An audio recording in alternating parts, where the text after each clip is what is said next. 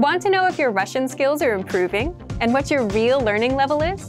Get your language skills assessed with our free level assessment test. Just click the link in the description and sign up for a free lifetime account to get assessed.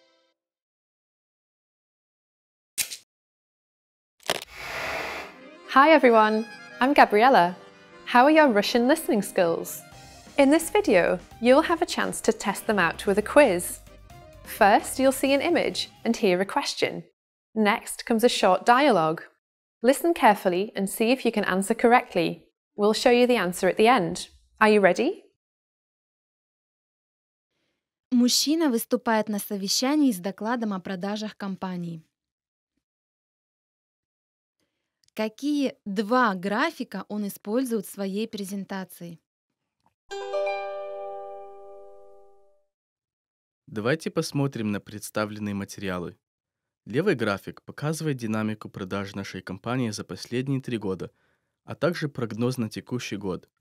Правый график отображает объем продаж этого года помесячно, включая октябрь месяц. Теперь, пожалуйста, посмотрите на левый график.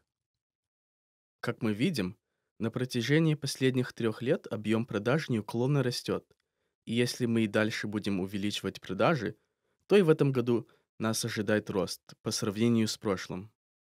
Далее давайте посмотрим на правый график. Правый график показывает, что проведенные в апреле и августе этого года компании были довольно эффективными.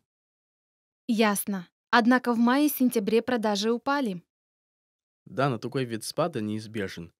Я ожидаю, что годовой объем продаж в этом году покажет рост по сравнению с прошлым годом, если мы сможем продолжать увеличивать наши продажи.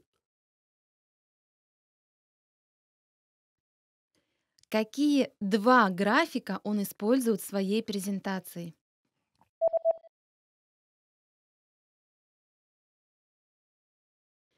Мужчина выступает на совещании с докладом о продажах компании. Какие два графика он использует в своей презентации? Давайте посмотрим на представленные материалы.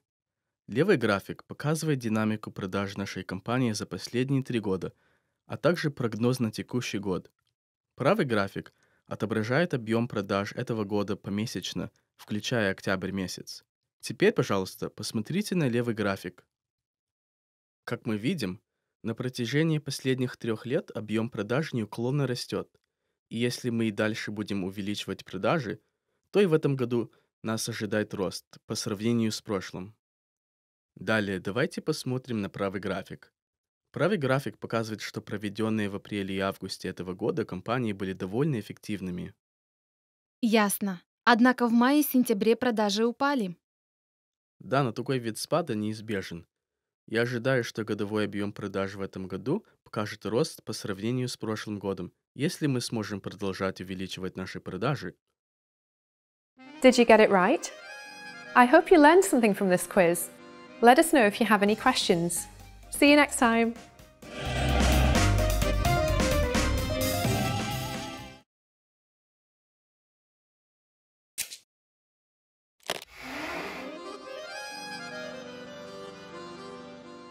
Привет всем!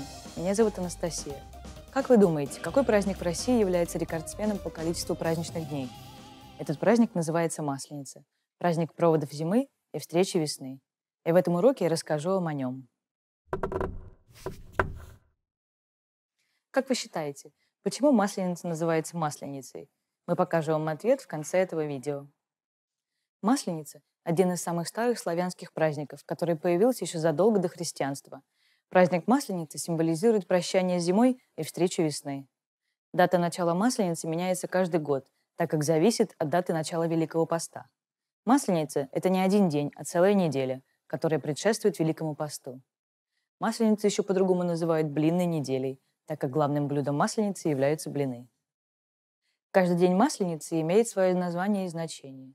Понедельник называется встреча, вторник – заигрыш, среда – лакомка, четверг – широкий, пятница – тещины вечера, суббота – заловкины посиделки, а воскресенье – прощание. По традиции, в понедельник хозяйки начинали печь блины, главное блюдо Масленицы, а во вторник парни приглашали девушек покататься на санях и ледяных горках. Парни искали себе невест, а девушки – женихов. В В среду теща приглашала к себе зятя на блины, а в пятницу зять тещу. В четверг начинались всевозможные народные гуляния и конкурсы. В наши дни традиции празднования Масленицы сохранились во многих деревнях. В больших городах на Масленицу проходят различные ярмарки, представления, конкурсы и концерты. Россияне с удовольствием играют в старинные игры, как, например, «Штурм Снежной крепости». В последний день Масленицы сжигают чучело Масленицы, что символизирует прощание с зимой.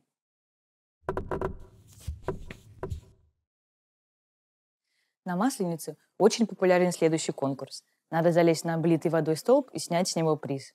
А залезть на него очень непросто, так как вода замерзает, и столб становится очень скользким. Здесь требуется большая сила и ловкость. А теперь я отвечу на заданный ранее вопрос. Как вы считаете, почему Масленица называется Масленицей? Считается, что слово «масленица» произошло от слова «масло», с которым так любят есть блины. В наши дни блины жарят на сковородке и подают с разными начинками – с творогом, мясом, грибами, сгущенным молоком. Блины на Масленице едят также с медом, с джемом и даже с икрой. Как вам урок? Вы узнали для себя что-нибудь новенькое? А в вашей стране празднуют проводы зимы и встречу весны? Вы можете оставить для нас ваши комментарии на russianpod101.com. Увидимся в следующем уроке.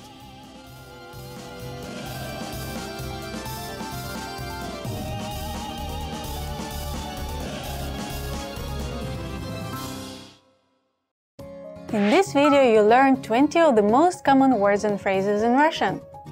Hi everybody, my name is Katya. Welcome to the 800 Core Russian Words and Phrases video series. This series will teach you the 800 most common words and phrases in Russian. But there is a twist. With each new lesson in this series, we'll include the previous lessons at the end. So after you've learned the new words and phrases, stick around and review what you've learned in previous lessons. Reviewing is one of the most important parts of learning a language. You can also get the full list right now at russianpod101.com. Click the link in the description to access more example sentences, create your own flashcard deck, and finally master Russian. Okay, let's get started. First is смеяться. Laugh. Смеяться. Смеяться. Laugh. Смеяться над шуткой. Laugh at a joke. Смеяться над шуткой. Вкусно. Delicious. Вкусно. Вкусно. Delicious. Вкусные десерты. Delicious desserts. Вкусные десерты. Вода. Water. Вода. Вода. Water. Стакан воды. Glass of water. Стакан воды. Чай. Tea. Чай. Чай. Tea. Чашка чая. Cup of tea. Чашка чая. Кофе. Coffee. Кофе. Кофе. Coffee. Чашка кофе. Cup of coffee. Чашка кофе. Пиво. Beer. Пиво. Пиво. Beer. Банка пива. Can of beer. Банка пива. Вино. Wine. Вино. Вино. Wine. Бокал вина. Glass of wine. Бокал вина. Говядина. Beef. Говядина. Говядина. Beef. Кусок говядины. Piece of beef.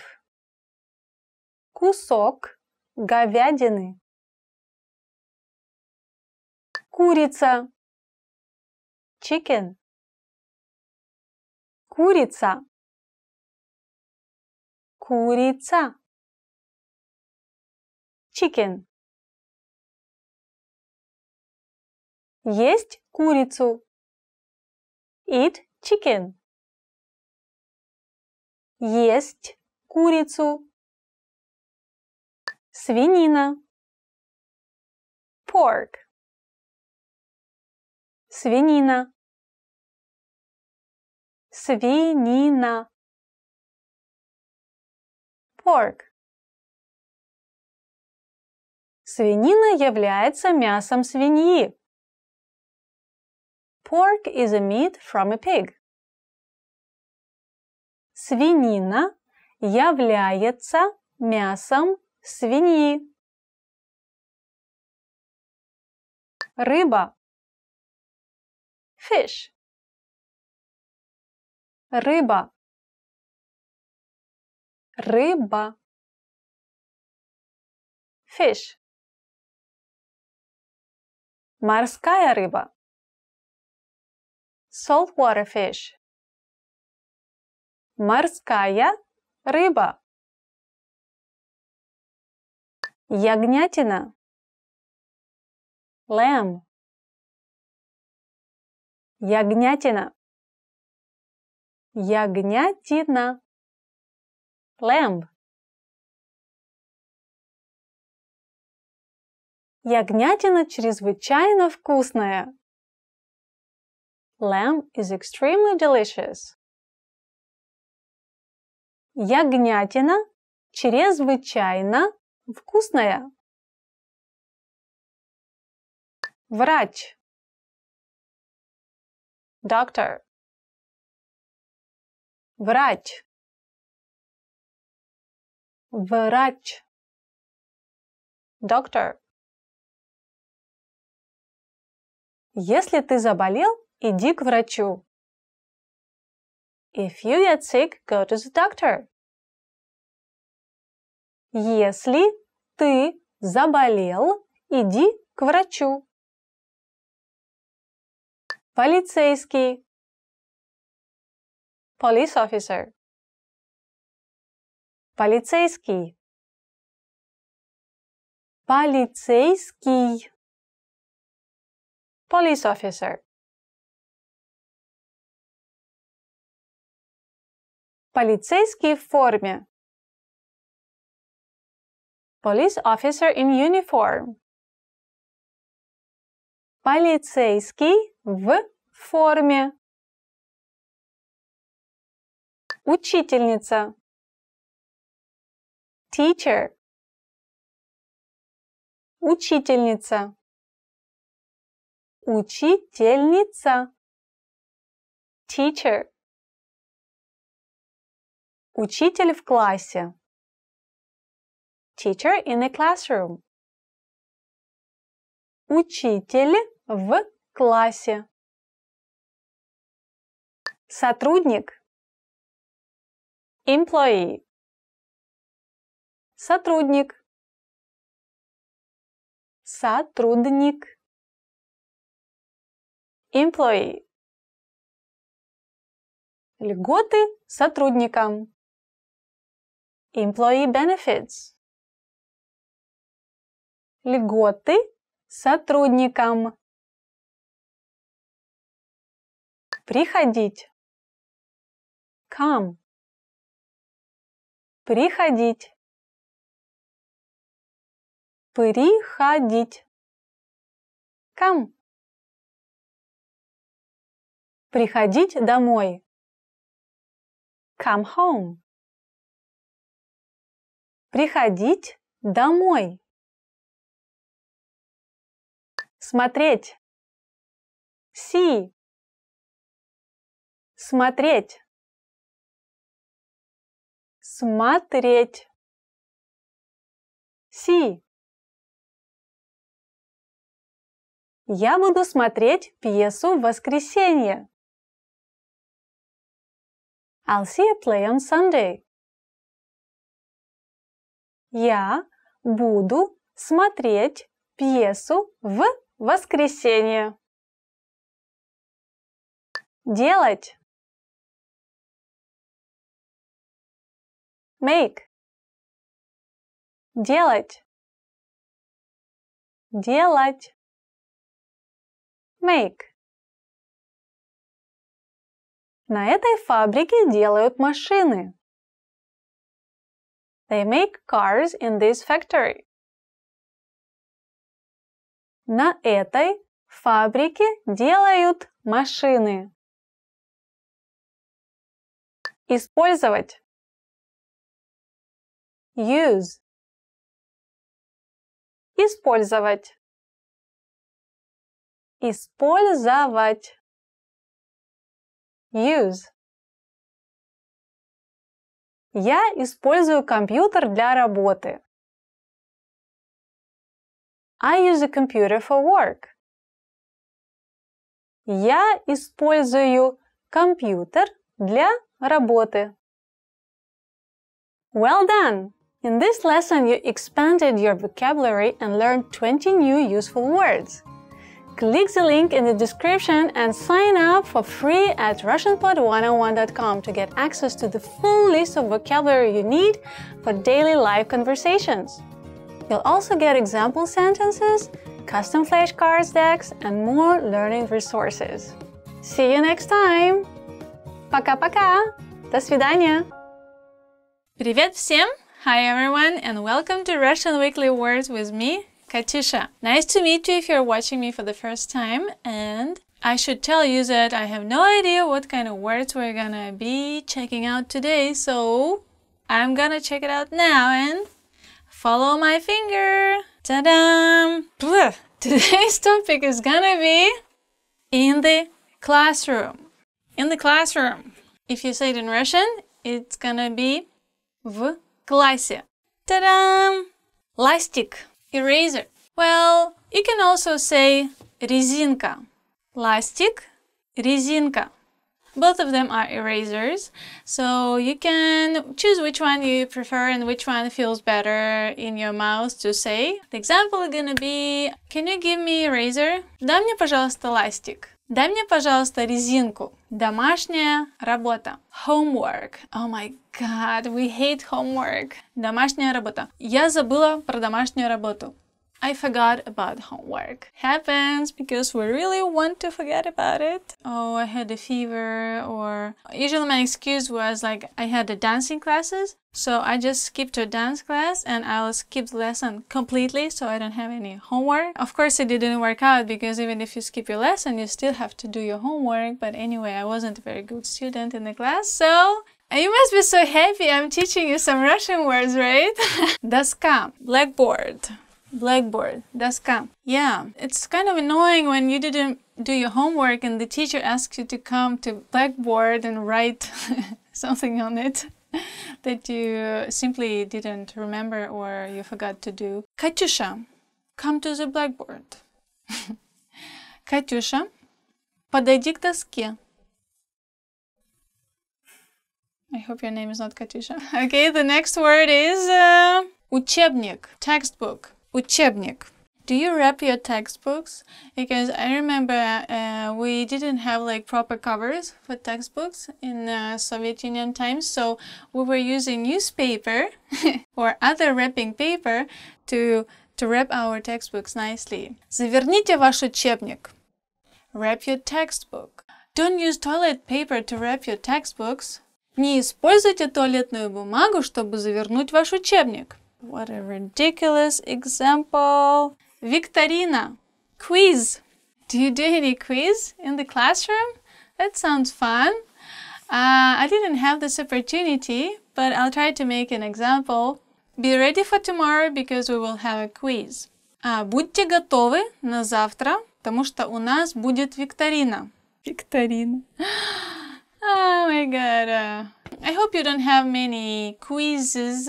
Follow me for the next session and I hope we can learn some nice Russian words together. Talk to you later. Bye bye. Пока-пока.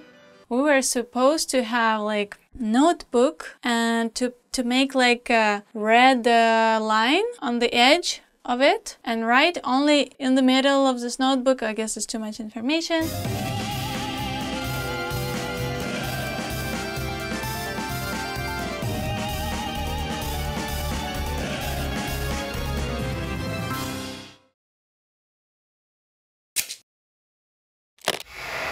How are your Russian listening skills?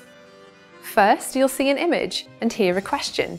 Next comes a short dialogue. Listen carefully and see if you can answer correctly. We'll show you the answer at the end. Мужчина и женщина рассматривают фотографию. На какую фотографию они смотрят?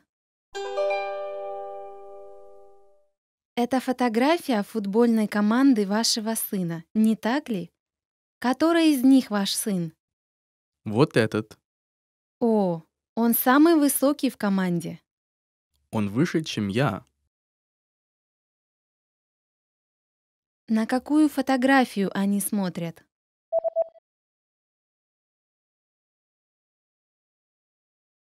Мужчина и женщина рассматривают фотографию. На какую фотографию они смотрят? Это фотография футбольной команды вашего сына, не так ли? Который из них ваш сын? Вот этот. О, он самый высокий в команде.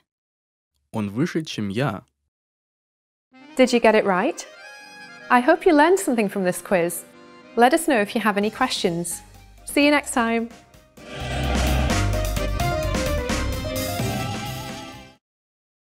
Did you take your free level assessment yet? Here's an extra bonus resource you'll get when you take the assessment.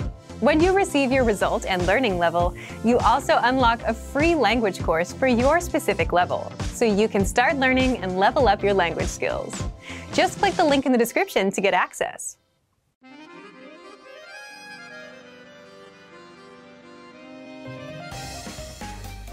Hi, welcome to Introduction to Russian. My name is Alicia, and I'm joined by... Hi everyone, I'm Katya. In this lesson, we'll focus on teaching you the most useful Russian words and phrases for absolute beginners. Make sure you're repeating the words out loud after I say the examples. Are you ready? Let's get started. Do you remember how to greet someone in Russian? We taught you this phrase in the very first lesson of the series. Can you recall what it was? Здравствуйте. It's a common greeting that's used not only in Russia, but many Slavic countries. Здравствуйте. Now you try. Здравствуйте. To greet a friend more casually, you can say, Привет. Привет. try it. Привет. To greet someone more specifically, you can say, Доброе утро, which means good morning. Доброе утро. Добрый день, meaning good day. Добрый день. Добрый вечер, meaning good evening. Добрый вечер.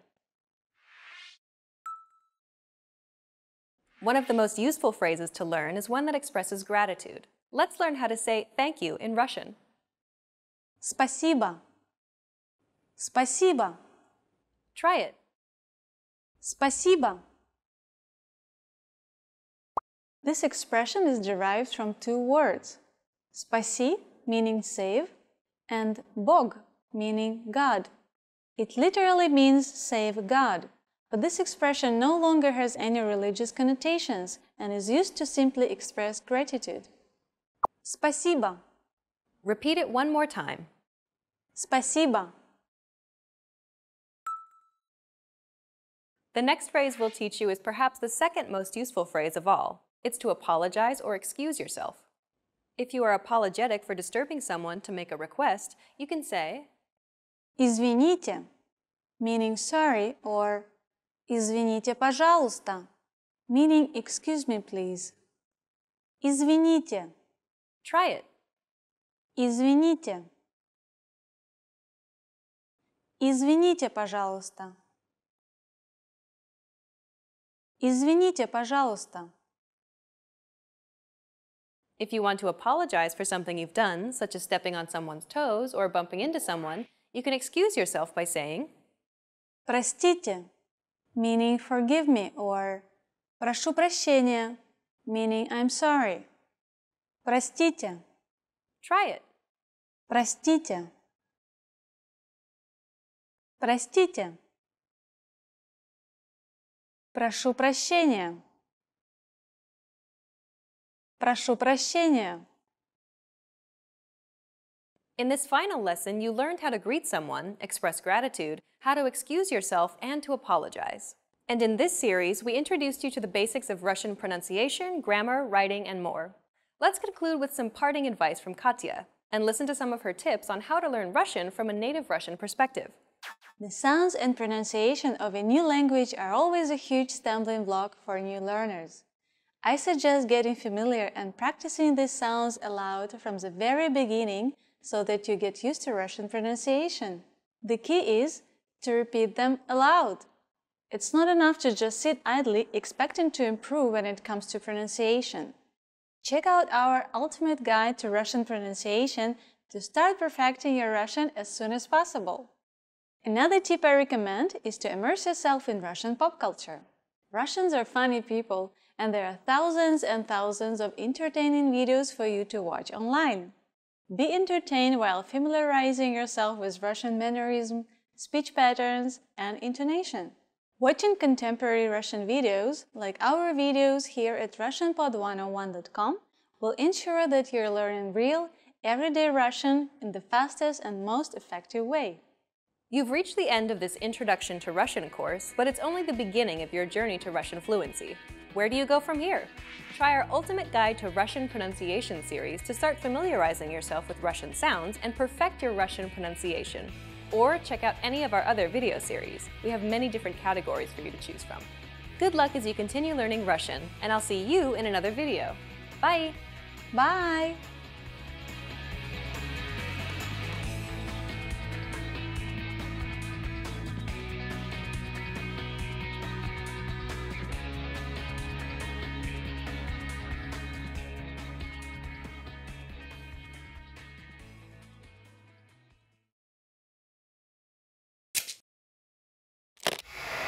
How are your Russian listening skills? First, you'll see an image and hear a question. Next comes a short dialogue. Listen carefully and see if you can answer correctly. We'll show you the answer at the end. Мальчик читает свой дневник. Что мальчик сделал в первую очередь в этот день? Сегодня была очень хорошая погода. После обеда я пошел в бассейн, а вечером я пошел смотреть кино. Кроме того, я учился утром. Это был очень хороший день.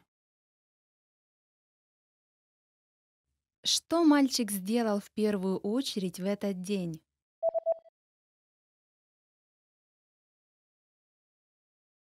Мальчик читает свой дневник.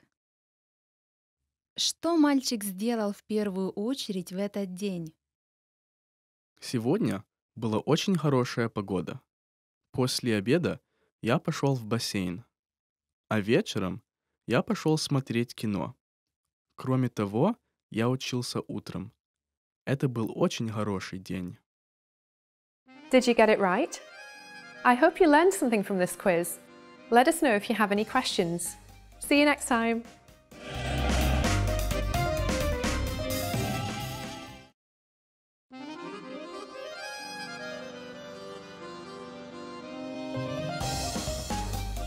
Hi!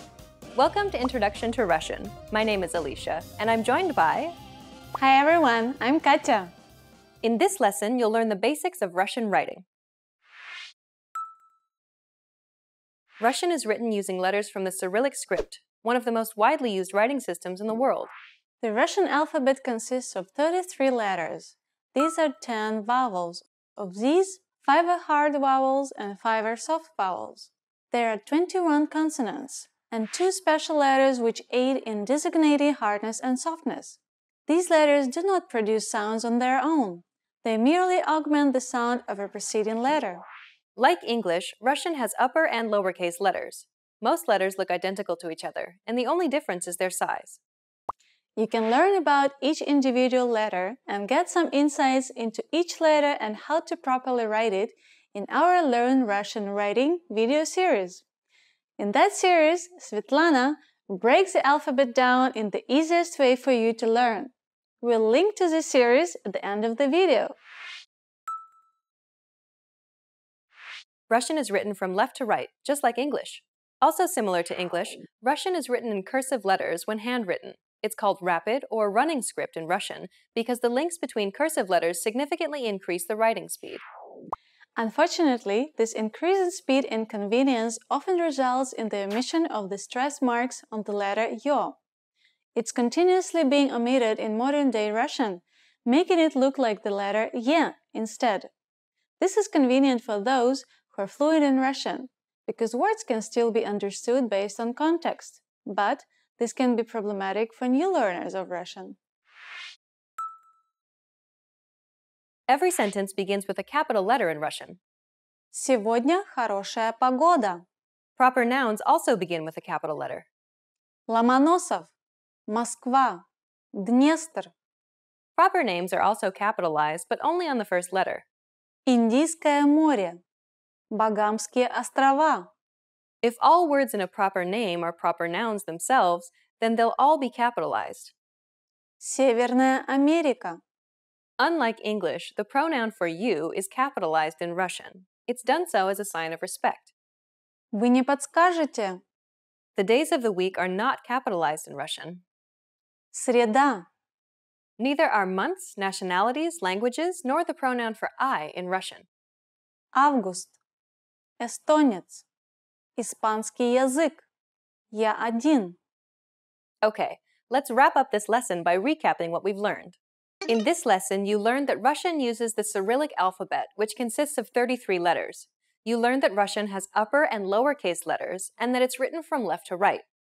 You also learned a few capitalization rules in this lesson. We've covered only a few basic things about Russian writing. Remember, you can check out our Learn Russian Writing video series as well. In that course, Svetlana breaks down the Russian alphabet, teaching you insightful things about each letter and how to write it. In the next lesson, you'll be entering Russian boot camp, where you'll learn useful beginner phrases to get you speaking Russian right away. See you in the next lesson. Bye! Bye!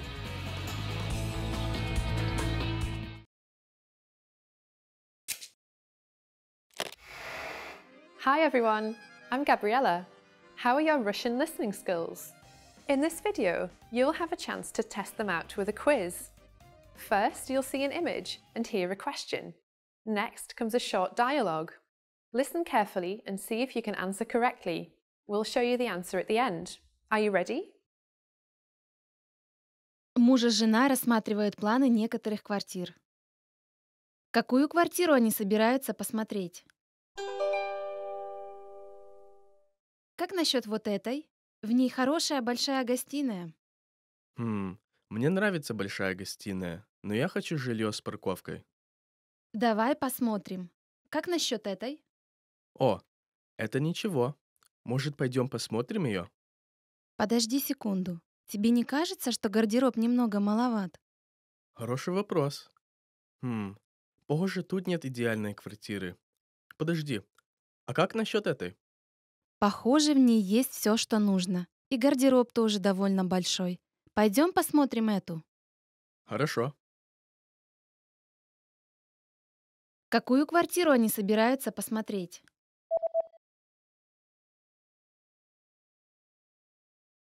Муж и жена рассматривают планы некоторых квартир. Какую квартиру они собираются посмотреть? Как насчет вот этой? В ней хорошая большая гостиная. Хм, мне нравится большая гостиная, но я хочу жилье с парковкой. Давай посмотрим. Как насчет этой? О, это ничего. Может, пойдем посмотрим ее? Подожди секунду. Тебе не кажется, что гардероб немного маловат? Хороший вопрос. Похоже, тут нет идеальной квартиры. Подожди, а как насчет этой? Похоже, в ней есть все, что нужно. И гардероб тоже довольно большой. Пойдем посмотрим эту. Хорошо. Did you get it right? I hope you learned something from this quiz. Let us know if you have any questions. See you next time.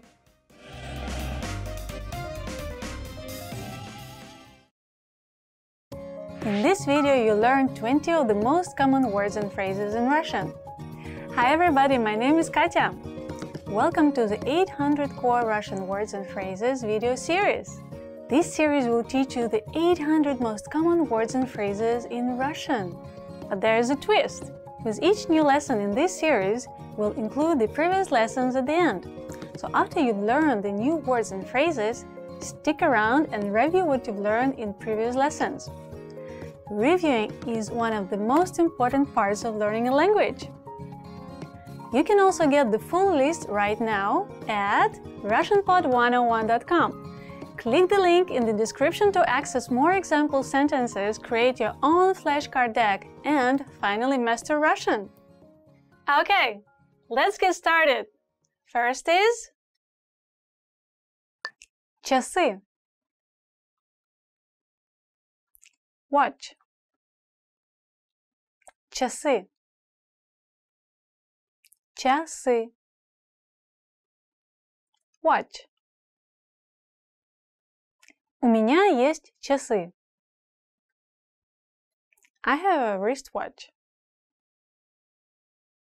У меня есть часы.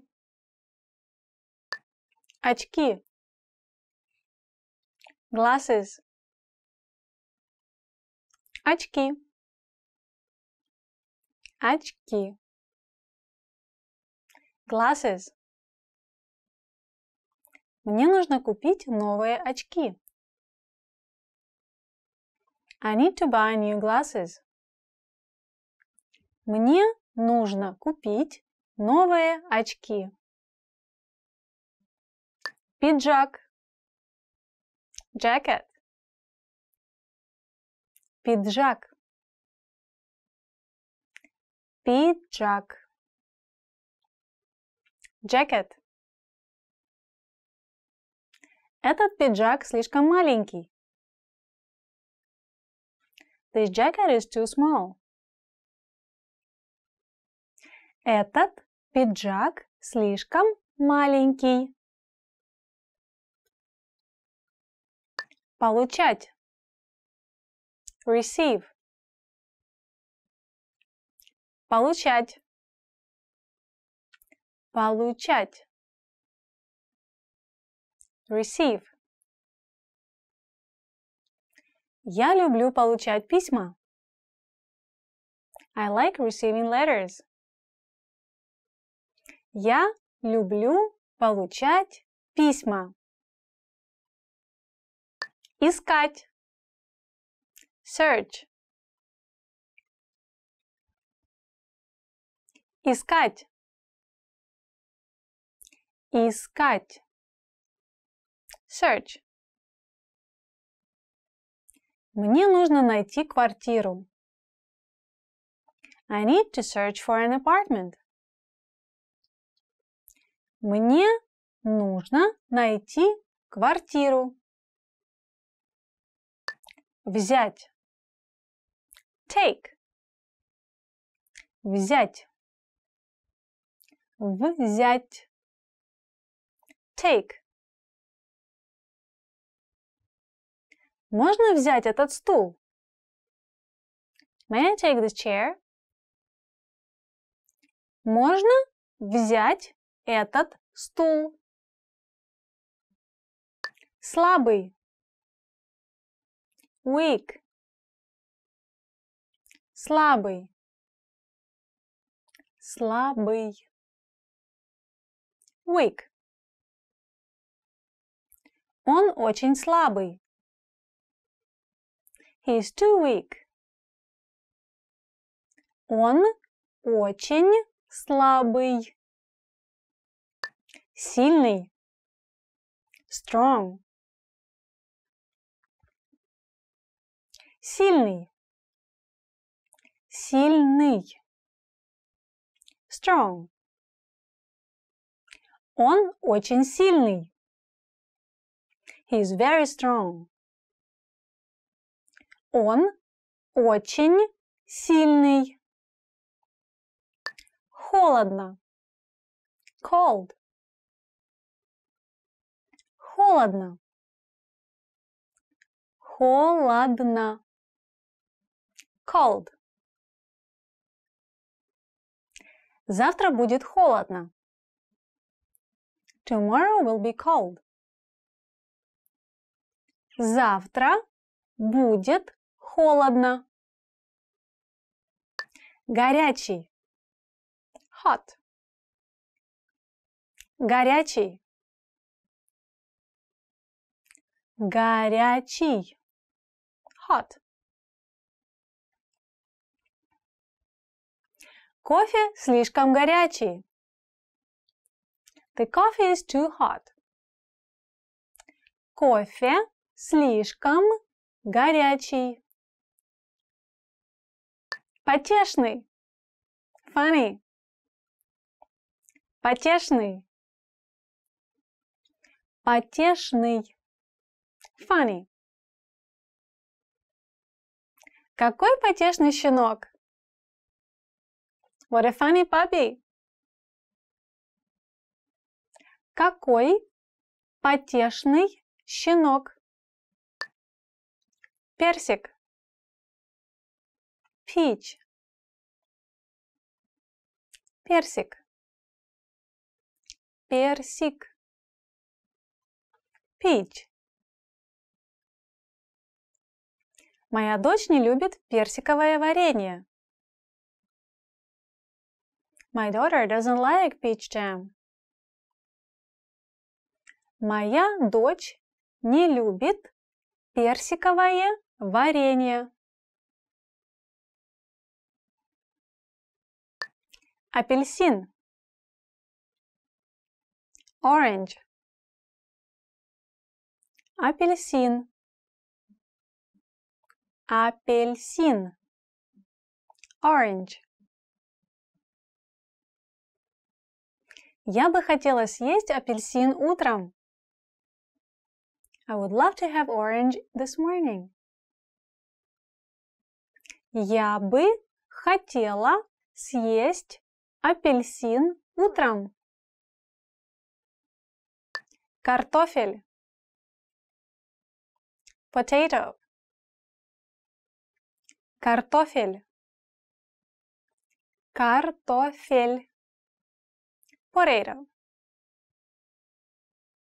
Многие русские выращивают картофель на даче. Many Russians grow their own potatoes at their dacha. Многие русские выращивают картофель на даче. Соя. Soybean. Соя. Соя. Soybean. Соя – разновидность бобовых. Soybean is a kind of bean. Соя – разновидность бобовых. Овощ. vegetable. Овощ. Овощ. Vegetable. В этом магазине продаются свежие овощи. This store sells fresh vegetables. В этом магазине продаются свежие овощи. Корова. Cow. Корова. Корова. Cow. Коровы пасутся в поле. The cows are grazing in the field. Коровы пасутся в поле. Свинья. Pig. Свинья. Свинья. Pig. Свиньи – умные животные. Pigs are intelligent animals. Свиньи – умные животные. Лошадь. Horse. Лошадь. Лошадь. Horse. Лошади ржут. Они ржут и-го-го. Horses whinny. They go neigh. Лошади ржут. Они ржут и-го-го. Снег. Snow. Снег. Снег. Snow. В лесу падает снег. The snow is falling in the woods. В лесу падает снег. Well done! In this lesson, you expanded your vocabulary and learned 20 new useful words. Click the link in the description and sign up for free at RussianPod101.com to get access to the full list of vocabulary you need for daily live conversations. You'll also get example sentences, custom flashcards decks, and more learning resources. See you next time! Пока-пока! До свидания! In this video, you learned 20 of the most common words and phrases in Russian. Hi everybody, my name is Katya. Welcome to the 800 Core Russian Words and Phrases video series. This series will teach you the 800 most common words and phrases in Russian. But there is a twist. With each new lesson in this series, we'll include the previous lessons at the end. So after you've learned the new words and phrases, stick around and review what you've learned in previous lessons. Reviewing is one of the most important parts of learning a language.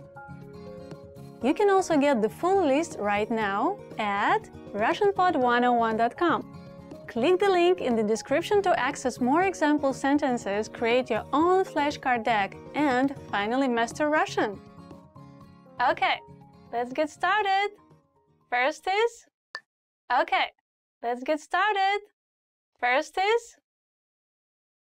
Сегодня. Today. Сегодня. Сегодня. Today. Сегодняшнее домашнее задание. Today's homework. Сегодняшнее домашнее задание. Вчера.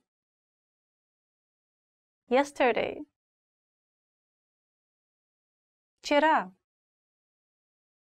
Вчера. Yesterday. Вчера утром.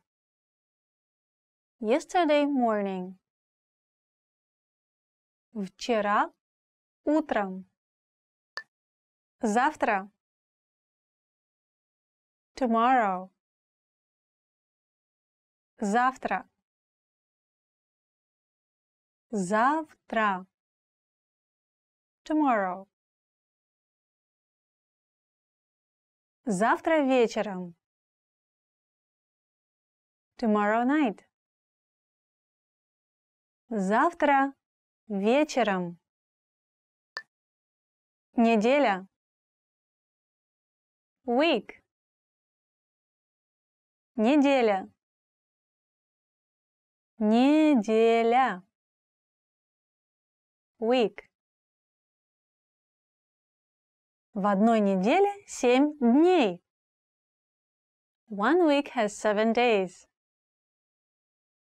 В одной неделе 7 дней.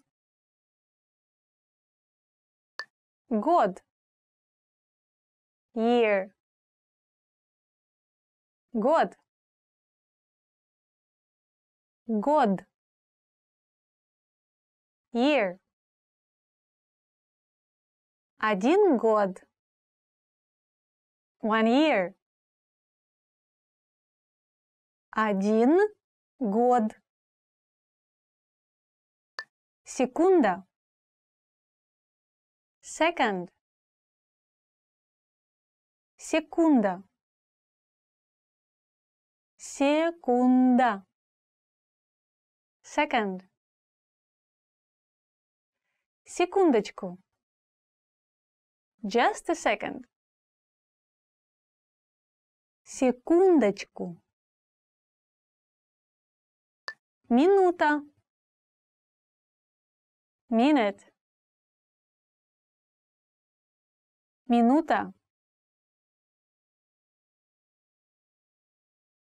Минута. Minute. 3 минуты. 3 minutes. 3 минуты. Час. Hour. Час. Час. Hour. 1 час. 1 hour. 1 час. Часы. Clock. Часы. Часы. Clock. Настенные часы висят на стене. The wall clock is hanging on the wall. Настенные часы висят на стене. Часы. O'clock. Часы. Часы. O'clock. В 3 часа. At 3 o'clock. В 3 часа. Календарь. Calendar. Календарь. Календарь.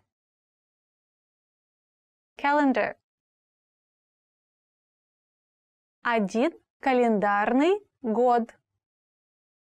1 calendar year. 1 календарный год. Понедельник. Monday. Понедельник. Понедельник. Monday. Рабочая неделя начинается с понедельника. The work week starts on Monday. Рабочая Неделя начинается с понедельника. Вторник. Tuesday. Вторник. Вторник. Tuesday. Вторник, 1 января. Tuesday, January 1st. Вторник, 1 января. Среда. Wednesday. Среда. Среда. Wednesday. Среда, 18. Wednesday, the 18th. Среда, 18. Четверг. Thursday. Четверг. Четверг. Thursday. Четверг, 3 января. Thursday, January 3rd. Четверг, 3 января. Пятница. Friday. Пятница. Пятница. Friday. Пятница, 8 декабря. Friday, December 8th. Пятница, 8 декабря. Суббота. Saturday. Суббота. Суббота. Saturday. Субботний вечер. Saturday night. Субботний вечер. Воскресенье. Sunday. Воскресенье. Воскресенье. Sunday. Воскресенье, 17. Sunday, the 17th. Воскресенье, 17. Делать. Do. Делать. Делать. Do. Делать все. To do it all. Делать все. Идти. Go. Идти. Идти. Go. Идти в парк. Go to the park. Идти в парк. Well done! In this lesson, you expanded your vocabulary and learned 20 new useful words. Click the link in the description and sign up for free at RussianPod101.com to get access to the full list of vocabulary you need for daily live conversations. You'll also get example sentences, custom flashcards decks, and more learning resources. See you next time! Пока-пока! До свидания! Want to speak real Russian from your first lesson? Sign up for your free lifetime account at RussianPod101.com. Hi everybody, I'm Katya from RussianPod101.com. Do you know how to say bye in Russian? In this lesson, you'll learn 3 parting expressions in Russian.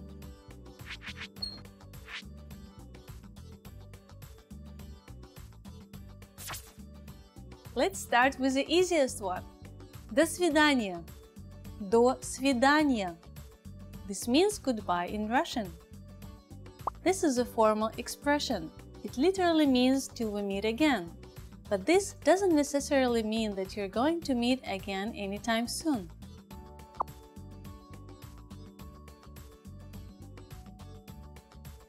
If you want to be more casual, there is a different phrase you should use.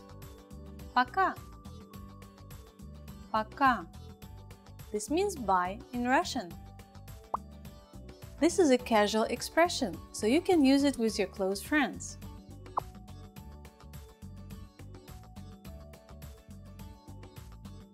If you know that you're going to see the person again, here's a phrase for you.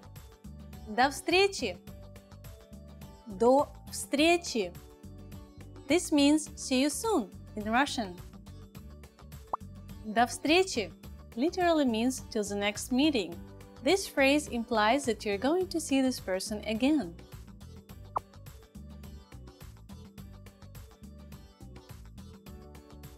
Let's wrap up this lesson by recapping what we've learned.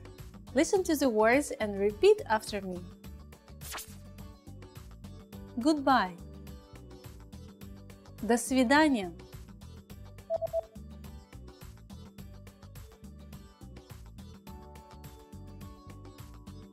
До свидания. The casual way to say goodbye. Пока.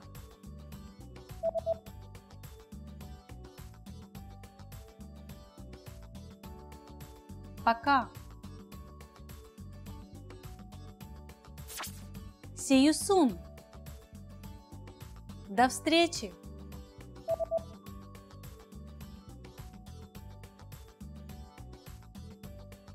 До встречи.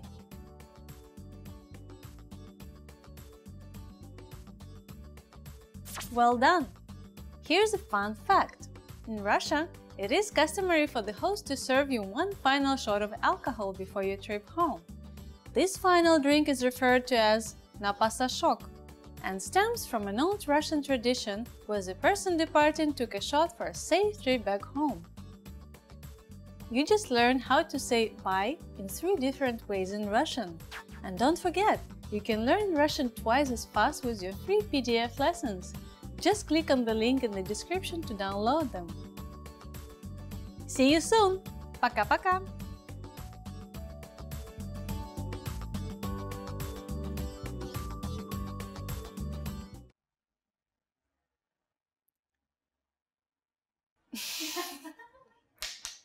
But this doesn't necessarily mean that you're going to meet again anytime soon. Sorry, it just sounded very sad, like, is it really what's written there? In this video, you learned 20 of the most common words and phrases in Russian. Hi everybody, my name is Katya. Welcome to the 800 Core Russian Words and Phrases video series. This series will teach you the 800 most common words and phrases in Russian. But there is a twist. With each new lesson in this series, we'll include the previous lessons at the end. So after you've learned the new words and phrases, stick around and review what you learned in previous lessons. Reviewing is one of the most important parts of learning a language. You can also get the full list right now at RussianPod101.com. Click the link in the description to access more example sentences, create your own flashcard deck, and finally, master Russian. Okay, let's get started. First is надеяться. Be hopeful. Надеяться. Надеяться. Be hopeful. Я надеюсь, что следующий мой летний отпуск будет отличным. I'm hopeful that my next summer vacation will be very good. Я надеюсь, что следующий мой летний отпуск будет отличным. Глубокий. Deep. Глубокий. Глубокий. Deep. Море глубокое. The sea is deep. Море глубокое. Мелкий. Shallow. Мелкий. Мелкий. Shallow. Не бойся, здесь очень мелко. Don't worry, the water is very shallow here. Не бойся, здесь очень мелко. Богатый. Rich. Богатый.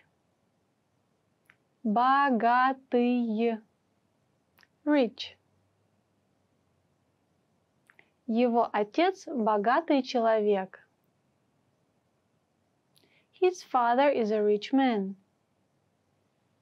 Его отец богатый человек. Бедный. Poor. Бедный. Бедный. Poor. Многие студенты бедны. Many students are poor. Многие студенты бедны. Монитор. Monitor. Монитор. Монитор. Monitor. Я бы хотел иметь монитор побольше. I'd like to have a bigger monitor. Я бы хотел иметь монитор побольше. Клавиатура. Keyboard. Клавиатура. Клавиатура. Keyboard. Моя клавиатура сломана.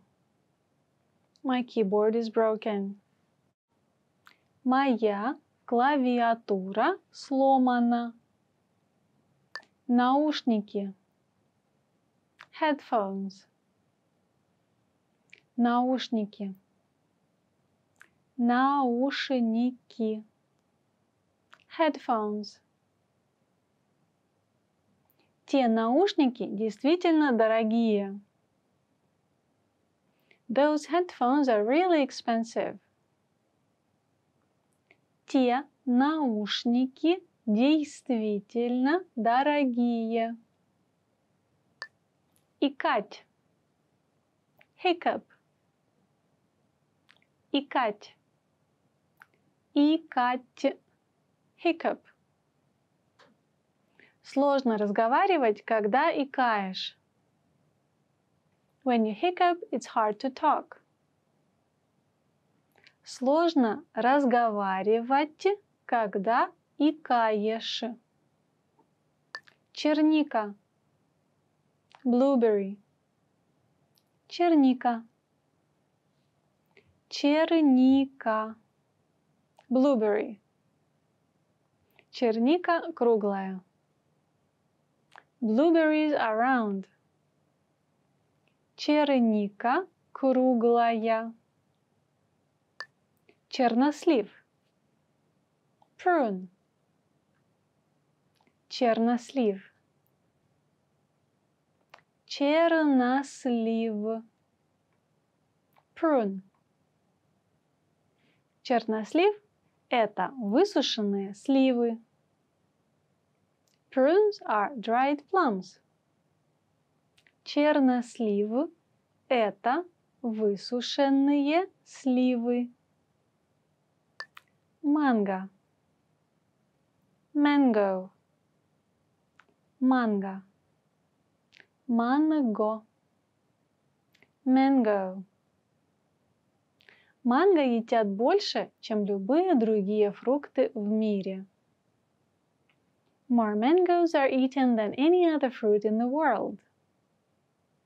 Манго едят больше, чем любые другие фрукты в мире.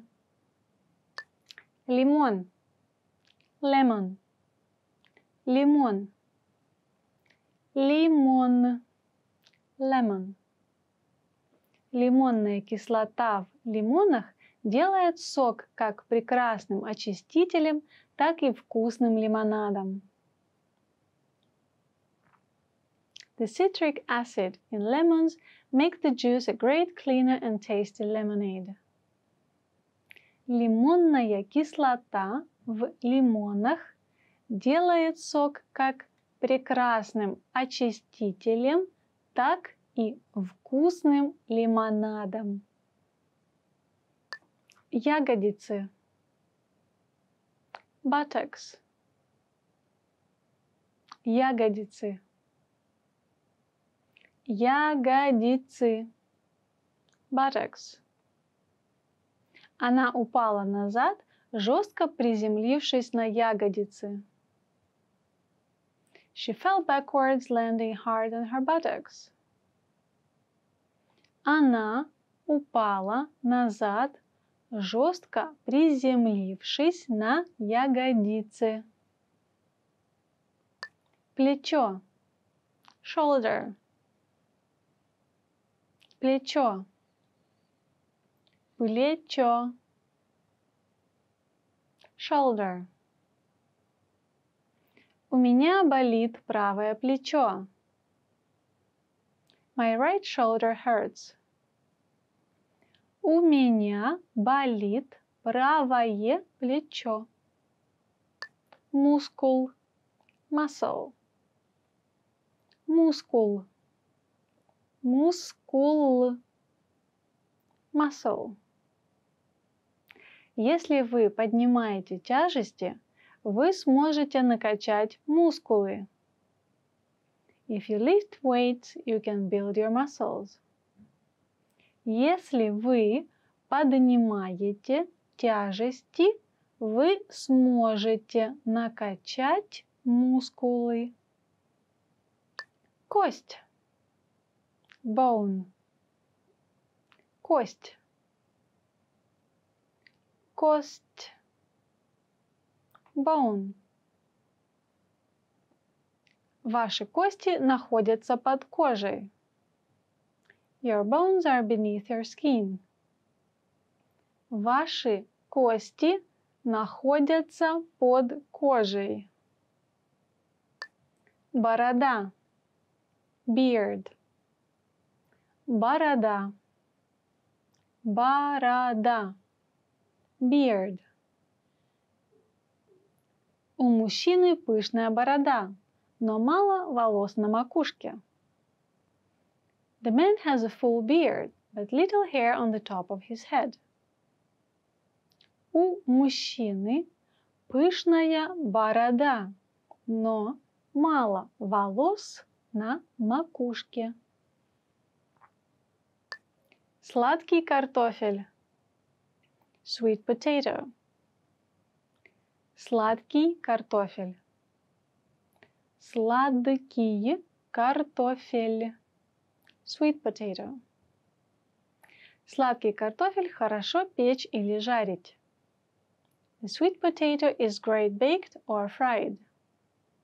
Сладкий картофель хорошо печь или жарить. Гриб. Mushroom. Гриб. Гриб. Mushroom. Я люблю грибы. I like mushrooms. Я люблю грибы. Well done! In this lesson, you expanded your vocabulary and learned 20 new useful words. Click the link in the description and sign up for free at RussianPod101.com to get access to the full list of vocabulary you need for daily live conversations. You'll also get example sentences, custom flashcard decks, and more learning resources. See you next time! Пока-пока!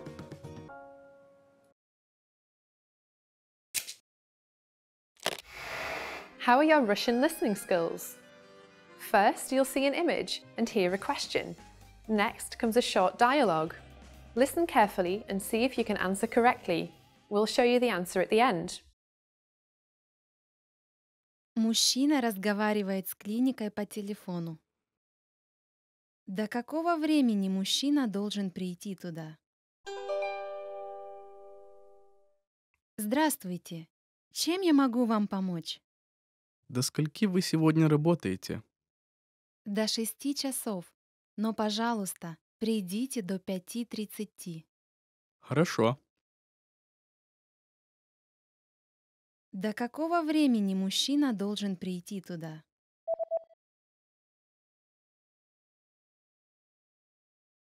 Мужчина разговаривает с клиникой по телефону. До какого времени мужчина должен прийти туда? Здравствуйте. Чем я могу вам помочь? До скольки вы сегодня работаете? До 6 часов. Но, пожалуйста, придите до 5:30. Хорошо. Did you get it right? I hope you learned something from this quiz. Let us know if you have any questions. See you next time.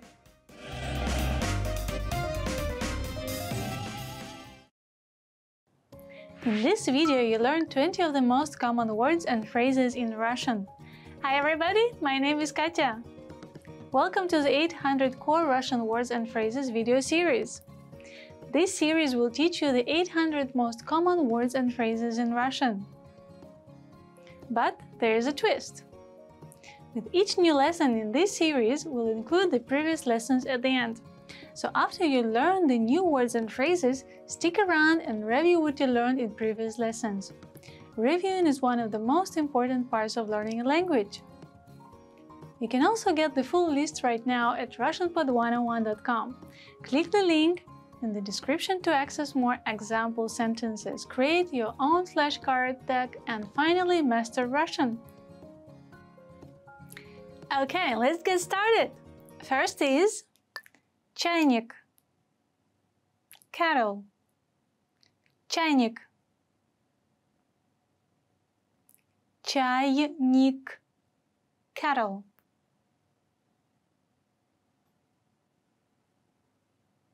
Чайник стоит на плите. The kettle is on the stove. Чайник стоит на плите. Кастрюля. Pot.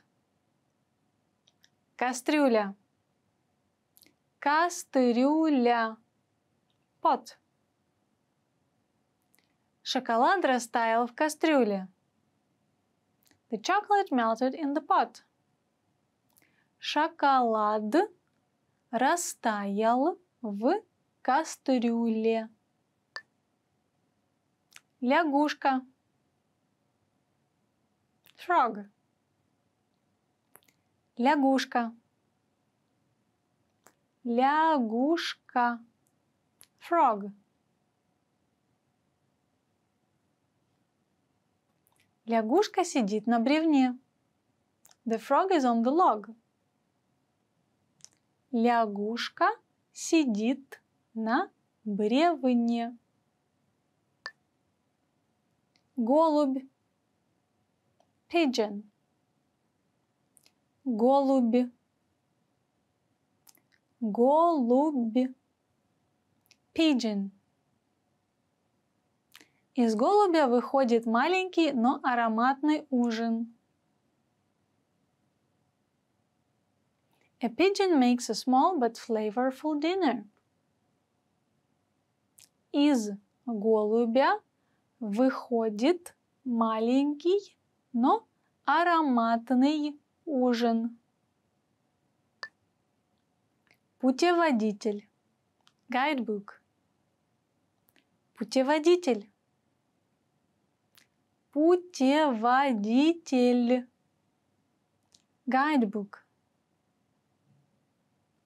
Путеводитель даст вам информацию, полезную для вашего путешествия.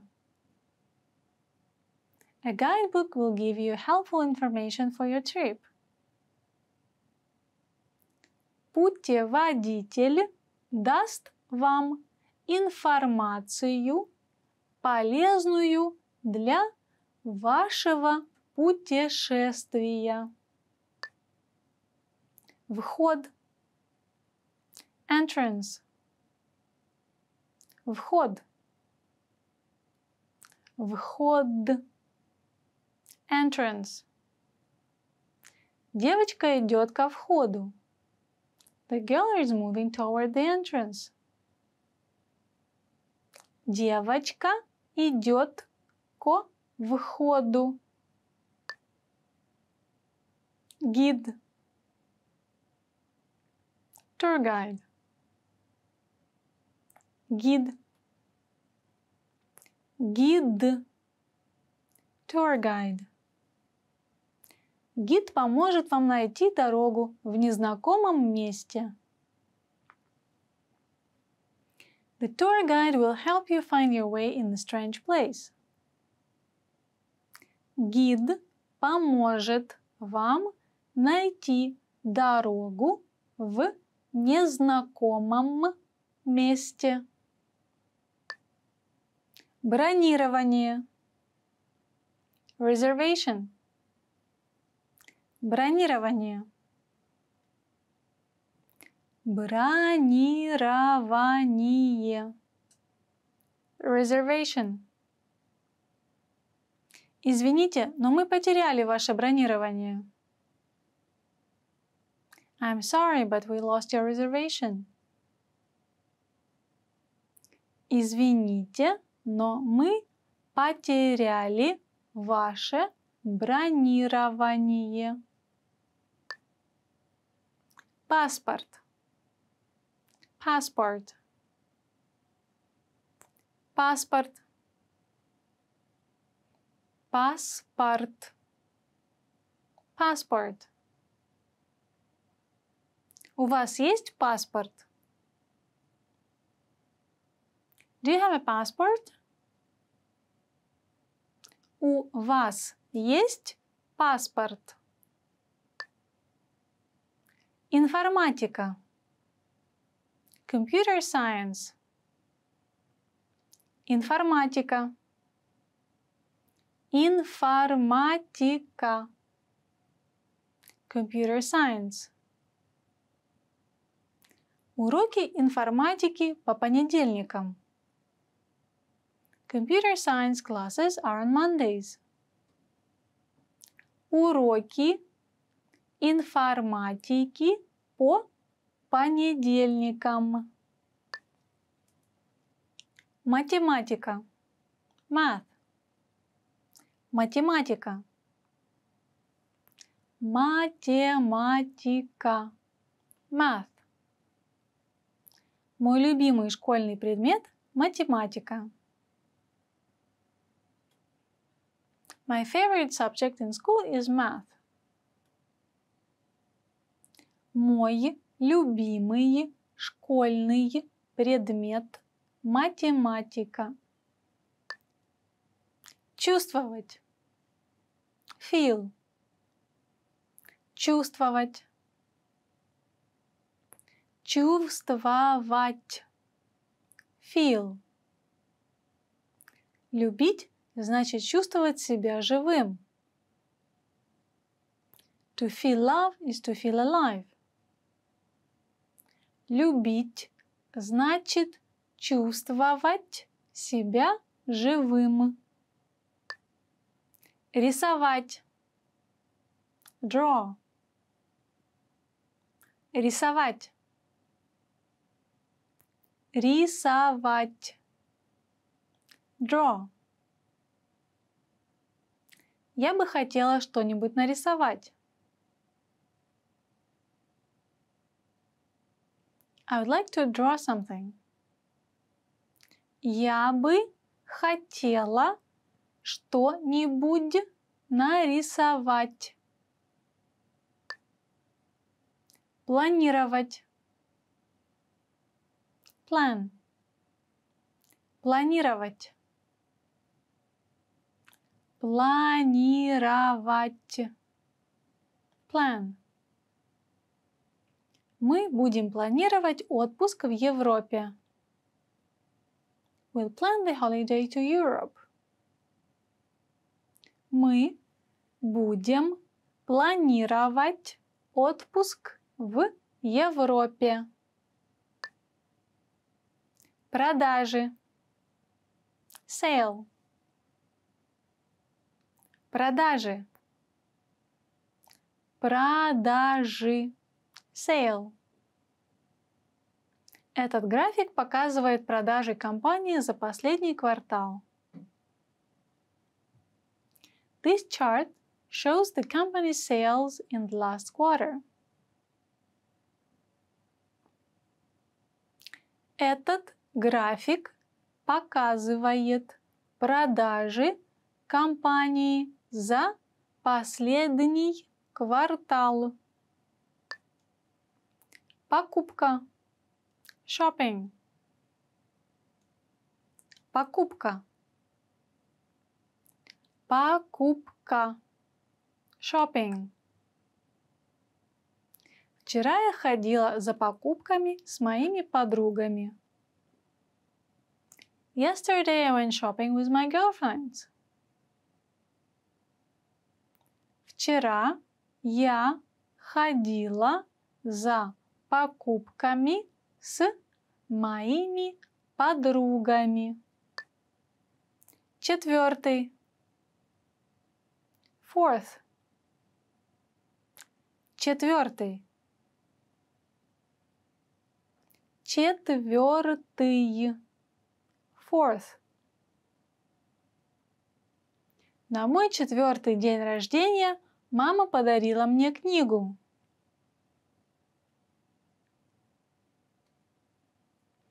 On my 4th birthday, my mother gave me a book.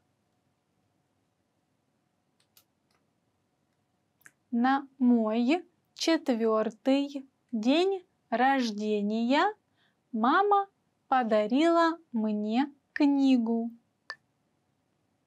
5. Fifth. 5. 5. Fifth. Он купил 5-й дом. He bought his 5th house. Он купил 5-й дом. 6. Sixth. 6. 6. Sixth. Я получил школьную форму на 6-й день рождения. I received school clothes for my 6th birthday. Я получил школьную форму на 6-й день рождения. 7. Seventh. 7. 7. Seventh. Все поют в течение 7-го иннинга в бейсбольном матче. Everyone sings during the 7th inning of the baseball game. Все поют в течение 7-го иннинга в бейсбольном матче. Well done! In this lesson you expanded your vocabulary and learned 20 new useful words. Click the link in the description and sign up for free at RussianPod101.com to get access to the full list of vocabulary you need for daily live conversations. You'll also get example sentences, custom flashcard decks, and more learning resources. See you next time! Пока-пока! In this video, you learned 20 of the most common words and phrases in Russian. Hi everybody, my name is Katya. Welcome to the 800 Core Russian Words and Phrases video series. This series will teach you the 800 most common words and phrases in Russian. But there is a twist. With each new lesson in this series, we'll include the previous lessons at the end. So after you've learned the new words and phrases, stick around and review what you've learned in previous lessons. Reviewing is one of the most important parts of learning a language. You can also get the full list right now at RussianPod101.com. Click the link in the description to access more example sentences, create your own flashcard deck, and finally master Russian. Okay, let's get started. First is... Okay, let's get started. First is... Сегодня. Today. Сегодня. Сегодня. Today. Сегодняшнее домашнее задание. Today's homework. Сегодняшнее домашнее задание. Вчера. Yesterday. Вчера. Вчера. Yesterday. Вчера утром. Yesterday morning. Вчера утром. Завтра. Tomorrow. Завтра. Завтра. Tomorrow. Завтра вечером. Tomorrow night. Завтра вечером. Неделя. Week. Неделя. Неделя. Week. В одной неделе 7 дней. One week has 7 days. В одной неделе 7 дней. Год. Year. Год. Год. Year. 1 год. 1 year. 1 год. Секунда. Second. Секунда. Секунда. Second. Секундочку. Just a second. Секундочку. Минута. Minute. Минута. Минута. Minute. 3 минуты. 3 minutes. 3 минуты. Час. Hour. Час. Час. Hour. 1 час. 1 hour. 1 час. Часы. Clock. Часы. Часы. Clock. Настенные часы висят на стене. The wall clock is hanging on the wall. Настенные часы висят на стене. Часы. O'clock. Часы. Часы. O'clock. В 3 часа. At 3 o'clock. В 3 часа. Календарь. Calendar. Календарь.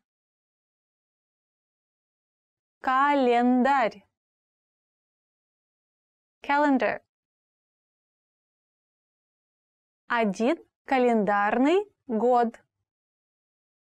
One calendar year.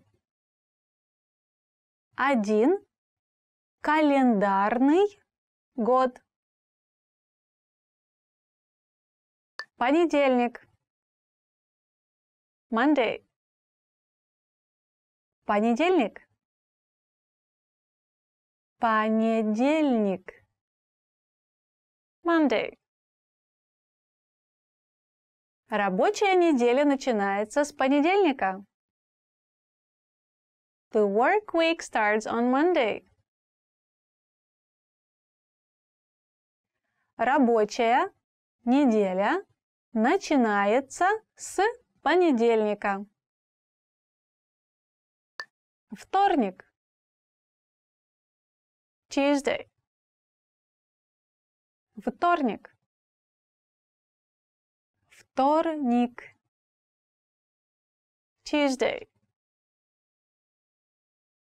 Вторник, 1 января. Tuesday, January 1st. Вторник, 1 января. Среда. Wednesday. Среда. Среда. Wednesday. Среда, 18. Wednesday, the 18th. Среда, 18.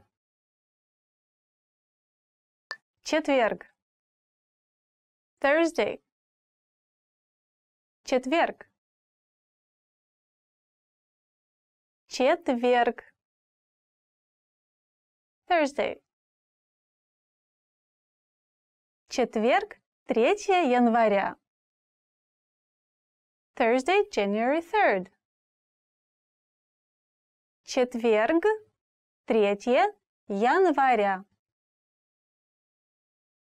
Пятница. Friday. Пятница. Пятница. Friday. Пятница, 8 декабря. Friday, December 8th. Пятница, 8 декабря. Суббота. Saturday. Суббота. Суббота. Saturday. Субботний вечер. Saturday night. Субботний вечер. Воскресенье. Sunday.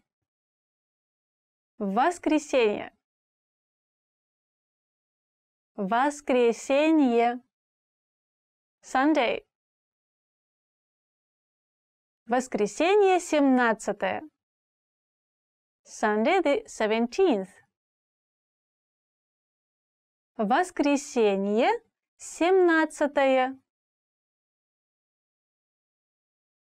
Делать. Do. Делать.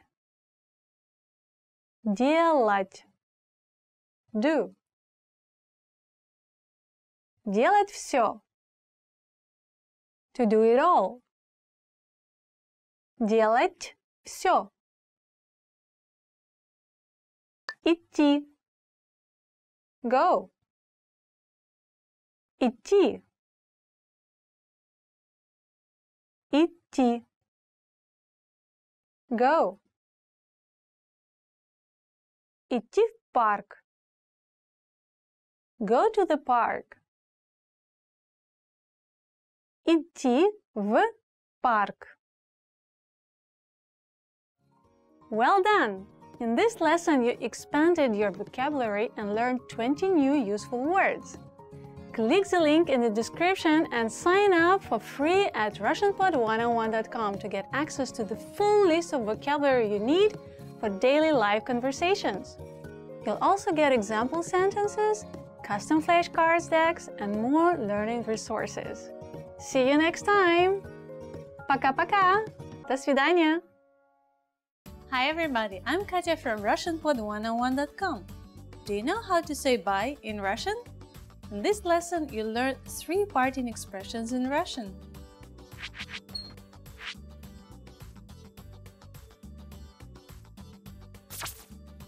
Let's start with the easiest one. До свидания. До свидания. This means goodbye in Russian. This is a formal expression. It literally means till we meet again. But this doesn't necessarily mean that you're going to meet again anytime soon.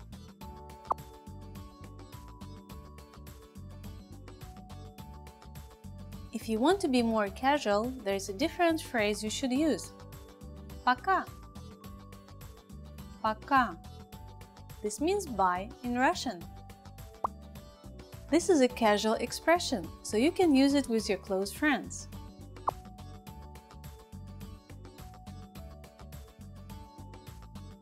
If you know that you're going to see the person again, here's a phrase for you. До встречи. До встречи. This means see you soon in Russian. До встречи literally means till the next meeting. This phrase implies that you're going to see this person again.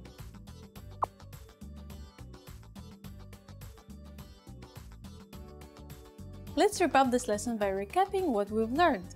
Listen to the words and repeat after me. Goodbye. До свидания.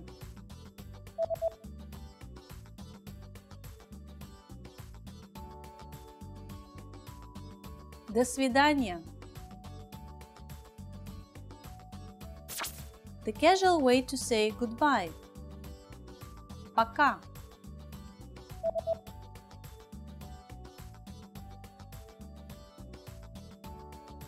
Пока. See you soon. До встречи.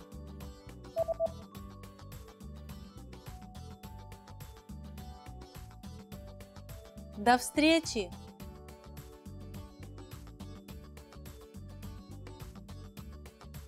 Well done! Here's a fun fact. In Russia, it is customary for the host to serve you one final shot of alcohol before your trip home. This final drink is referred to as napasashok and stems from an old Russian tradition where the person departing took a shot for a safe trip back home. You just learned how to say bye in 3 different ways in Russian. See you soon! Пока-пока!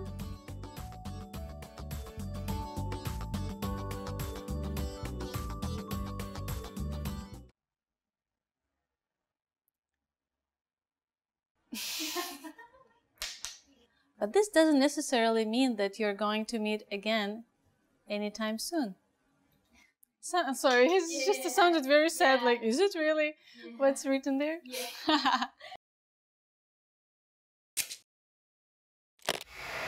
How are your Russian listening skills?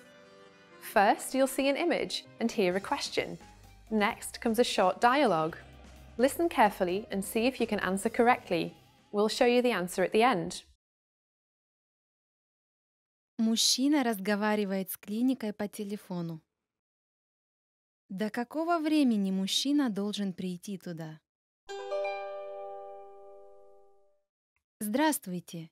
Чем я могу вам помочь? До скольки вы сегодня работаете? До 6 часов.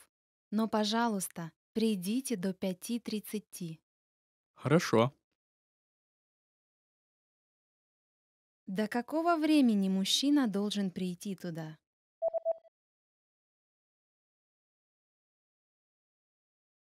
Мужчина разговаривает с клиникой по телефону. До какого времени мужчина должен прийти туда? Здравствуйте. Чем я могу вам помочь? До скольки вы сегодня работаете? До 6 часов. Но, пожалуйста, придите до 5:30. Хорошо. Did you get it right? I hope you learned something from this quiz. Let us know if you have any questions. See you next time.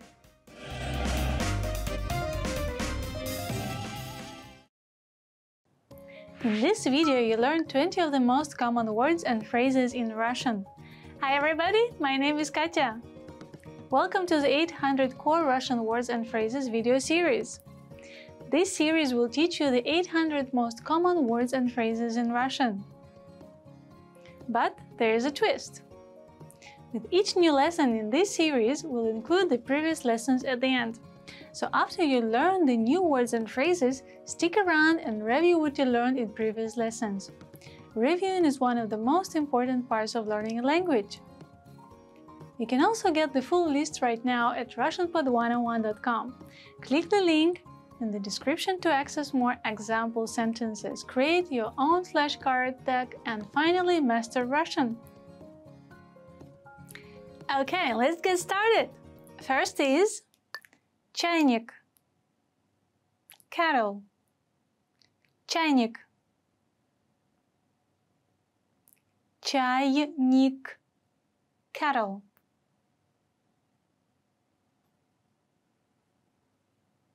Чайник стоит на плите. The kettle is on the stove. Чайник стоит на плите. Кастрюля. Pot. Кастрюля. Кастрюля. Pot. Шоколад растаял в кастрюле. The chocolate melted in the pot.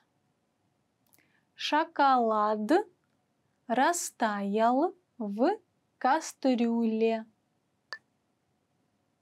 Лягушка. Frog. Лягушка. Лягушка. Frog. Лягушка сидит на бревне. The frog is on the log. Лягушка сидит на бревне. Голубь. Pigeon. Голубь. Голубь. Pigeon. Из голубя выходит маленький, но ароматный ужин. A pigeon makes a small but flavorful dinner. Из голубя выходит маленький, но ароматный ужин. Путеводитель.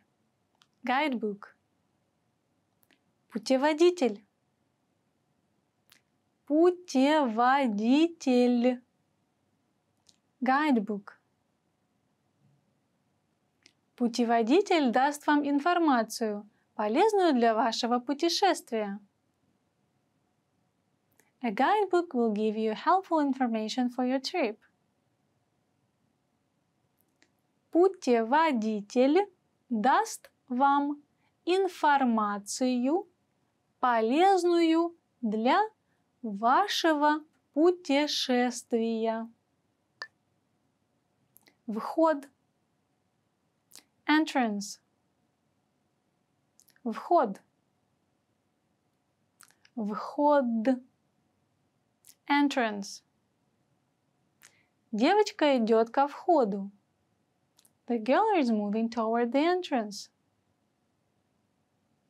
Девочка идет ко входу. Гид. Tour guide. Гид.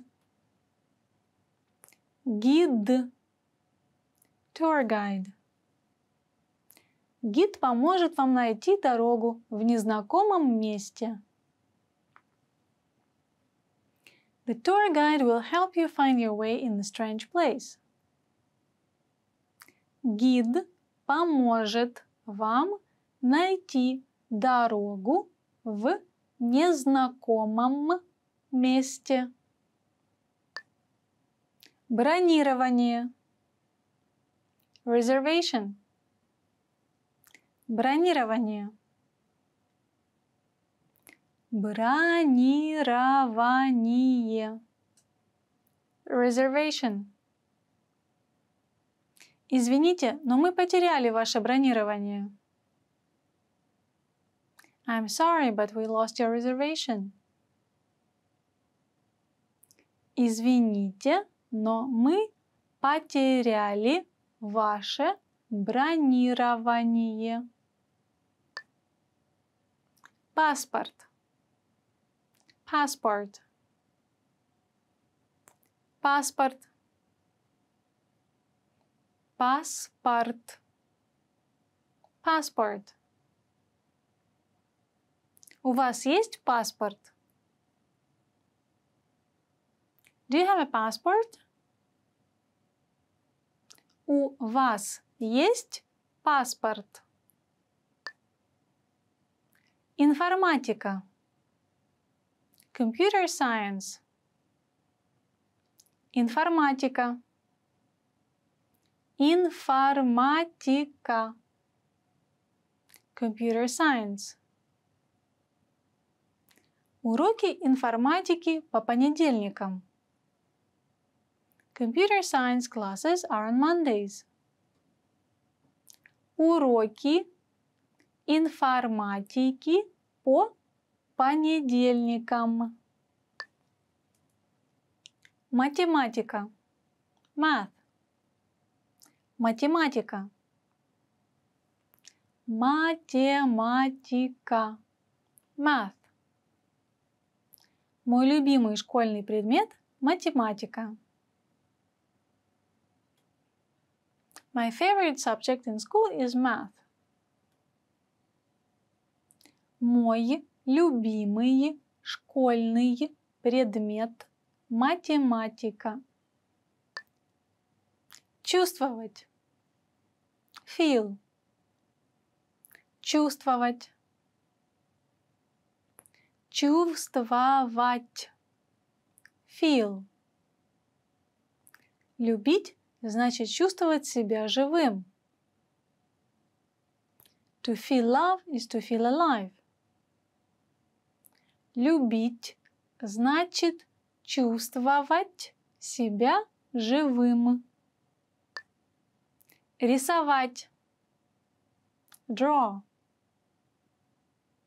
Рисовать. Рисовать. Draw. Я бы хотела что-нибудь нарисовать. I would like to draw something. Я бы хотела что-нибудь нарисовать. Планировать. Plan. Планировать. Планировать. Plan. Мы будем планировать отпуск в Европе. We'll plan the holiday to Europe. Мы будем планировать отпуск в Европе. Продажи. Sale. Продажи. Продажи. Sale. Этот график показывает продажи компании за последний квартал. This chart shows the company's sales in the last quarter.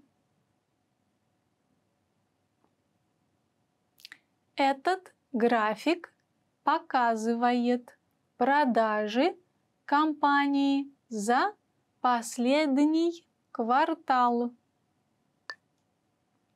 Покупка. Shopping. Покупка. Покупка. Shopping. Вчера я ходила за покупками с моими подругами. Yesterday I went shopping with my girlfriends. Вчера я ходила за покупками с моими подругами. Четвертый.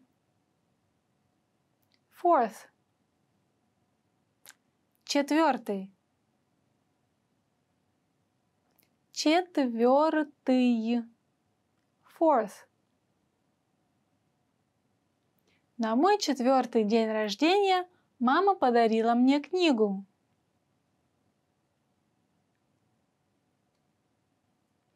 On my 4th birthday, my mother gave me a book.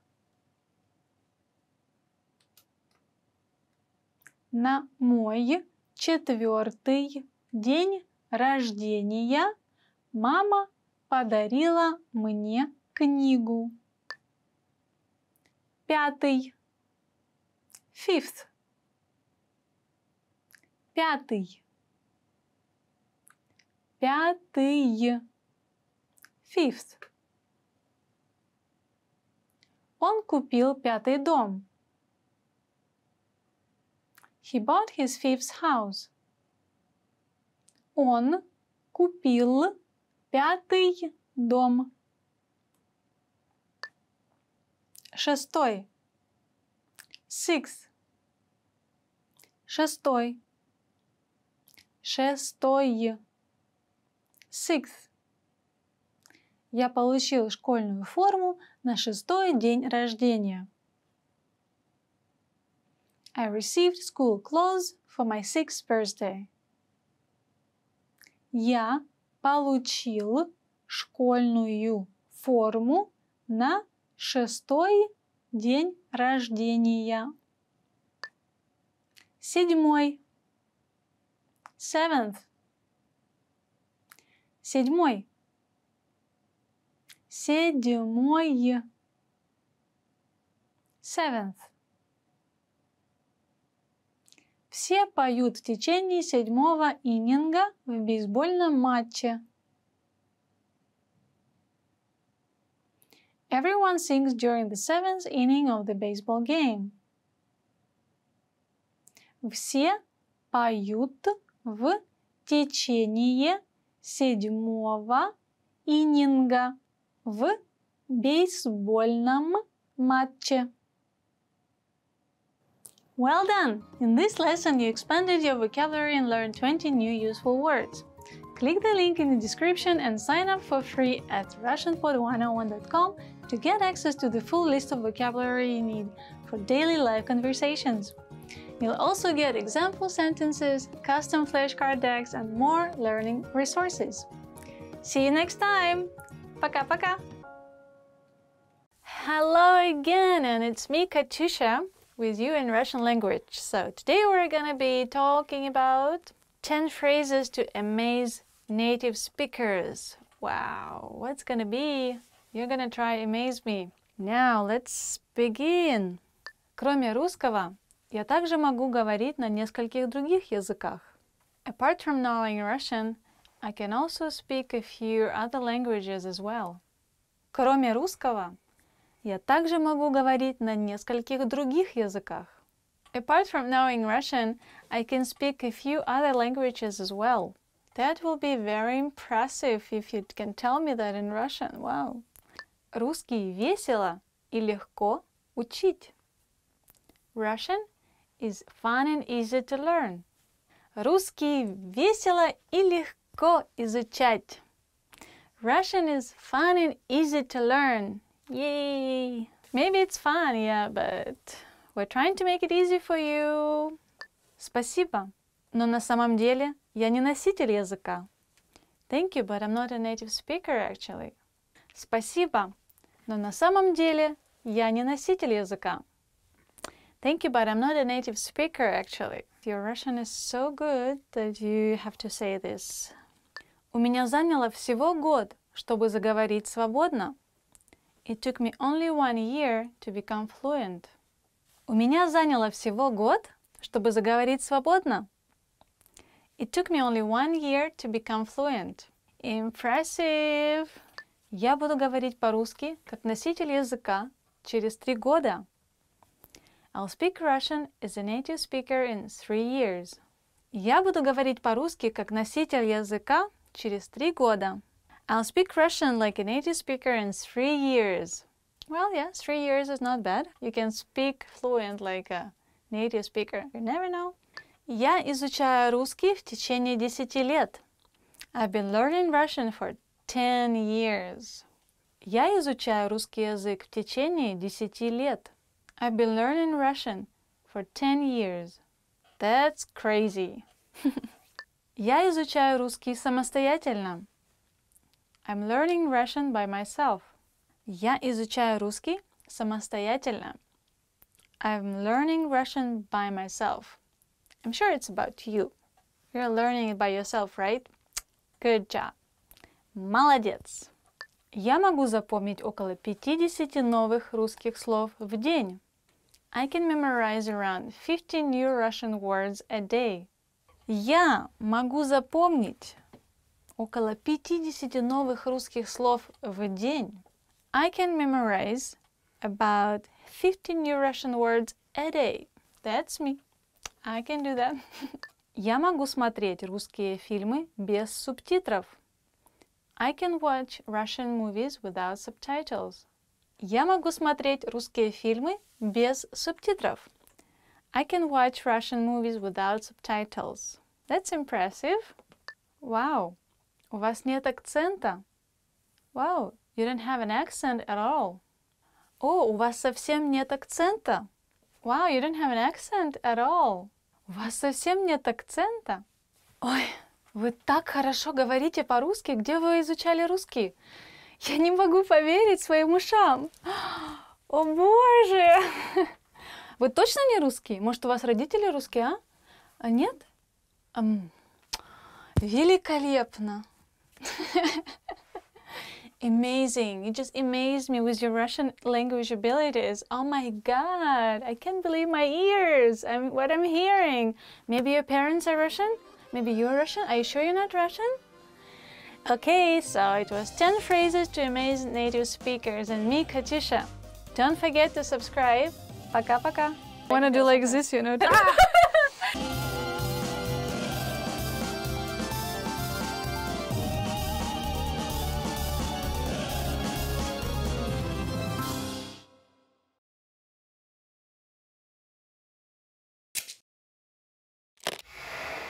Hi everyone, I'm Gabriella.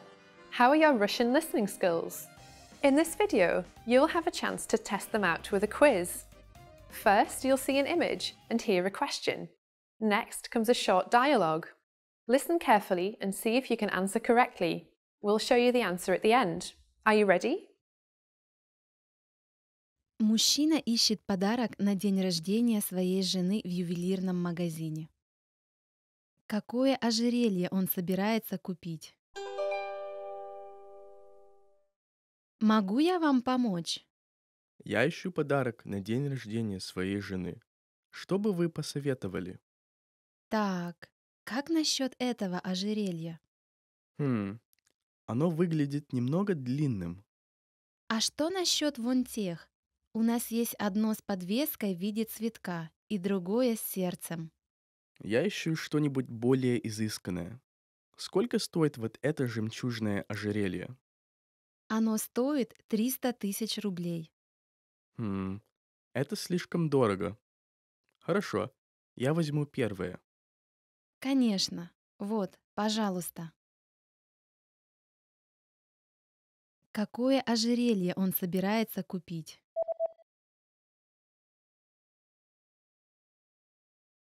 Мужчина ищет подарок на день рождения своей жены в ювелирном магазине. какое ожерелье он собирается купить. Могу я вам помочь? Я ищу подарок на день рождения своей жены. Что бы вы посоветовали? Так, как насчет этого ожерелья? Оно выглядит немного длинным. А что насчет вон тех? У нас есть одно с подвеской в виде цветка и другое с сердцем. Я ищу что-нибудь более изысканное. Сколько стоит вот это жемчужное ожерелье? Оно стоит 300 тысяч рублей. Это слишком дорого. Хорошо, я возьму первое. Конечно. Вот, пожалуйста. Did you get it right? I hope you learned something from this quiz. Let us know if you have any questions. See you next time.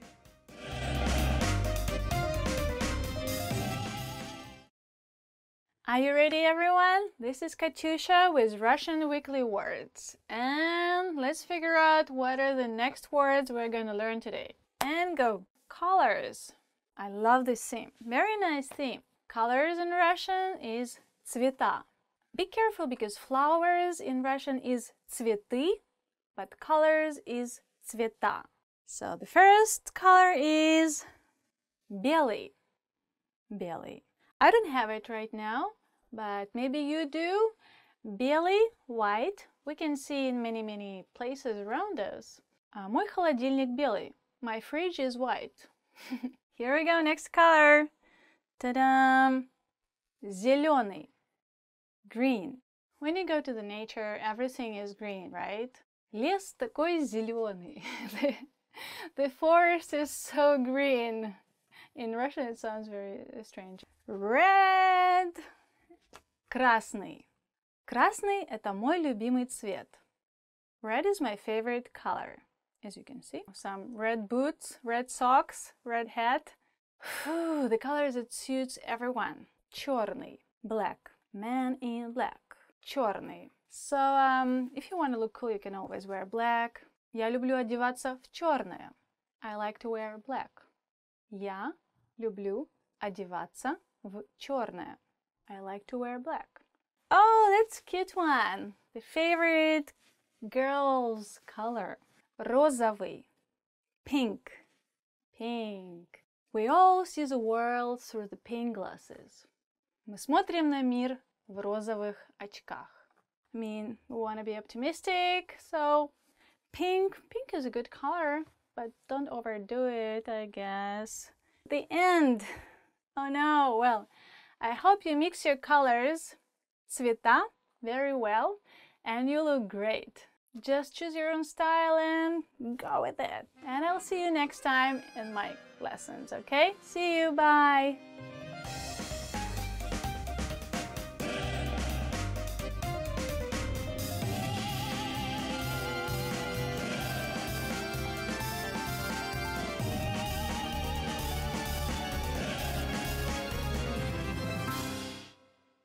Love these lessons? Want more?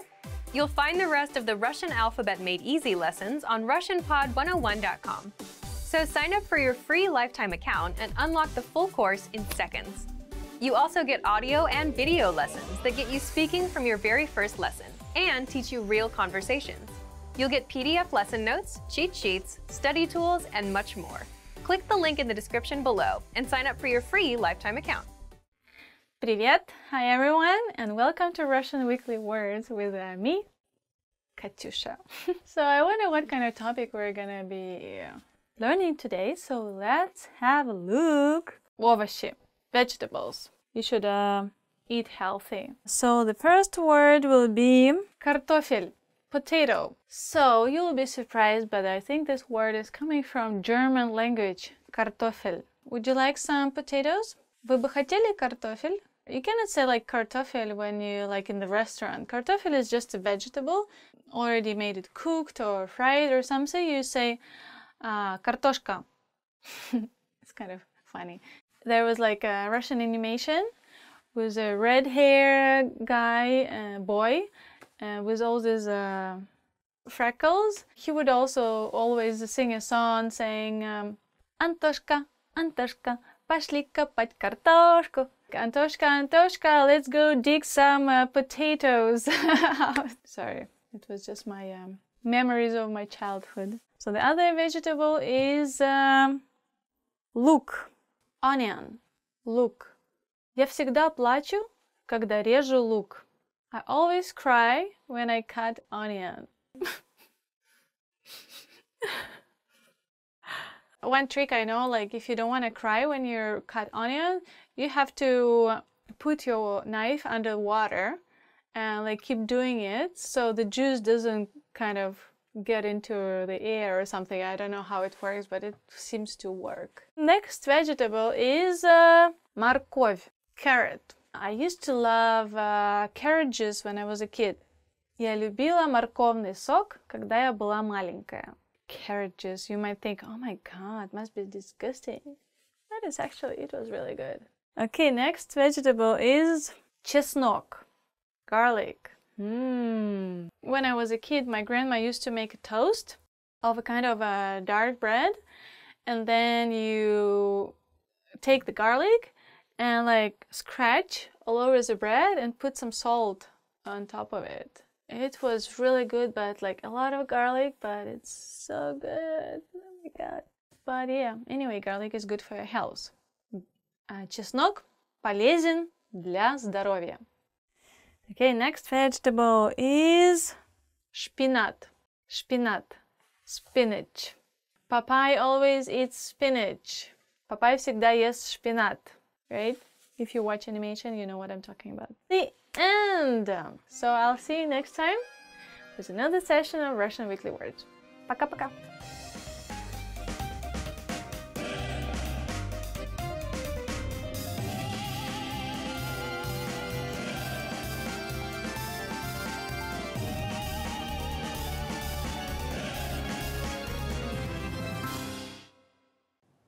In this video, you learned 20 of the most common words and phrases in Russian.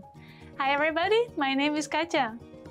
Welcome to the 800 Core Russian Words and Phrases video series. This series will teach you the 800 most common words and phrases in Russian. But there is a twist. With each new lesson in this series, we'll include the previous lessons at the end.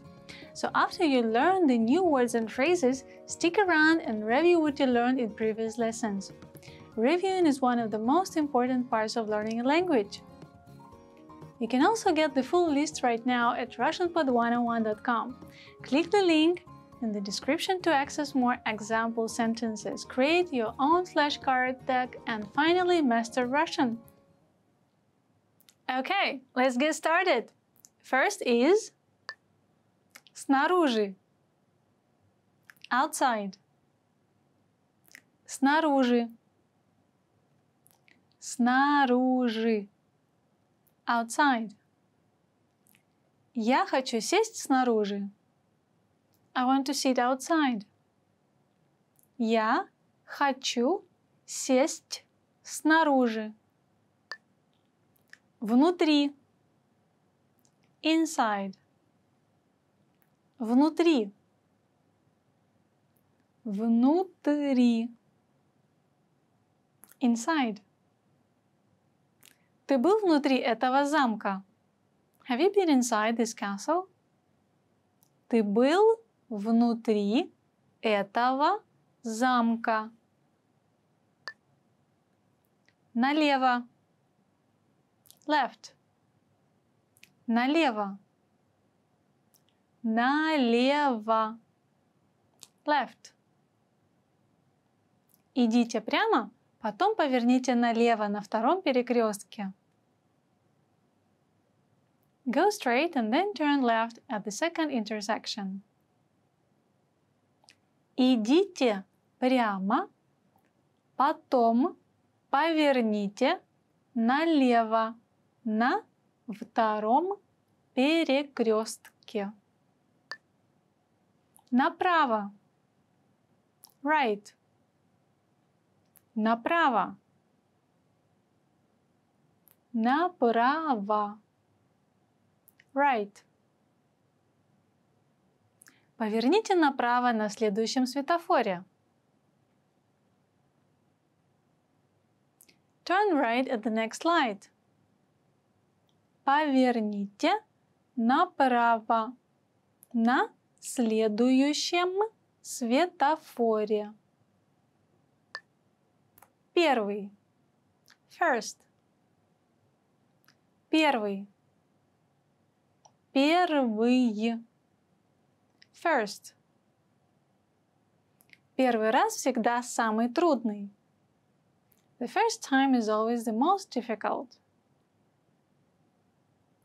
Первый раз всегда самый трудный.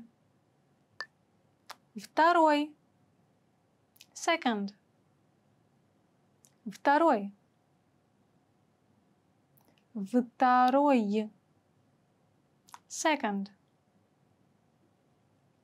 На мой второй день рождения мне подарили мягкую игрушку. On my second birthday, my present was a stuffed animal. На мой второй день рождения мне подарили мягкую игрушку. Третий. Third. Третий. Третий. Third. Новосибирск – третий по населенности город в России. Novosibirsk is the third most populated city in Russia. Новосибирск – третий по населенности город в России. Мыло. Soap. Мыло. Мыло. Soap. Принимайте ванну с мылом каждый день. Bathe with soap and water every day. Принимайте ванну с мылом каждый день. Зубная щетка. Toothbrush. Зубная щетка. Зубная щетка. Toothbrush. Я забыл свою зубную щетку.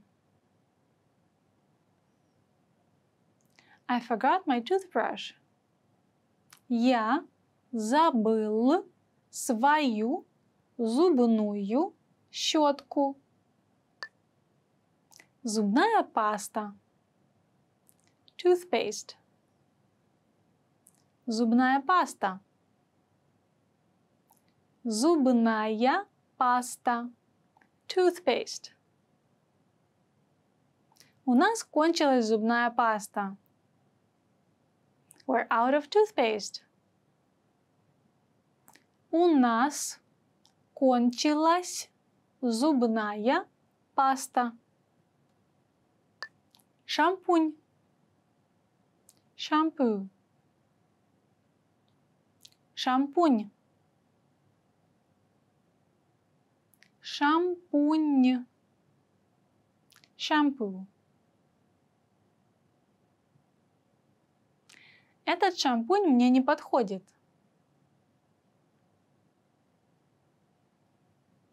This shampoo isn't suitable for me. Этот шампунь мне не подходит.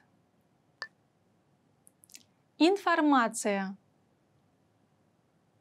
Information. Информация. Информация. Information. Информация дорого стоит. Information costs a lot. Информация дорого стоит.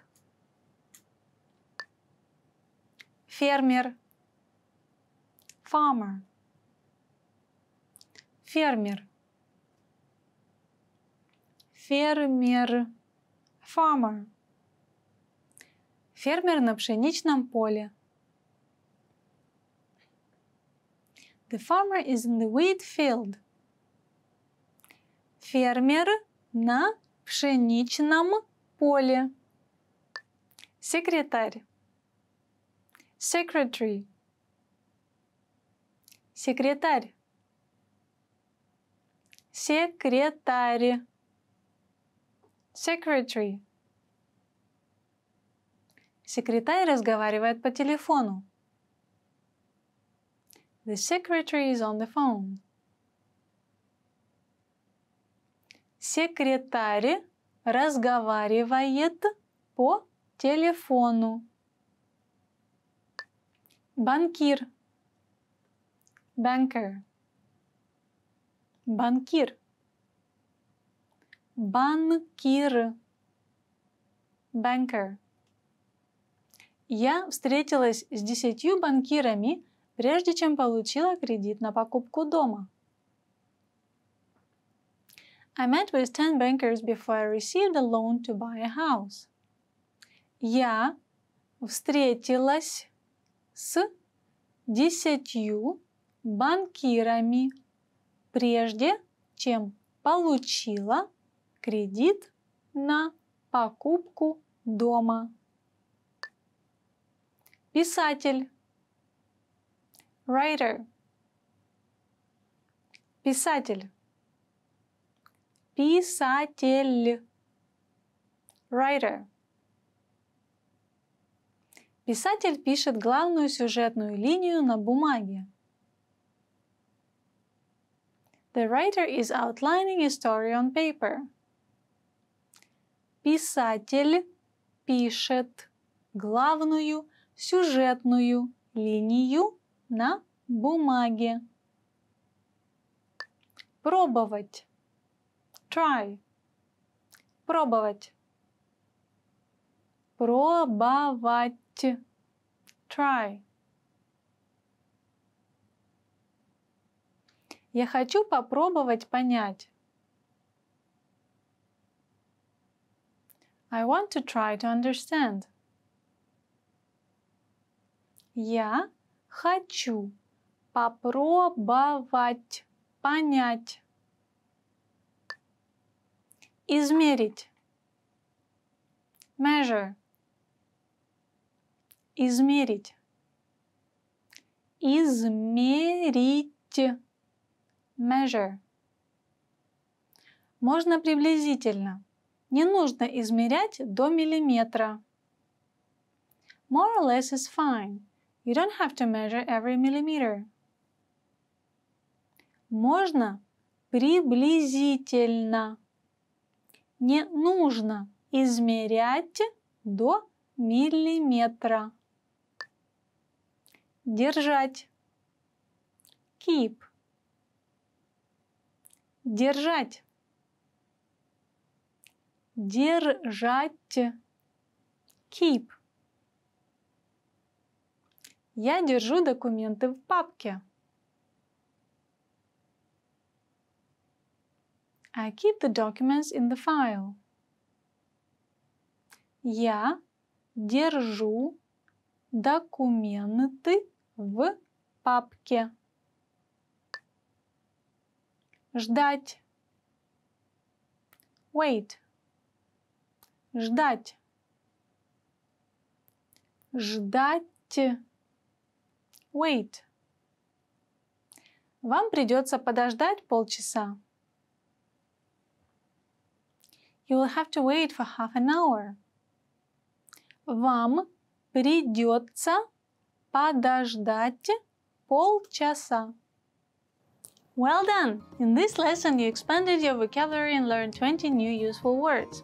Click the link in the description and sign up for free at RussianPod101.com to get access to the full list of vocabulary you need for daily live conversations.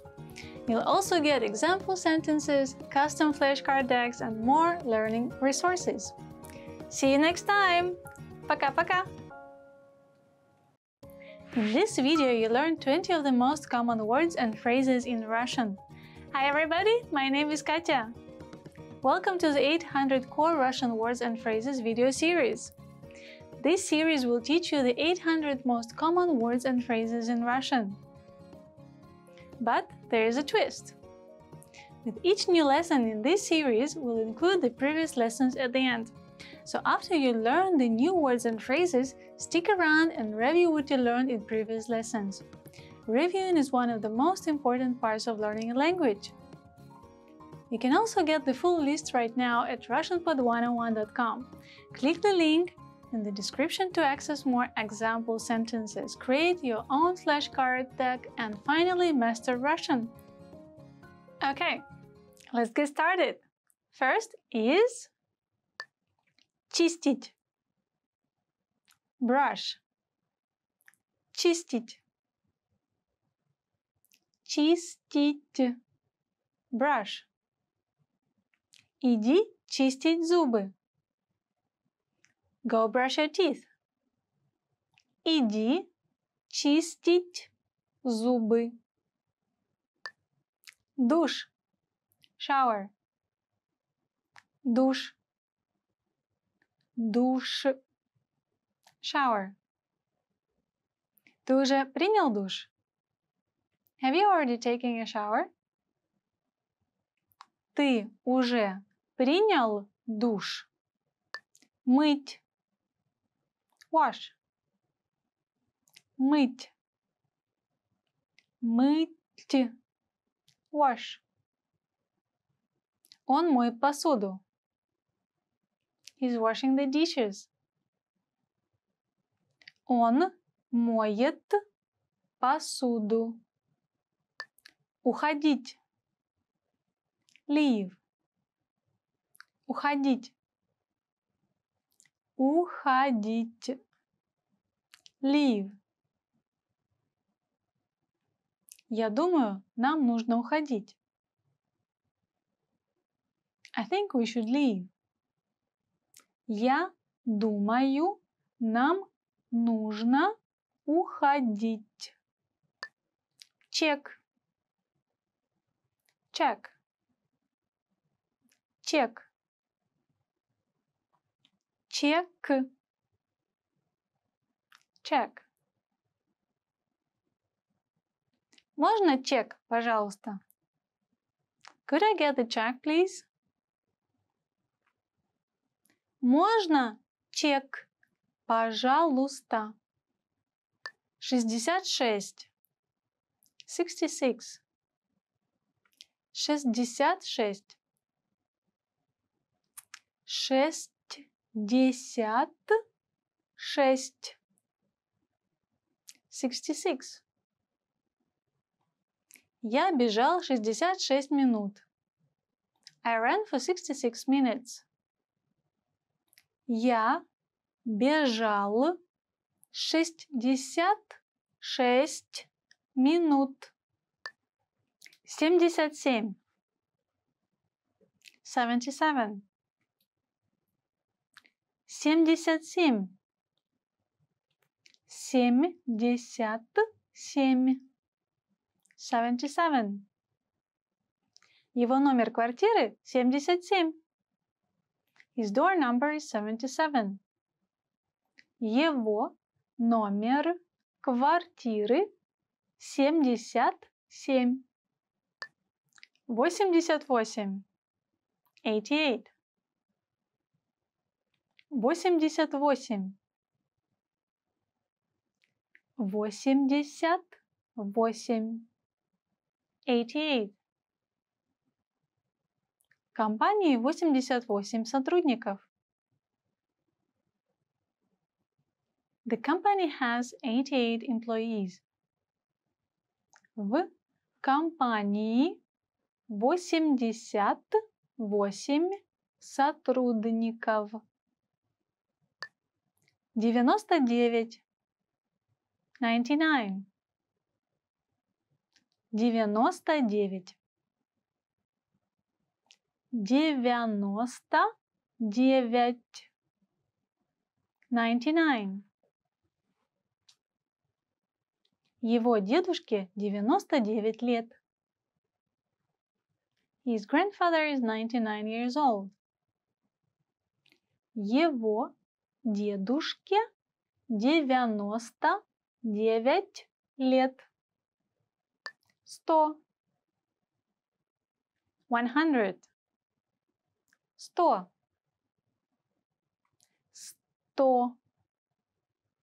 100. Он прожил 100 лет. He has lived 100 years. Он прожил 100 лет. Гостиная. Living room. Гостиная. Гостиная. Living room. Давай выпьем чаю в гостиной. Let's have some tea in the living room. Давай выпьем чаю в гостиной. Столовая. Dining room. Столовая. Столовая. Dining room. Я люблю есть в столовой. I like to eat in the dining room. Я люблю есть в столовой.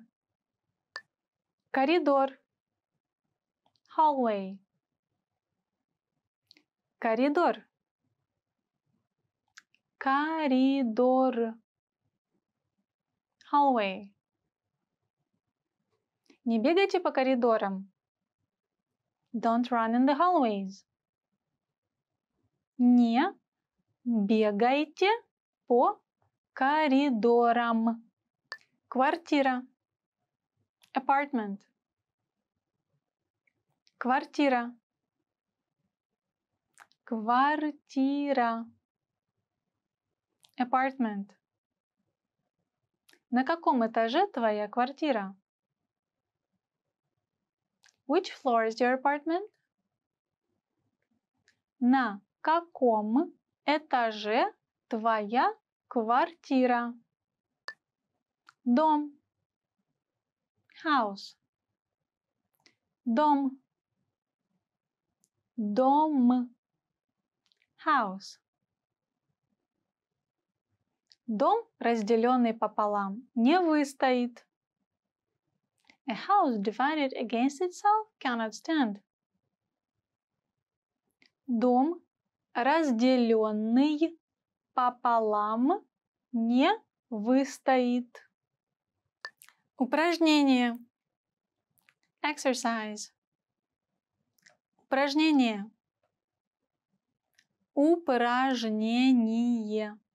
Exercise. Женщина делала упражнения на полу. A woman exercised on the floor. Женщина делала упражнение на полу. Открыть. Open. Открыть. Открыть. Open. Можешь открыть дверь? Can you open the door? Можешь открыть дверь. Послушать. Listen. Послушать. Послушать. Listen. В этом баре можно послушать отличную джазовую группу. You can listen to a great jazz band in this bar. В этом баре можно послушать отличную джазовую группу. День рождения. Birthday. День рождения. День рождения. Birthday. Когда твой день рождения? When is your birthday? Когда твой день рождения? Выйти на пенсию. Retire. Выйти на пенсию. Выйти на пенсию. Retire. Мой отец собирается выйти на пенсию в следующем году. My father is going to retire next year. Мой отец собирается выйти на пенсию в следующем году. Well done! In this lesson, you expanded your vocabulary and learned 20 new useful words. Click the link in the description and sign up for free at RussianPod101.com to get access to the full list of vocabulary you need for daily live conversations. You'll also get example sentences, custom flashcard decks, and more learning resources. See you next time! Пока-пока! Hi everybody! Всем привет! It's me, Katyusha. Today our topic for RussianPod101.com will be 10 phrases to use when you're angry. I'm so angry. Let's see how it sounds in Russian. Это не твое дело. It's none of your business. Это не твое дело. It's none of your business. Got it? Зачем ты купила это дорогое платье? Это не твое дело. Why did you buy this expensive dress? It's none of your business. Заткнись. Shut up. Заткнись. Shut up. What kind of examples shall I bring you guys? Ты пьян. Заткнись. You're drunk. Shut up. Оставь меня в покое. Leave me alone. Оставь меня в покое. Leave me alone. Ну, пупсик, чего ты дуешься? Ну, иди сюда. Оставь меня в покое. Я сказала. I said leave me alone. Ты шутишь, что ли? Are you kidding me? Ты шутишь, что ли? Are you kidding me? Unbelievable. Hey, babe, can you share chocolate with me? Just a little piece, please. Are you kidding me? No way. Ты шутишь, что ли?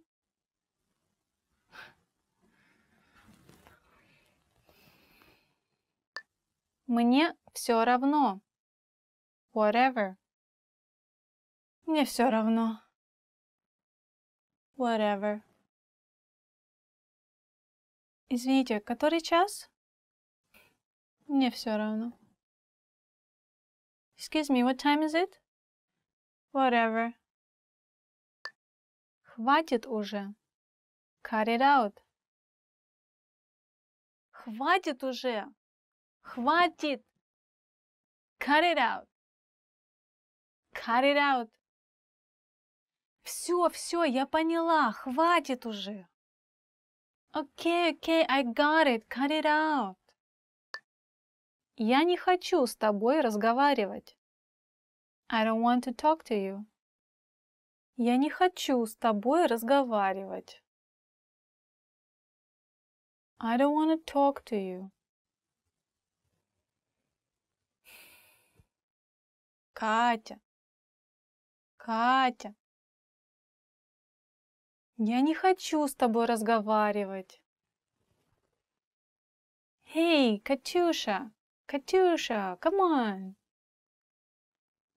I don't want to talk to you. especially in Russian.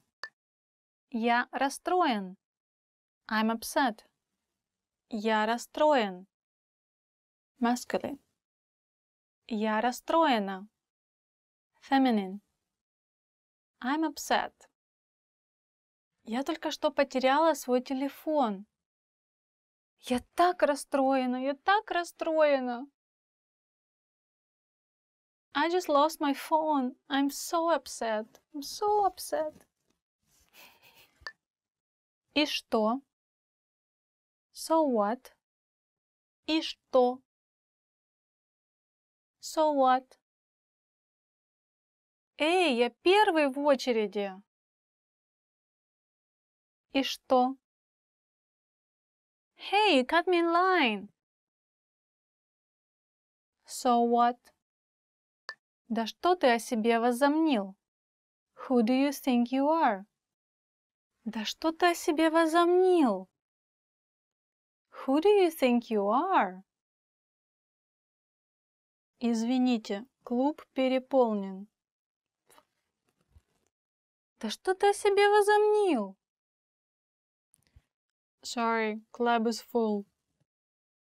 Hey, who do you think you are? So our topic was 10 phrases to use when you're angry, and me, Angry Katyusha. I hope you enjoyed it so much. Don't forget to leave your comments on RussianPod101.com. Пока-пока!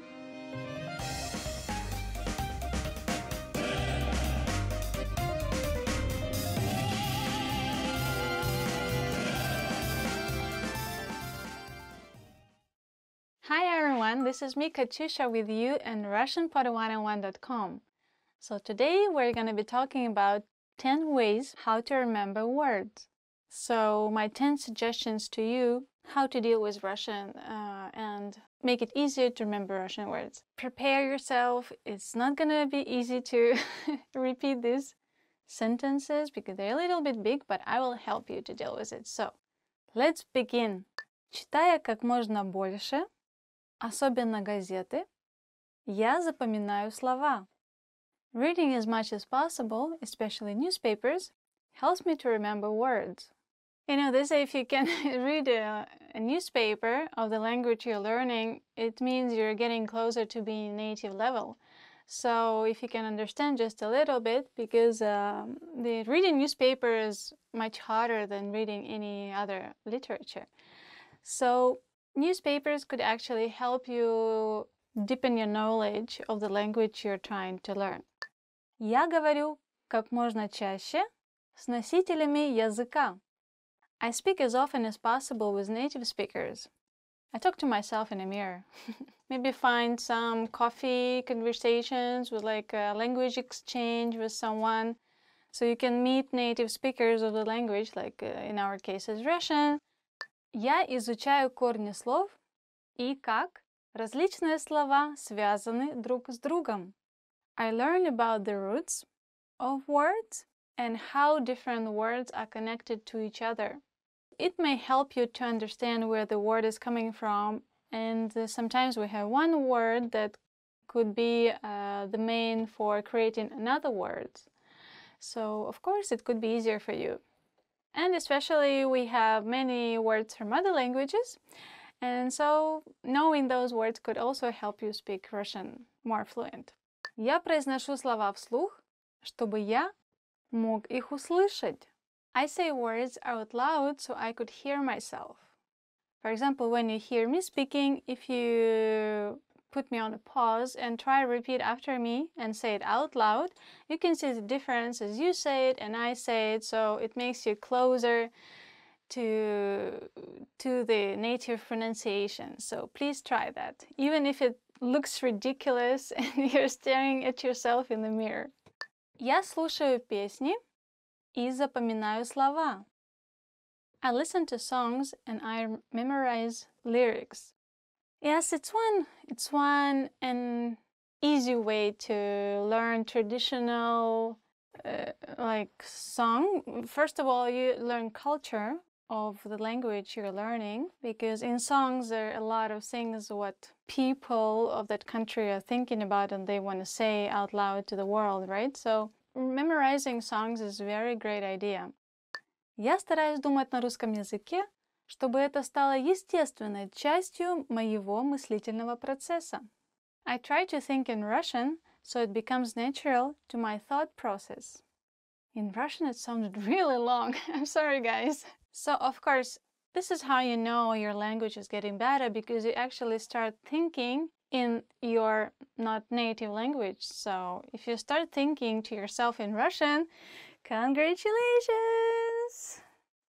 You're going great. Я упорно практикуюсь каждый день, разговаривая со своей семьей и собаками, даже несмотря на то, что они меня не понимают. I am persistent in practicing every day by talking to my family and my dogs, even though they don't understand me. Okay, I know this is a crazy idea. And you can get a crazy reaction from your family and from your dogs. So yeah, be ready to see very funny faces, very surprised reactions. But if it helps you practice your language, why not? Я использую метод повторения. Читаю, пишу и произношу слова снова и снова. I use repetition method, reading, writing, and speaking words again and again. Of course, if you want to work on your pronunciation, you can do that, but if you write it down, better write down in the combination of other words or like a sentence, so it helps you to understand this word inside the context, so it will be easier for you to remember it. Otherwise, if you just write down one word or say one word out loud, it's not going to connect it with anything else, so you could just easily forget it, I think. So better use it with some other words or expressions or just sentences.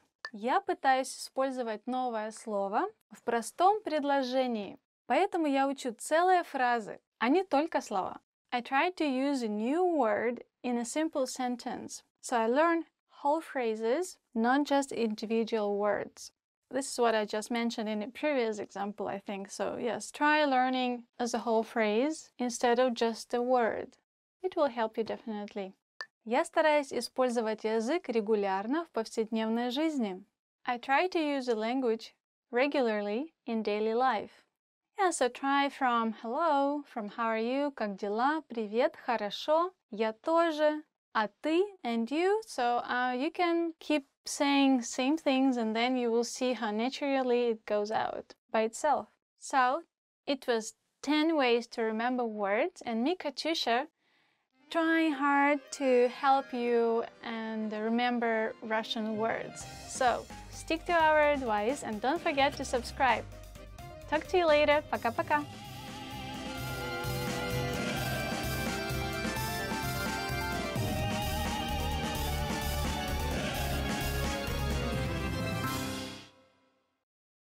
Woohoo! Hi everyone! Today, me, Katusha, and you are gonna be discussing 15 happy words. Let's check it out. Счастливый, happy. Счастливый, happy. Счастливый. There is actually CH, well, Russian CH, sch, but it sounds more like sh. So you say счастливый. Happy. My friend is happy to meet me. Мой друг счастлив меня встретить. Добрый. Kind. Добрый. Kind. Oh, you're so kind. Ой, ты такой добрый. You're so kind to me. Ты так ко мне добра. Thank you. Спасибо. Замечательный. Great. Замечательный. Great. It's a bit longer than English version. You just say great here, great there. But in Russian, no, you use it only something is really great. So you say, замечательно. Замечательный. Today is a great day. Сегодня замечательный день. Красивый. Beautiful. Красивый. Beautiful. So make someone happy and tell them they're beautiful. Oh, она такая красивая. She's so beautiful. Or These flowers are so beautiful. Эти цветы такие красивые. Нравится. To like. Нравится. Like. I like to hang out with you. Мне нравится гулять с тобой. Мне нравится с тобой гулять. Смешной. Funny. Смешной. Funny. Ты такой смешной. You're so funny. Ты такой смешной. Or, in case of a girl, ты такая смешная. You're so funny, girl. Энергичный. Lively. Energetic. Энергия is energy. Your friend is so energetic. Твой друг такой энергичный. Like maybe you're like looking at him and he's dancing 3 hours straight and you're like, твой друг такой энергичный. Your friend is so energetic. Wow. Full of energy. Восторженный. Excited. Восторженный. Excited. I was so excited to watch you dance. Я была восторжена, когда увидела, как ты танцуешь. I was so excited when I saw you dancing. Я была восторжена твоим танцем. Позитивный. Positive. Позитивный. Positive. I try to stay positive all the time. Я стараюсь быть позитивной все время. Я стараюсь быть позитивной постоянно. Расслабленный. Relaxed. Расслабленный. Relaxed. I'm very relaxed right now. Я очень расслаблен сейчас. Somebody's giving you a massage, you can say, oh, I'm so relaxed. Я так расслаблен. Сердечный. Warm. Сердечный. Warm personality. Somebody is good to you. Он очень сердечный. Его поступки очень сердечные. Means he does everything from the heart, from the bottom of the heart to you, for you. It's very, very kind and nice word, and I think you should use it. You should remember it. Смеяться. To laugh. Смеяться. To laugh. Oh my God! You make me laugh. Ты заставляешь меня смеяться. You make me laugh so much. Ты меня заставляешь так смеяться. Довольный. Satisfied. Satisfied. Довольный. I'm so satisfied with my test results. Я так довольна результатами своего экзамена. Любить. To love. Любить. To love. I love jogging in the mornings. Я люблю бегать по утрам. Заботливый. Caring. Заботливый. Caring. Забота is care. Somebody's care. Забота. My boyfriend is very caring. Мой парень очень заботливый. It's very nice. Okay, so today it was 15 happy words for you in Russian and me, Katyusha. Hope you could remember some and use it in your daily life. So don't forget to subscribe and see you later. Пока-пока!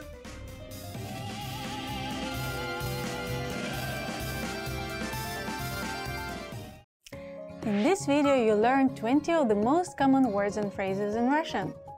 Hi everybody, my name is Katya. Welcome to the 800 Core Russian Words and Phrases video series. This series will teach you the 800 most common words and phrases in Russian. But there is a twist. With each new lesson in this series, we'll include the previous lessons at the end. So after you've learned the new words and phrases, stick around and review what you've learned in previous lessons. Reviewing is one of the most important parts of learning a language. You can also get the full list right now at RussianPod101.com. Click the link in the description to access more example sentences, create your own flashcard deck, and finally master Russian. Okay, let's get started. First is счастливый, happy. Счастливый, счастливый, happy. Счастливого Нового года! Have a happy New Year! Счастливого Нового года. Грустно. Sad. Грустно. Грустно. Sad. На улице дождь, и мне очень грустно. It's raining outside, and I'm very sad. На улице дождь, и мне очень грустно. Сердитый. Angry. Сердитый. Сердитый. Angry. Мой отец сердит на меня. My father is angry with me. Мой отец сердит на меня. Одежда. Clothing. Одежда. Одежда. Clothing. Слои одежды. Layers of clothing. Слои одежды. Туфля. Shoe. Туфля. Туфля. Shoe. Мы померили туфли. We have tried on the shoes. Мы померили туфли. Носок. Sock. Носок. Носок. Sock. Сушить носки. Dry your socks. Сушить носки. Нижнее белье. Underwear. Нижнее белье. Нижнее белье. Underwear. Носки и нижнее белье лежат в верхнем ящике моего шкафа. My socks and underwear are in the top drawer of my dresser. Носки и нижнее белье лежат в верхнем ящике моего шкафа. Поговорить. Talk. Поговорить. Поговорить. Talk. Могу я поговорить с Катей? May I talk to Katya? Могу я поговорить с Катей? Давать. Give. Давать. Давать. Give. Дайте мне, пожалуйста. Give me, please. Дайте мне, пожалуйста. Низкий. Low. Низкий. Низкий. Low. У меня низкий уровень сахара в крови. My sugar levels are low. У меня низкий уровень сахара в крови. Высокий. High. Высокий. Высокий. High. Эта компания производит изделия из стекла высокого качества.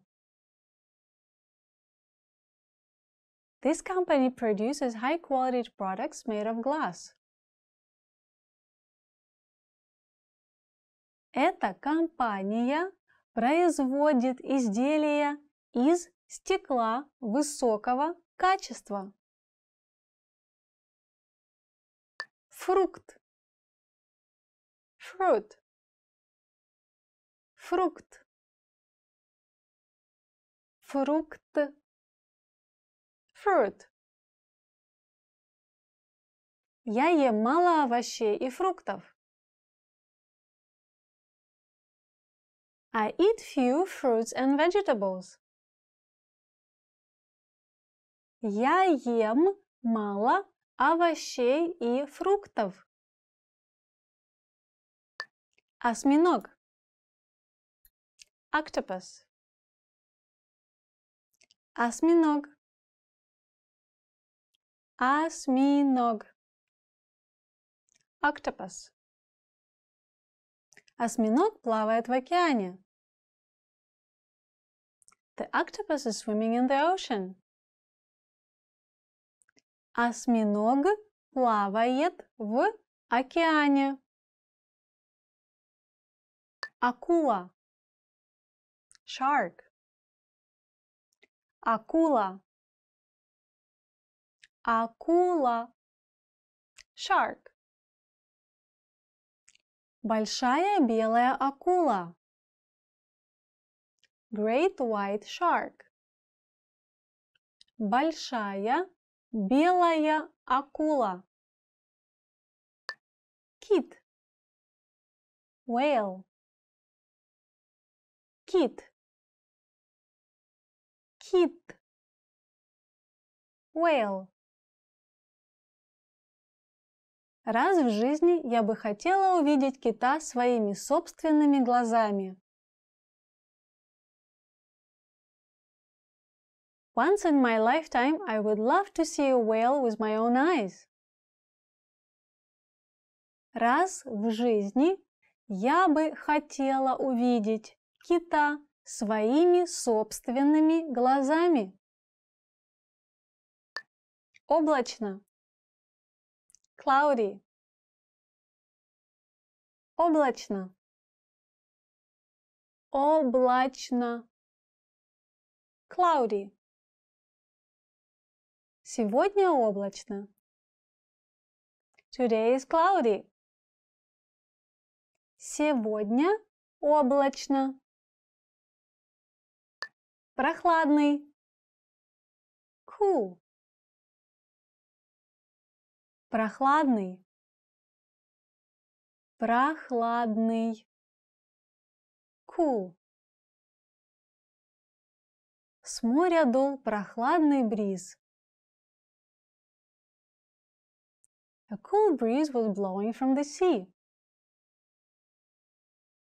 С моря дул прохладный бриз. Огурец. Cucumber. Огурец. Огурец. Cucumber. Она знает много рецептов заготовки огурцов и помидоров на зиму. She knows a lot of recipes for conservation of cucumber and tomatoes for winter. Она знает много рецептов заготовки огурцов и помидоров на зиму. Болгарский перец. Bell pepper. Болгарский перец. Болгарский перец. Bell pepper. Самый распространенный болгарский перец – зеленый, красный и желтый. The most common bell peppers are green, red and yellow. Самый распространенный болгарский перец – зеленый, красный и желтый. Broccoli. Broccoli. Broccoli. Broccoli. Broccoli. Говорят, брокколи предотвращает рак. Broccoli is said to prevent cancer. Говорят, брокколи предотвращает рак. Well done! In this lesson, you expanded your vocabulary and learned 20 new useful words. Click the link in the description and sign up for free at RussianPod101.com to get access to the full list of vocabulary you need for daily live conversations. You'll also get example sentences, custom flashcards decks, and more learning resources. See you next time! Пока-пока! До свидания! Hello everyone! My name is Katyusha. I will be with you today for Russian Weekly Words. We're gonna start together our first lesson, and it's very exciting! I don't know what's gonna be there, and I don't know any words I'm gonna teach you from now on, but let's have a look. Let me check. Takes a bit long time. Hobbies. Увлечение. Играть на музыкальном инструменте. Play a musical instrument. Oh, my childhood, I was dreaming to play piano. I always wanted to play a musical instrument. Я всегда хотела сыграть на музыкальном инструменте. We're good? Okay. Something about the play again. No, we're moving to sports right now. I like watching sports. Olympic Games, I'm waiting for it. Катание на коньках. Ice skating. Recently Japan is getting very strong in it, but of course Russia. To glide on skates, I would say, if we translate it like from word to word, we're ice skating. Мы катаемся на коньках. Let's go ice skating tonight on our sleepy iPad. Рисовать. Draw. Can you draw? I can draw a little bit on the napkin when I'm in a cafe or something like that, in a very artistic way of drawing. I would like to draw something. Я бы хотела что-нибудь нарисовать. Я бы хотела что-нибудь нарисовать. Would you like to draw something? Next one, maybe guys will be interested in. Рыбачить. Fishing, right? Why not? It's summer, the weather is great. We can just go outside, pull a tent out and just stay and go to the river and do fishing and fish, fish, fish. We can cook the fish later. Рыбачить is a verb and the noun is рыба, fish. I go fishing from now on. Прямо сейчас я иду рыбачить. You got it? The next one is my favorite. Танец. It's dancing. To dance, to dance. Танцевать. Dance, to dance. Let's go to club to dance. Yay! Пошли в клуб танцевать. Outside in the parking, do some break dancing. Next time you can do some cool movements. You can say it in Russian. Танцевать. I like dancing. Я люблю танцевать. Oh no! It says the end. For now, it's just the first lesson is over. Nice talking to you. Okay, I'll see you next time. It was Katyusha with you. Bye. It's like tiger, you know, like lion. Rrr.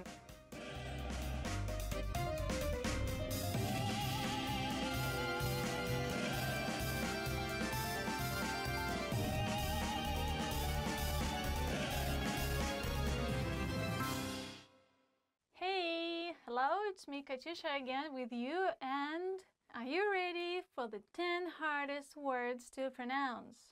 10 hardest words to pronounce it. Russian pronunciation is not easy, so are you ready for the challenge? Now let's begin. Split. Come out to the surface. Split. Split. I bet you can't say that. I guess what's difficult about this sound is that V and S come together, one after the other. плыть. Because плыть is swimming or floating. So something comes out from inside the water to the top, to the surface. So всплыть, всплыть. Okay? Now you can say this word. Днем. In the afternoon. Well, here you have a hard D changing with the soft yo. So it sounds like днем. I prefer having my breakfast in the early afternoon. Я предпочитаю завтракать рано днем. Достопримечательность. Attraction. Достопримечательность. For example, when you're going to Paris or somewhere, you can see many different tourist attractions. Let's make a sentence. Eiffel Tower is one of the tourist attractions. Эйфелевая башня – одна из туристических достопримечательностей. Кремль – главная туристическая достопримечательность Москвы. Kreml is the main tourist attractions in Moscow. Did it sound too long? Well, sorry, that's Russian, guys. Ёжик, hedgehog. Ёжик, ёжик. Этот ёжик такой милый. This hedgehog is so cute. Здравствуйте. Hello. Здравствуйте. Actually, in the middle of this word, there's a letter V. You can see in the writing form, but when you say it, it disappears. So instead of здравствуйте, we just say здравствуйте. When you see someone for the first time or someone you don't know, you can say здравствуйте. Меня зовут Катя. Hello, my name is Katya. Пожалуйста. Please. Пожалуйста. This word is usually used in the beginning or in the end of the sentence. So if you want to ask for something, you can say, give me the receipt, please. Дайте мне чек, пожалуйста. Преподаватель. Teacher. Преподаватель. Well, basically teaching is преподавание, or to teach someone is преподавать. Basically to bring your knowledge to someone. My teacher was late to the class today. Сегодня мой преподаватель опоздал на урок. 5. 5. 5. 5. Give me 5. Дай мне 5. Yay! Чебурашка. Чебурашка. Чебурашка. It's a made-up word for the animation character. For example, I used to love watching Чебурашка. Когда я была маленькая, я обожала смотреть Чебурашку. Шишка. Pine cone. Шишка. Well, how shall I explain this? It's like when you're trying whistling, but you can't, so you say shh, you know? And then you just put another sh after, so shishka. Maybe it helps you. Shishka. There were many pine cones in the forest. В лесу было много шишек. Well, I'm happy you stayed with me, Katyusha, and with 10 hardest words to pronounce it in Russian. Hope you could manage the challenge, and I'll see you again next time. Stick to us, and don't forget to subscribe. Пока-пока. Yeah!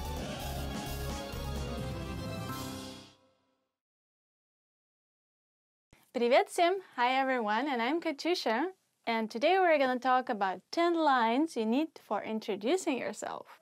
Ta-da-da-dun-ta-dun! Let's begin! Меня зовут Катюша. My name is Katyusha. Меня зовут. My name is. So when you meet someone for the first time, as we probably talked about it before, you say your name. We can practice. Hi, my name is Katyusha. What's your name? Oh, nice to meet you. Мне лет. I am years old. Maybe you don't really want to discuss your age, but if somebody asks you, you should answer, for example, 18. Мне 18 лет.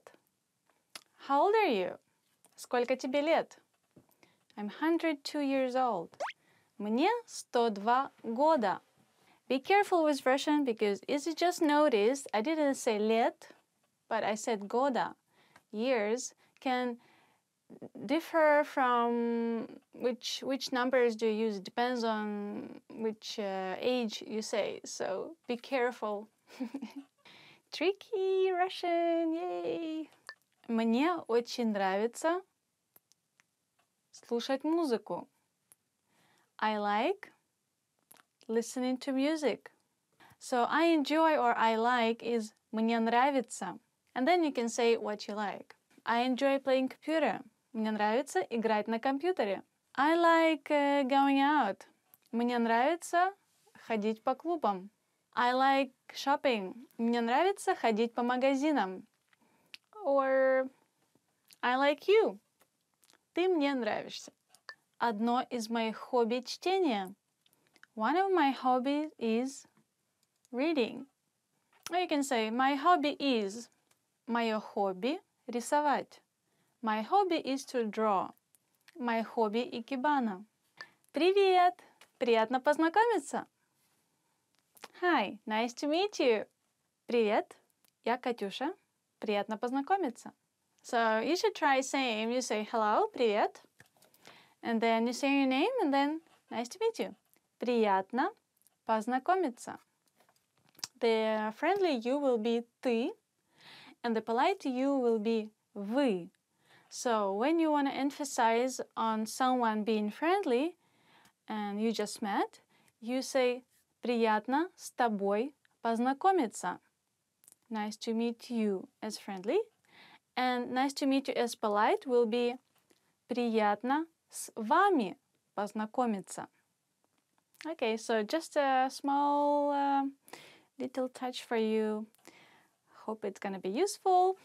Я из Москвы. I'm from Moscow. Я из Америки. I'm from America. Я из России. I am from Russia. Я изучаю русский в течение года. I've been learning Russian for a year. Я изучаю русский в течение года. Okay, how long have you been studying Russian, huh? I hope you're progressing with me. Я учитель. I'm a teacher. Я твой учитель. Or you can say a feminine way. Я твоя учительница. Я учительница. Я учу русский на RussianPod101.com. I'm learning Russian on RussianPod101.com. Yes, I said it. So you're proud. You just say, oh, I am learning Russian on RussianPod101.com. Of course. Чем ты занимаешься? What do you do? Чем ты занимаешься? Hi, what do you do? Привет, чем ты занимаешься? What do you do can mean what are you doing now, right now? Like you come back home and say, oh, what are you doing kind of thing. Or you can just say like you're asking someone what kind of job, work they're doing in their life. So it can be useful. Okay, so it was 10 lines. You'll need to introduce yourself.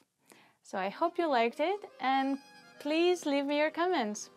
Nice meeting you and don't forget to subscribe. Пока-пока. What are we doing today? Stick it to my skin. I feel like I'm in a sauna.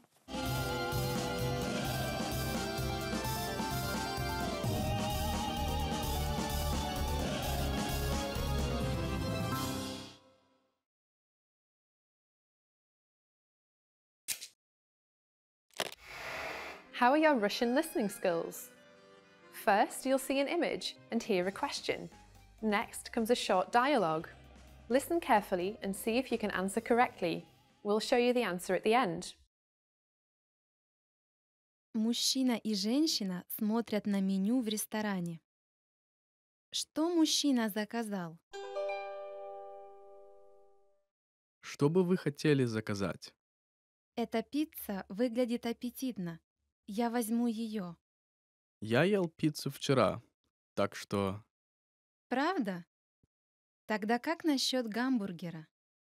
Звучит неплохо. Я закажу его. Что мужчина заказал?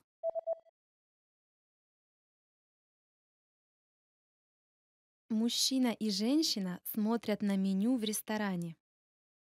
Что мужчина заказал? Что бы вы хотели заказать? Эта пицца выглядит аппетитно. Я возьму ее. Я ел пиццу вчера, так что... Правда? Тогда как насчет гамбургера? Звучит неплохо. Я закажу его. Did you get it right? I hope you learned something from this quiz. Let us know if you have any questions. See you next time.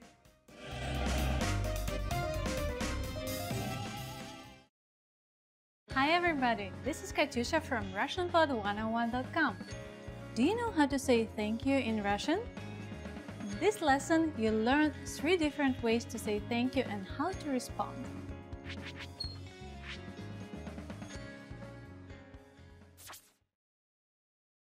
Let's start with the easiest one. Спасибо. Спасибо. It means thank you. If you want to show you really appreciate something, you just add большое. Большое спасибо. Большое спасибо. It means thank you so much.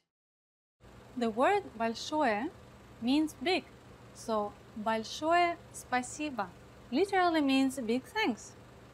To sound like a pro, you can also add why you're thankful. For example, большое спасибо за помощь. Thank you very much for your help. What if you want to show your appreciation for something in a more formal way? Here's how you can say it. Спасибо за вашу заботу. Спасибо за вашу заботу. It means thank you for your kindness.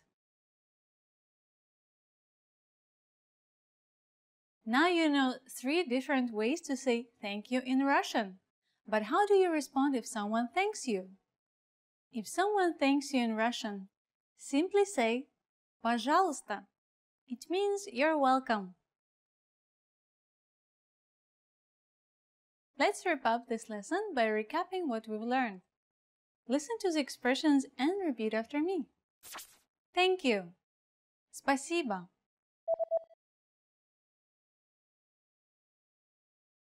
Спасибо. Thank you so much.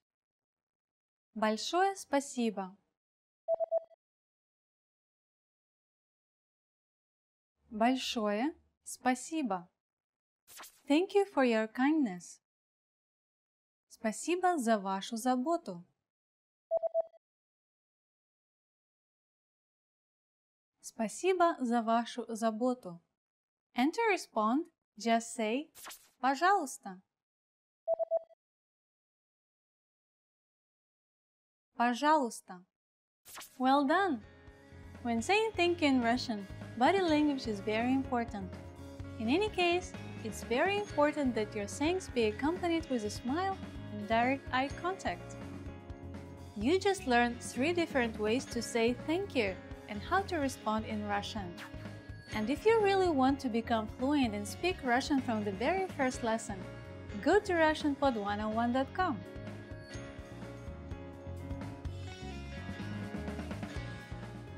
I'll see you next time. Пока-пока.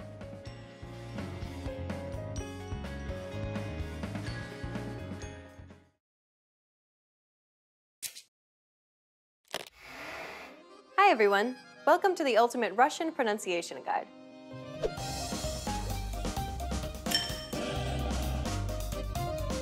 In this lesson, you'll learn all 13 Russian vowel sounds. By learning all of these sounds, you'll be able to pronounce any vowel that could possibly appear in Russian. Are you ready? Then let's get started. There are a total of 13 vowel sounds in Russian, all of which can be broken down into 3 categories: hard indicating, soft indicating, and unstressed vowel sounds. First, let's take a look at all 5 hard indicating vowel sounds. The first vowel is А. Да. Атом. Трава. This vowel sound is identical to the A in far. Be sure to lower your jaw and allow the mouth to open completely. А. А.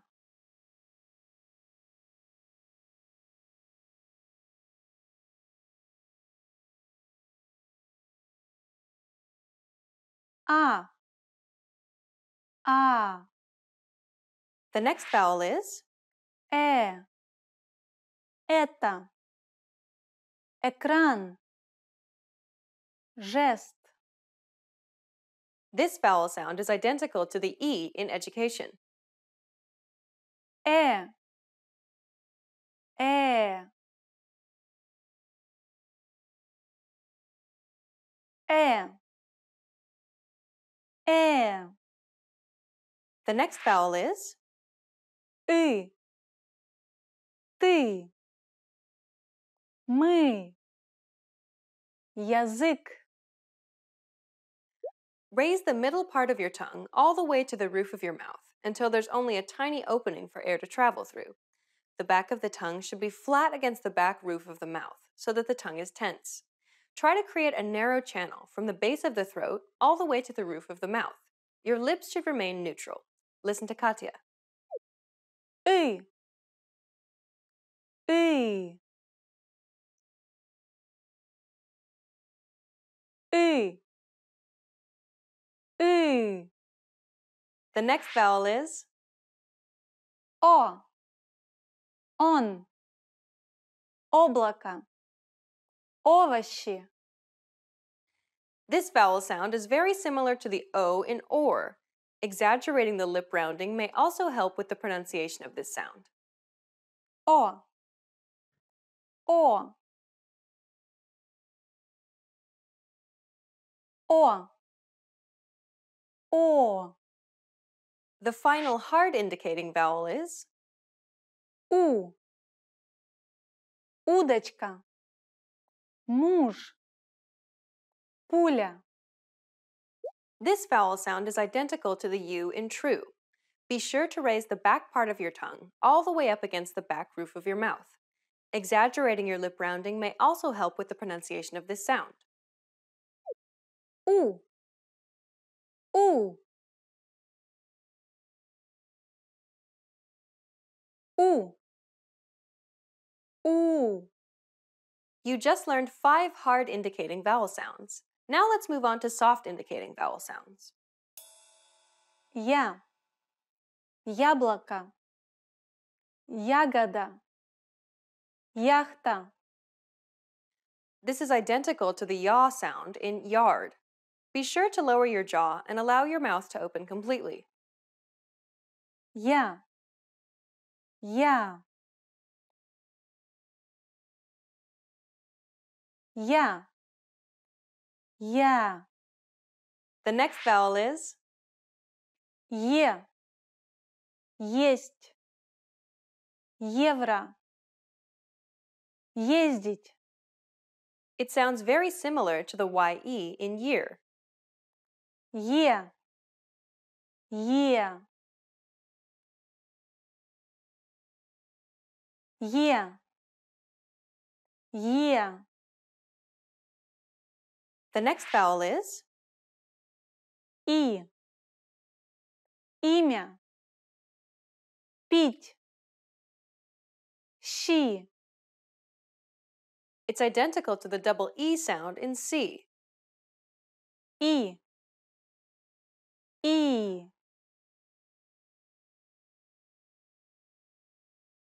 И. И. The next vowel is Ё. Тетя. Актер. Своё. It sounds very similar to the YO in your. Ё. Ё. Ё. Ё. The final soft indicating vowel is Ю. Южный. Юбка. Юноша. It sounds very similar to you. Be sure to raise the back part of your tongue all the way up against the back roof of your mouth. Exaggerating your lip rounding may also help with the pronunciation of this sound. You. You. You. You. Well done! You've learned all the hard and soft indicating vowels in Russian. The final 3 vowel sounds are sounds that are only produced when certain vowels are in unstressed syllables. The first vowel sound that occurs in unstressed syllables is А. Россия. Молоко. Вода. This is similar to the U in Russell. The key part here is to pronounce it quickly. А. А. А. А. The next vowel sound is А. Облако. Новая. Кожа. It's identical to the A in about. When practicing, make sure you pronounce it about instead of about. А. А. А. А. The final sound that occurs in unstressed syllables and the final vowel sound for this lesson is Е. Еда. Язык.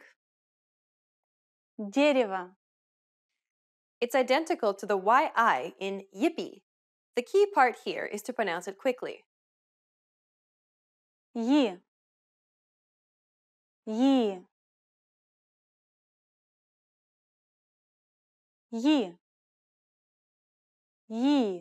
Well done! You've just learned all 13 vowel sounds in Russian. With these sounds, you can pronounce any vowel that could possibly appear in the Russian language. Isn't that great? Which vowel sound was the most difficult for you to pronounce? Let us know in the comments. In the next lesson, you'll start learning consonant sounds. See you in the next Ultimate Russian Pronunciation Guide lesson.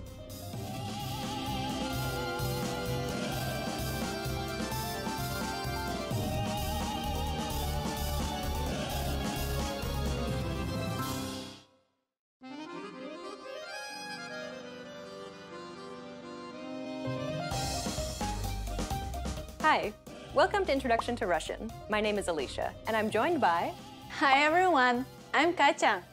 In this lesson, you'll learn the basics of Russian pronunciation. Russian pronunciation is arguably easier to learn than English. Consider the following English words. The first word is pronounced colonel, not colonel. The second word is pronounced arise. Adding an N, however, doesn't give you arisen, but arisen. The last word is pronounced ate, but adding an H doesn't give you hate. Instead, it becomes height. English is notorious for being a difficult language to learn, and it can be very frustrating for learners due to the fact that its pronunciation rules often don't make a lot of sense. Russian, on the other hand, can seem like a blessing when compared to English. Дуб. Вода. Дом. Russian is primarily pronounced as it's spelled. There are some exceptions, but they're governed by more defined rules compared to English. Even loan words, like the greeting you learned in the previous lesson, are largely pronounced as written. Здравствуйте. All you need to learn now then are the sounds of Russian. There are many vowel and consonant sounds in Russian. Luckily, Russian puts its letters into 2 main categories of sounds, hard and soft. There are a total of 10 vowels in Russian, and they're divided equally. There are 5 hard vowels, which are a little similar to English. A, E, U, O, U. And 5 soft vowels. These are vowels that have a netted glide or Y-like quality, making them sound softer.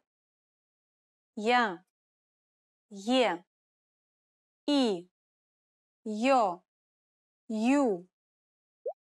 Please note, though, that the number of vowel sounds do not equal the number of vowel letters. there are actually more vowel sounds than represented by letters. Similar to vowels, consonant sounds can also be hard or soft. B, B, V, V, D, D, Z, Z. Unlike vowels, though, consonants aren't differentiated into separate letters based on their hardness or softness alone.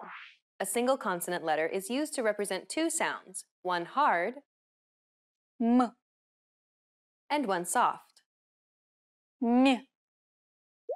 This is because Russian is actually read in blocks. We use the closest vowel which comes after the consonant to indicate whether to pronounce the consonant hard or soft. If the consonant is followed by a hard vowel, then the consonant is also pronounced hard. Ma, масло. On the other hand, if the consonant is followed by a soft vowel, then the consonant is also pronounced soft. Мя, мясо. The many contrasts between hard and soft consonant and vowels is what gives Russian its distinct gliding sound. We saw before how a relationship exists between letters and sounds based on their hardness. Voicing is another quality that's important to be aware of when learning Russian pronunciation. Voicing simply refers to whether or not your vocal cords are vibrating or not vibrating. English has voiced pairs as well. Consider the following letters: P, B, T, D, K, G. Do you notice the relationship between these letters? The letters in each pair are pronounced exactly the same, the only difference being that one requires your vocal cords to vibrate and the other to not vibrate. Sounds that do not require vibration of the vocal cords, like all the ones on the left-hand side, are considered voiceless, while sounds that do require vibration of the vocal cords, like all the ones on the right-hand side, are considered voiced. Consider the following example in Russian. This letter is pronounced G. But this word here isn't pronounced bog, but bog. Notice how the letter G is written, which is a voiced letter, but is actually pronounced as the letter K, a voiceless letter. So what ended up happening? The final consonant is a voiced consonant, but when the word is being pronounced, the letter is actually read using the voiceless counterpart instead. This occurs to all words that end in the final consonant in Russian. Final consonants are pronounced voiceless. So despite what's written, always pronounce the final consonant in Russian using the voiceless version. B, zub, z, без.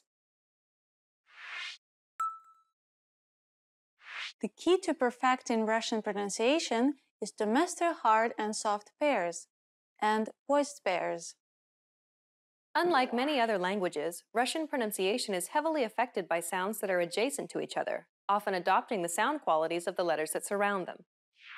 Once you understand the concept and the relationship between hard and soft pairs and voiced pairs, Russian pronunciation actually becomes quite logical and easy to learn. Okay, let's wrap up this lesson by recapping what we've learned. In this lesson, we introduced you to some important concepts for learning Russian pronunciation. You learned that there are hard and soft pairs in Russian, about voiced pairs in Russian, and that letters can adopt these sound qualities. If you're interested in learning more about Russian pronunciation, check out the entire course we created named The Ultimate Guide to Russian Pronunciation. In that course, we cover and break down every single sound in the Russian language, showing you mouth and tongue positioning and giving you tips to help you perfect your Russian pronunciation. In the next lesson, we'll introduce you to the basics of Russian grammar, where you'll learn about Russian word order and how to build basic phrases in Russian. See you in the next lesson. Bye! Bye!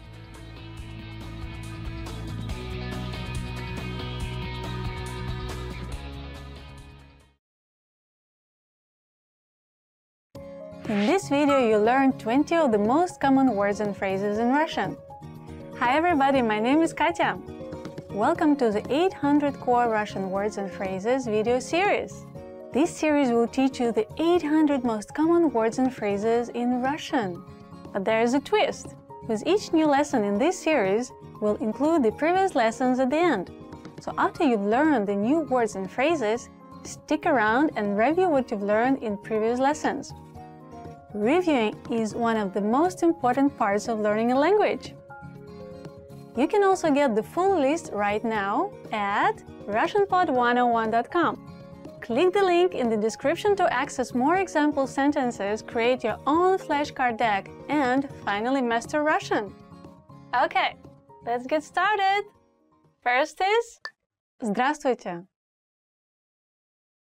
Hello. Здравствуйте. Здравствуйте. Hello. Здравствуйте. Вы Марина? Hello. Are you Marina? Здравствуйте. Вы Марина? Извините. Excuse me. Извините. Извините. Excuse me. Извините, где находится станция метро? Excuse me, where is the metro station? Извините, где находится станция метро? Прости меня. I'm sorry. Прости меня. Прости меня. I'm sorry. Прости меня, пожалуйста. Forgive me, please. Прости меня, пожалуйста. Спокойной ночи. Good night. Спокойной ночи. Спокойной ночи. Good night. Я пойду спать. Спокойной ночи. I'm going to bed. Good night. Я пойду спать. Спокойной ночи. Приятно познакомиться. Nice to meet you. Приятно познакомиться. Приятно познакомиться. Nice to meet you. Приятно познакомиться, сэр. Nice to meet you, sir. Приятно познакомиться, сэр. Как дела? How are you? Как дела? Как дела? How are you? Давно не виделись. Как дела? It's been a long time. How are you? Давно не виделись. Как дела? Да. Yes. Да. Да. Yes. Ты купил хлеб? Да. Отлично. Did you buy bread? Yes. Excellent. Ты купил хлеб? Да. Отлично. Нет. No. Нет. Нет. No. Знак нет. No sign. Знак нет. Спасибо. Thank you. Спасибо. Спасибо. Thank you. Спасибо, но Thank you, but спасибо, но меня зовут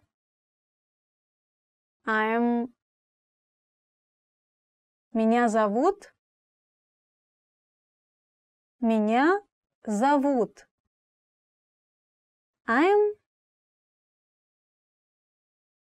зовут Катя. I'm Катя. Меня зовут Катя. До свидания. Goodbye. До свидания. До свидания. Goodbye. Спасибо, до свидания. Thank you, goodbye. Спасибо, до свидания. Плохой. Bad. Плохой. Плохой. Bad. Этот человек плохой. This man is bad. Этот человек плохой. Хороший. Good. Хороший. Хороший. Good. Хорошо для тела. Good for one's body. Хорошо для тела. Симпатичная. Pretty. Симпатичная. Симпатичная. Pretty. Наталья – симпатичная и общительная девушка. Наталья is a pretty and sociable girl. Наталья – симпатичная и общительная девушка. Гадкий. Ugly. Гадкий. Гадкий. Ugly. Гадкий утенок превратился в прекрасного лебедя. The ugly duckling became a beautiful swan. Гадкий утенок превратился в прекрасного лебедя. Легкий. Easy. Легкий. Легкий. Easy. Эта проблема легкая. This problem is easy. Эта проблема легкая. Трудный. Difficult. Трудный. Трудный. Difficult. Трудная работа. Difficult job. Трудная работа. Близкий. Near. Близкий. Близкий. Near. Близко к городу. Near the city. Близко к городу. Далекий. Far. Далекий. Далекий. Far. Далеко от. Far away. Далеко от. Маленький. Small. Маленький. Маленький. Small. Маленький цыпленок. Small chick. Маленький цыпленок. Well done! In this lesson, you expanded your vocabulary and learned 20 new useful words. Click the link in the description and sign up for free at RussianPod101.com to get access to the full list of vocabulary you need for daily live conversations. You'll also get example sentences, custom flashcards decks, and more learning resources. See you next time! Пока-пока! До свидания! Привет всем! Hello everyone! And you're with me, Katyusha, with 15 questions you should know. Let's see what you should know and could be really useful for you when you're in Russia. Вы когда-нибудь были в России? Have you ever been to Russia? Вы когда-нибудь были в России? Have you ever been to Russia? Где вы живете? Where do you live? Где вы живете? Where do you live? Где вы живете? Где? Where? Вы. Do you? Live. Живете. Где вы работаете? Where do you work? Где вы работаете?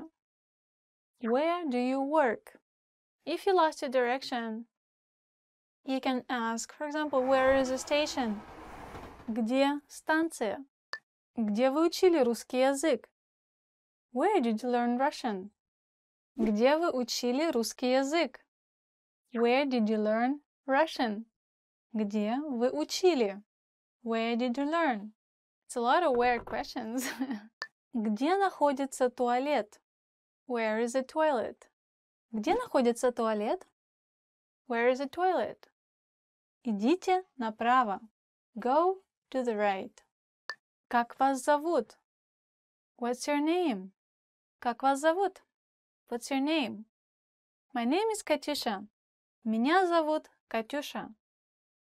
And what's your name? Как дела? How are you? Как дела? How are you? Как дела? Хорошо? И я хороша. Спасибо. Как долго вы учите русский язык? How long have you been studying Russian? I've been studying Russian language for 3 weeks. Я учу русский язык на протяжении 3 недель. How long you been studying Russian with me, huh? Какой у вас номер телефона? What's your phone number? Какой у вас номер телефона? What's your phone number?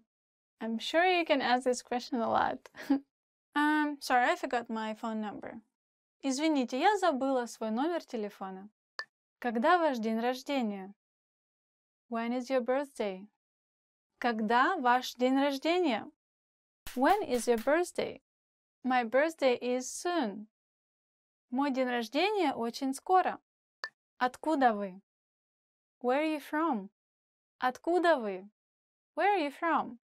Or you can also switch and say, вы откуда? You are from where? Откуда вы? Вы откуда? I'm from Russia. And you? Сколько вам лет? How old are you? I'm gonna be 18 soon. Мне скоро будет 18. Что-что? What? Что вы сказали? What did you say? Что-что? Like what? This you can hear really a lot. Что-что? Что-что? Что вы сказали? What? What did you say? Что это? What is it? Что это?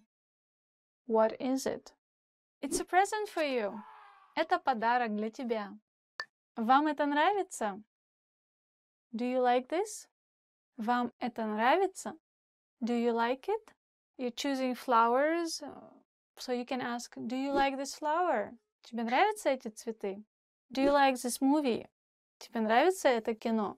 Okay, 15 questions are done, and I hope you can use it next time you're talking to a Russian person or just a Russian tourist you see somewhere in a cafe. Try contacting and try communicating, and don't forget to subscribe, okay? Пока-пока, bye-bye. We did learn Russian language. The word question doesn't really... Next language, next language.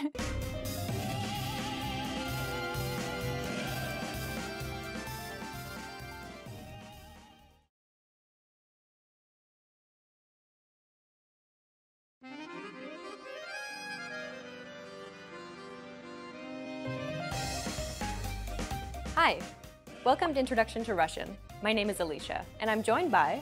Hi everyone, I'm Katya. In this series, you'll learn everything you need to know to get started learning Russian. That's right, and we're here to help guide you through your journey. In this lesson, you'll learn the reasons you should start learning a new language, why you should learn Russian in particular, and how to get started. Let's begin with the most obvious question. Why learn a new language? There are countless reasons, but perhaps the biggest one of all is that it could actually change your life. Learning a new language unlocks new pathways that are off limits to you now. There are certain things that you simply cannot do without having the technical or cultural skills that come from learning a new language. Like working or living in another country. Knowing another language provides you with greater job opportunities. You have the freedom to move to another country halfway around the world and be able to earn a living, or even better yet, build a career from it, instead of just being stuck in one place. Language allows you to visit or live in places that you may never have even considered going simply because that wasn't a possibility for you. Knowing another language simply gives you more options to choose from. And learning a new language also helps you to be more open-minded and see the world from a new perspective. Language and culture go hand in hand. The world is a big place, and by broadening your understanding of other cultures, it allows you to be more empathetic and understanding of the many different ways that people live their lives. With language, you're able to see and experience more, which helps you to grow as a person. Learning a new language also improves your memory. Several studies have consistently shown that those who study another language have improved memory as opposed to those who didn't learn another language. Learning another language also keeps your brain healthy by significantly delaying the onset of Alzheimer's and dementia. This difference can be as much as 4 to 5 more years of quality life. And those are just some of the reasons you should learn another language.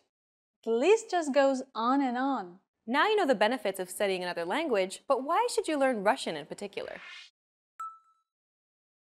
Everybody knows that Russia is the largest country in the world. But did you also know that Russian is one of the most widely spoken languages in the world too?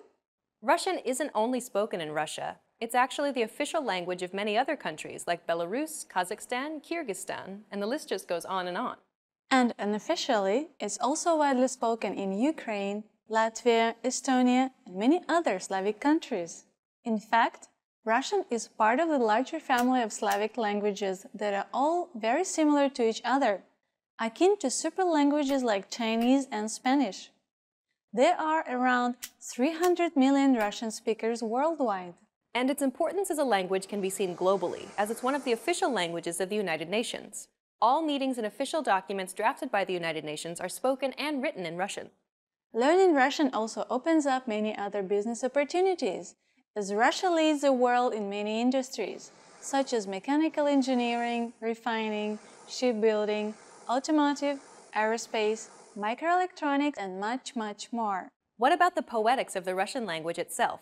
In the words of the 16th century Emperor of Rome, Charles V, I speak to God in Spanish, to friends in French, to my enemies in German, and to women in Italian.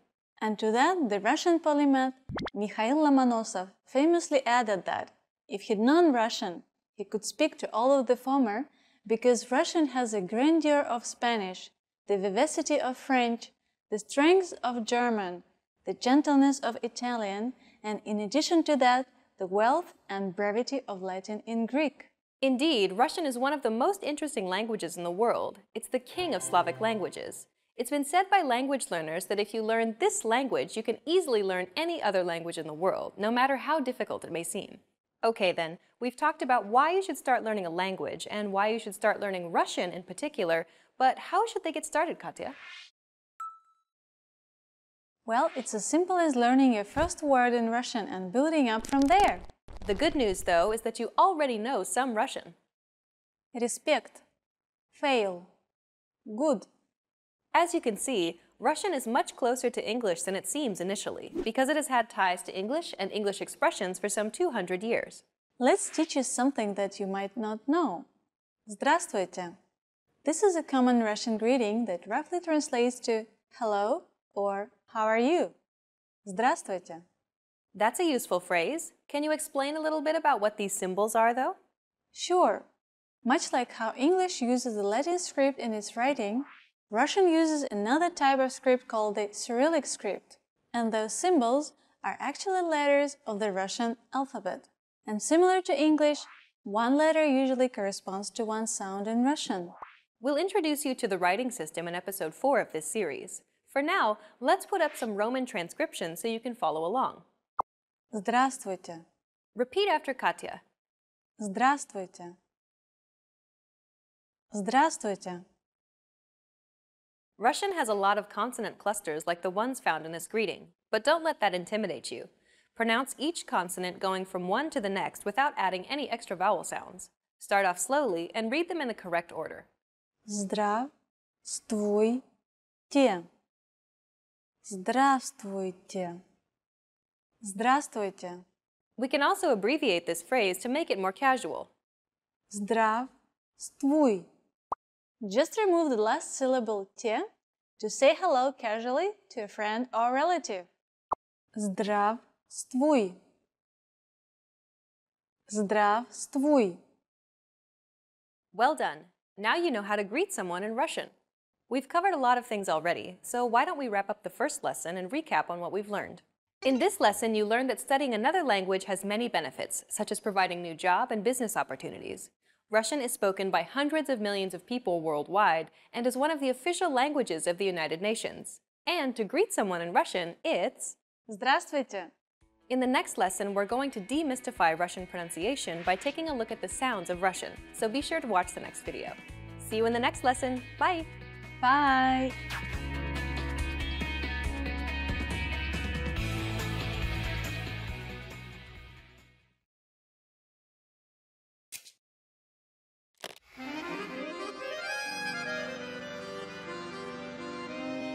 Привет всем! С вами Светлана. Hi everybody, I'm Svetlana. Welcome to RussianPod101.com. Русский язык за 3 минуты. The fastest, easiest, and the most fun way to learn Russian. In the last lesson, we learned how to count in Russian. I hope you spent some time practicing the numbers, because they will come in handy today. Now we are going to learn how to go shopping in Russia. So you see something you like, and you want to ask the shop assistant how much it is. The first thing to say is «Извините». Do you remember the meaning? Right. Excuse me. Извините, сколько это стоит? Извините, сколько это стоит? Let's break it down to work out the meaning of these new words. Сколько means how much or how many. As you can see, it can be used both with countable nouns like people and uncountable nouns like time. The next word is это, which means this or that. And the last one is стоит, cost. If you want to be more specific when asking how much is this and refer to a certain type of object, you just need to drop the word это and place the object after the verb стоит. For example, сколько стоит хлеб? How much is the bread? Or сколько стоит мороженое? How much is the ice cream? But remember that Russian verbs change according to the noun. In this case, we have to be careful about using the nouns in plural and singular forms. For example, if we use the noun candies, which is plural, the verb will change. Извините, сколько стоят конфеты? Excuse me, how much are the candies? Извините, сколько стоят конфеты? As you might already know, the national currency in Russia is rubles, рубль, or рубли in the plural. So now let's hear the shop assistant's answer. He or she could answer by saying хлеб стоит 20 рублей, мороженое стоит 15 рублей, or Конфеты стоят 50 рублей. Here comes our numbers. I'm sure you remember them and can easily understand the answer. Great job! Now it's time for Svetlana's tips. The prices in big shopping malls and department stores are mostly fixed. These shops may have some seasonal discounts or campaigns. But the prices in Russian markets, рынок or bazar, are very flexible. They really depend on your speaking and bargaining skills. People at these places are generally very open and friendly, and usually more than happy to find the most appropriate price to please both sides. He or she might even invite you in to have a drink. But always be aware of pickpockets and thieves. There are a lot of them in Russian markets. Do you know how to use Russian currency? We're going to learn how to do this and much more in the next lesson. I will see you soon in our next русский язык за 3 минуты lesson. Пока-пока!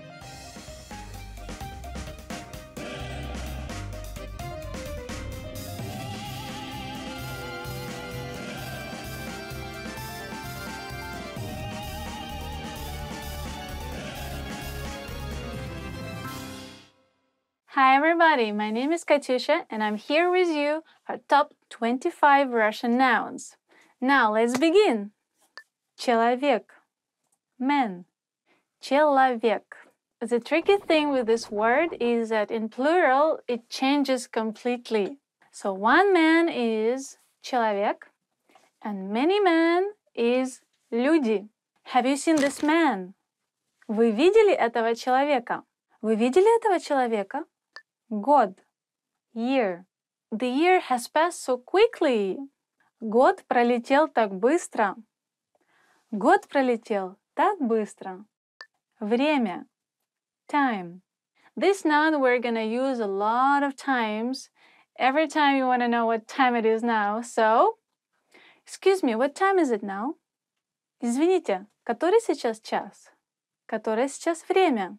Again, when you ask for time, you can use two synonym words, nouns in Russian, which is время, as we just learned, and час, literally means hour. Рука, hand. Рука, hand. One hand, two hands, руки. Give me your hand. Дай мне свою руку. Дай мне свою руку. Имя, name. What's your name? Как тебя зовут? Как тебя зовут? How people call you literally, which means by name. I hope it's not confusing for you. Раз, time, when counted.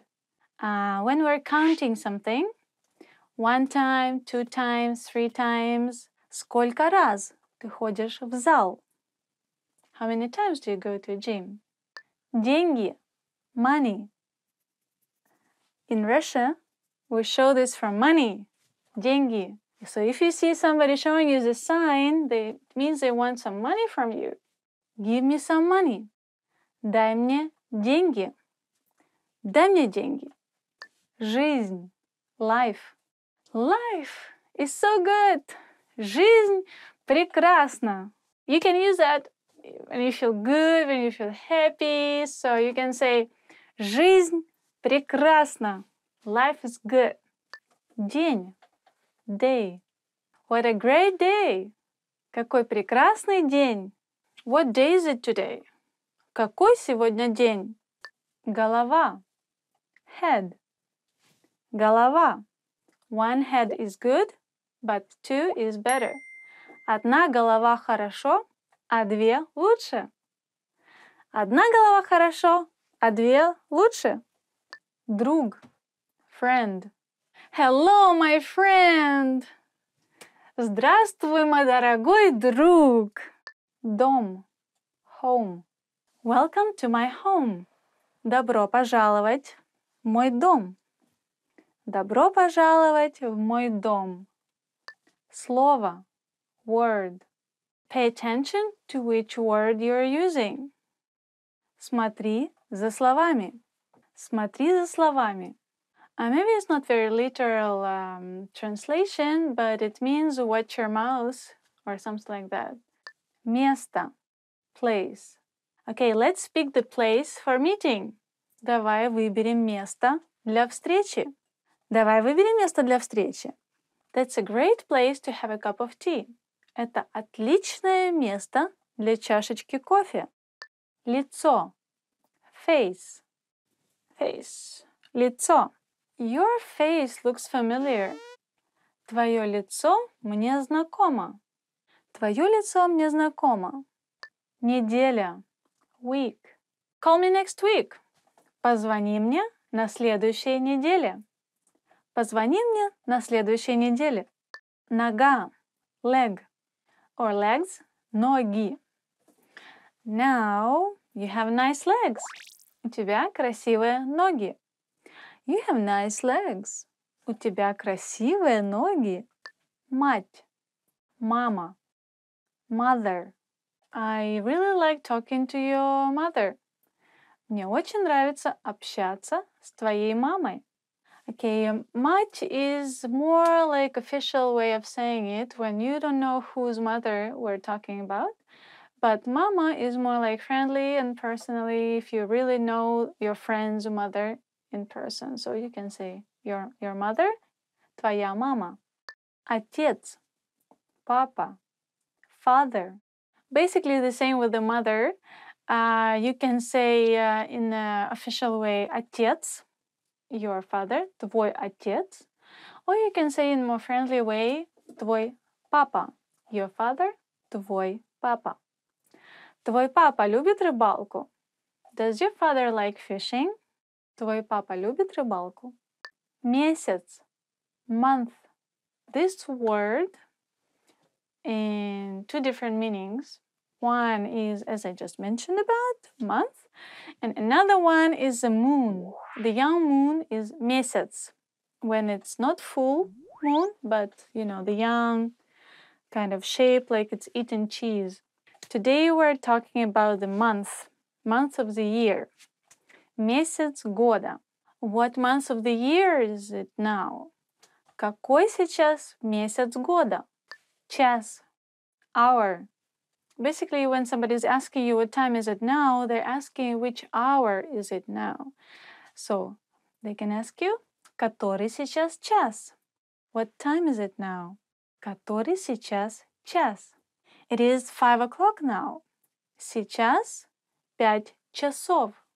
In plural, it's changing a little bit, so it becomes часы. And again, it could be tricky because часы, the word, the noun часы, could be used for watch. Сестра, sister, сестра. Have you met his sister? She is very nice. Ты знаком с его сестрой? Она очень приятная девушка. Брат, brother. Please come, I will introduce you to my brother. Приходи, я познакомлю тебя со своим братом. Вода, water. I'm so thirsty, please give me some water. Я умираю от жажды, дай мне воды. Сумка, bag. Please take care of your bag. Пожалуйста, смотри за своей сумкой. So thank you guys for staying with us, and it was Top 25 Russian Nouns with me, Katusha, and I'll see you again for next time. Don't forget to subscribe. See you. Пока-пока. Вы когда-нибудь пробовали? Young month.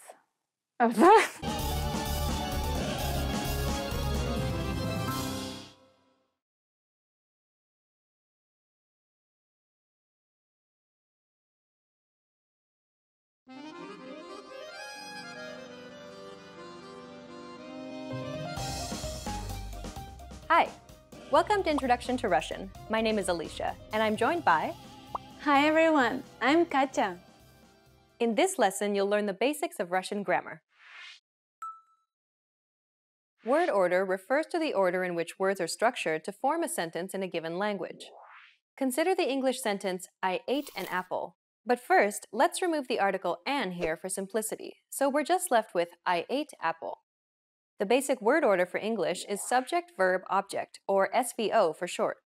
If we break down the English sentence, I ate apple, we can see that the subject I is presented first, followed by the verb ate, and then finally the object apple is positioned last.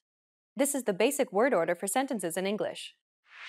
Russian uses the same word order as English. SVO. Парень купил собаку. Парень. The subject, a guy, goes first. Купил, the verb bought, goes second.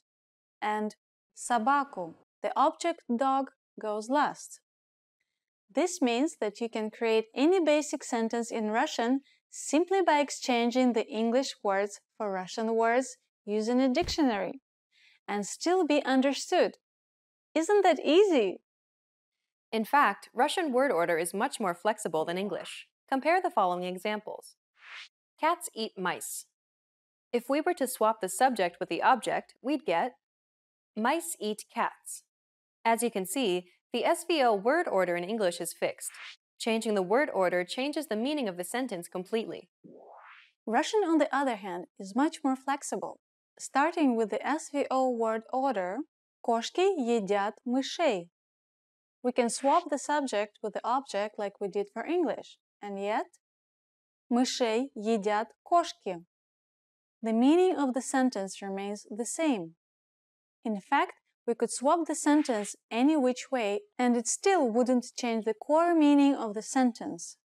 Unlike English, Russian doesn't rely on the word order of the sentence to signify if a word is the subject or an object, because it uses special word endings that act as markers to indicate the role of the word in the sentence. In this example, we use the word ending "ей" in мышей to indicate that mice is the object of the sentence. And so we can move it around anywhere in the sentence and it still be the object.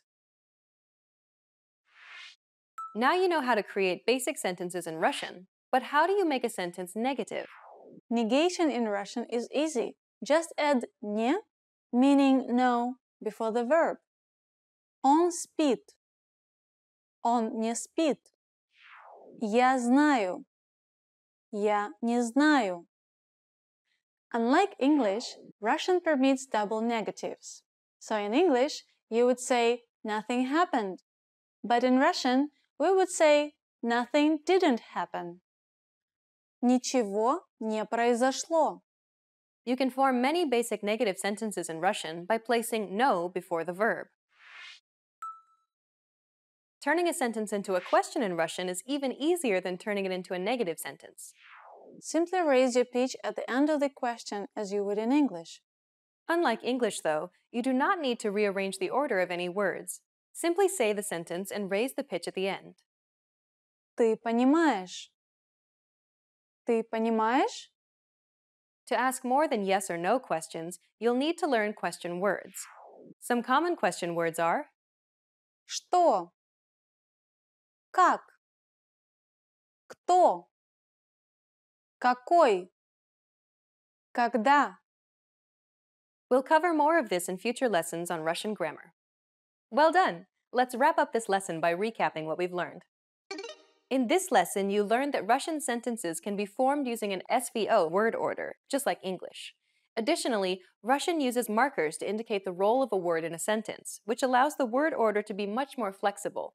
You make a negative sentence by adding no before the verb. And to create basic questions in Russian, simply add a question mark and raise your pitch at the end of a sentence. We've covered only the absolute basics of Russian grammar. If you're interested in learning more, check out our Russian in 3 Minutes video series. In that course, we teach you useful phrases while covering the fundamentals of Russian grammar, and each lesson is only 3 minutes long. In the next lesson, we'll introduce you to the basics of Russian writing. See you in the next lesson. Bye! Bye!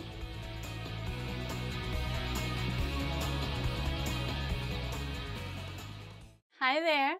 Привет всем! My name is Katyusha and I'm here for you with 15 favorite words chosen by you, our fans. Thank you so much. So let's begin and have a look what kind of words you've chosen. Now, ta-da! Дорогая, darling. As the word darling, you can say when you are referring to someone as your girlfriend or your dearest friend who is female, your mother, your sister. One is for your girlfriend and one is just for dearest woman in your life. It doesn't mean you are dating your mother, which is awkward. I mean, darling, could you pass me the bread? So, дорогая, подай, пожалуйста, хлеб. Есть. To eat. Что у вас есть поесть? What do you have to eat? So in Russian language it could be confusing because есть, to have something, and есть, to eat something, has a similar pronunciation, so be careful. I guess our fans are worried about eating. It's very important in Russia, yes, so. Жили-были. Once upon a time. So, well, it's used only in fairy tales.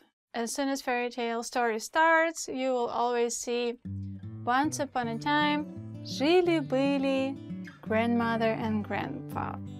And they had a cute baby, whatever. Здравствуйте.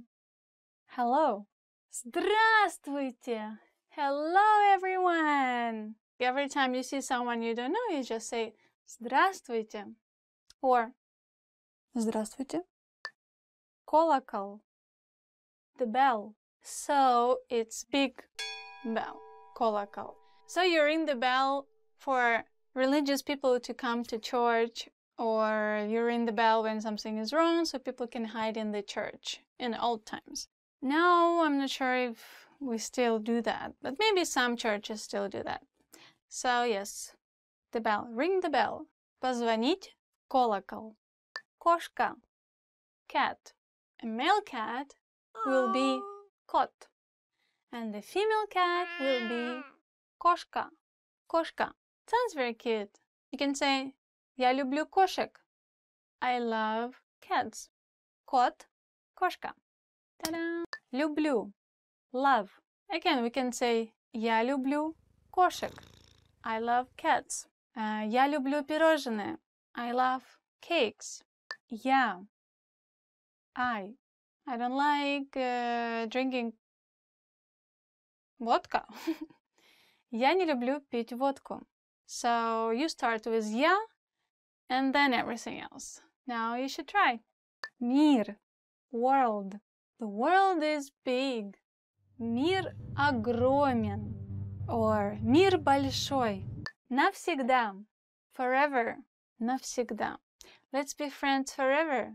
Давай будем друзьями навсегда.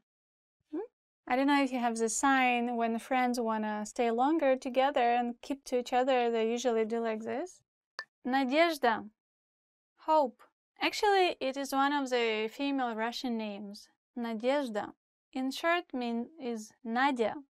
And if we talk about the word, then it means hope. For example, you can say Надежда умирает последней. Hope never dies. Or in Russian we say hope is the last thing to die. So which means there is always hope, right? Прикольно. Awesome. Прикольно. Прикольно. If you got promoted, I can say прикольно. I think it's mostly used between like maybe younger generation. The older generation doesn't really use it much because it's like a slang. It's not really a dictionary word, so. But if you use it, people will know what you mean. They will think, wow, this foreigner knows this word, it's cool. Прикольно. СССР. Союз Советских Социалистических Республик. USSR. The Union of Soviet Socialist Republics. SSSR. Try that. SSSR. SSSR. Okay, that's too fast. Sorry, guys. Союз Советских Социалистических Республик. We don't use it anymore. Only like you can hear from fathers or mothers still discussing the past. For example, you can say, "Oh, I've heard about USSR before." Да, я слышала о Союзе Советских Социалистических Республик. Хорошо. Good. Хорошо, что ты знаешь о Союзе Советских Социалистических Республик. It's good you know about USSR. Cool. Прикольно. Хорошо. Let's move to another word. Okay? Это вам не хухры-мухры. It's a big deal. Это вам не хухры-мухры. And I don't hear it much recently, but it will be really funny if a Russian person will hear it from a foreigner. It will make them laugh, I think. Really, it's very cute.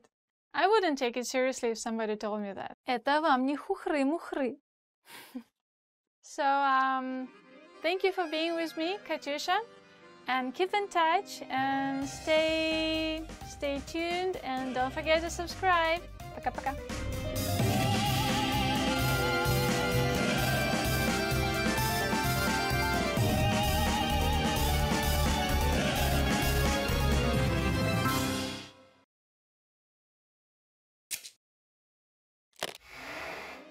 Hi everyone! Welcome to the Ultimate Russian Pronunciation Guide.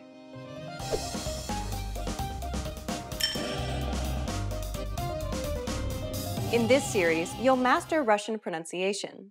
Proper pronunciation is essential in Russian, and in this series, you'll learn it in a fast, comprehensive, and easy way. In this first lesson, you'll learn about the building blocks of the Russian pronunciation system that will help you in future lessons. The Russian alphabetical writing system is derived from the Cyrillic script, which is one of the most commonly used writing systems in the world. The Russian alphabet is made up of 33 letters, consisting of 21 consonants, 10 vowels, and 2 extra letters which act as modifiers. But be careful not to fall into a very common trap. As you're learning to speak correctly, you shouldn't concern yourself with all the letters. That's right, forget them. You care about the sounds of Russian, and here they are. There are 37 consonant sounds and 13 vowel sounds. Each symbol that you see here represents a single sound determined by the IPA, which is a standardized way to represent sounds without the baggage that's usually involved with traditional letters. By using all of these sounds, you can form every single word in Russian. Have you noticed how most consonant sounds in Russian exist in pairs? K, ki, m, mi. In each pair, there is the original pronunciation of the consonant sound, k, and that same sound, but with an added y sound, ki.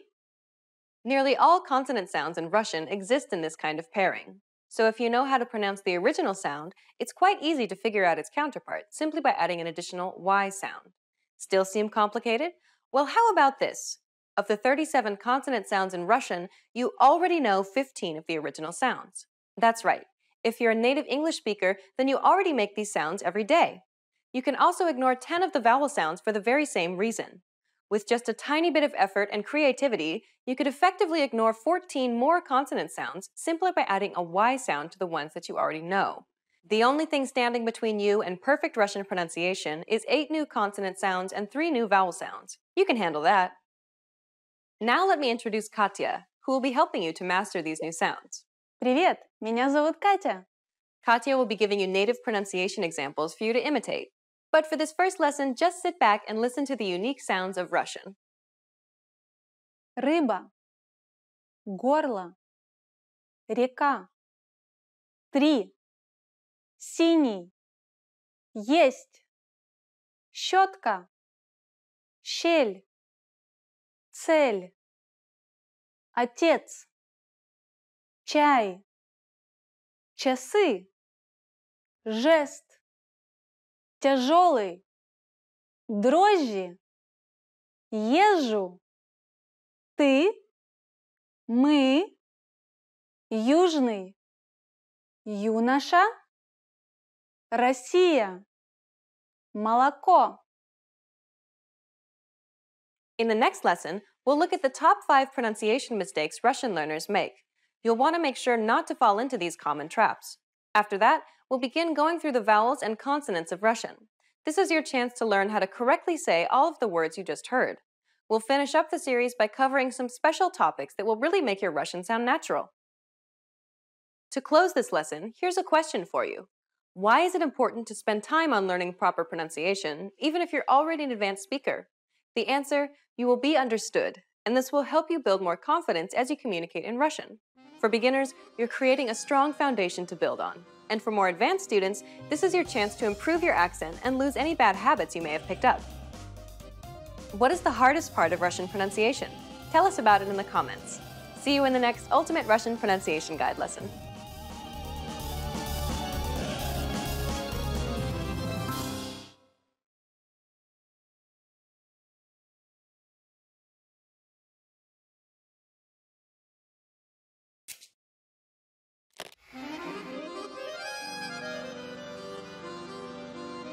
Привет всем! С вами Светлана. Hi everybody, I'm Svetlana. Welcome to RussianPod101.com's Русский язык за 3 минуты. The fastest, easiest, and the most fun way to learn Russian. In the last lesson, we learned the numbers from 1 to 10. Do you remember them? I'll remind you. 1, 2, 3, 4, 5, 6, 7, 8, 9, 10. And now let's continue from 11. 11. 11. 12. 12. 13. 13. 14. 14.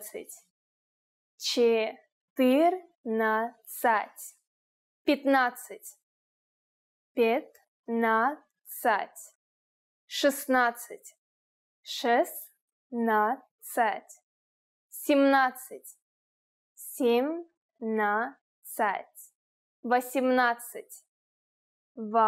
17. 18. 18. 19. 19. And finally we have 20. 20. Okay, now repeat after me. I'll say the numbers and give you time to repeat each one. 11. 12. 13.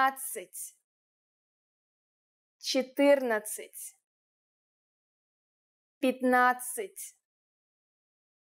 16. 17.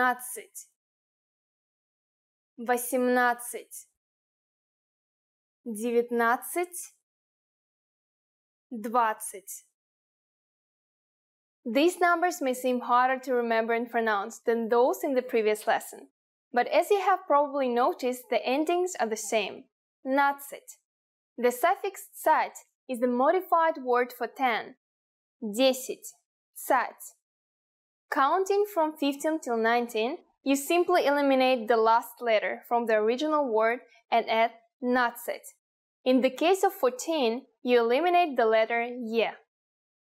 Let's not stop at 20. Let's learn how to count up to 100. First, I'll give you the tens. 30. 30. 40. 40. 50. 50. 60.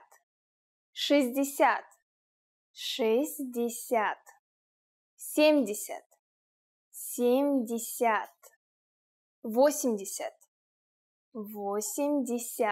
80. 90. 90. 100.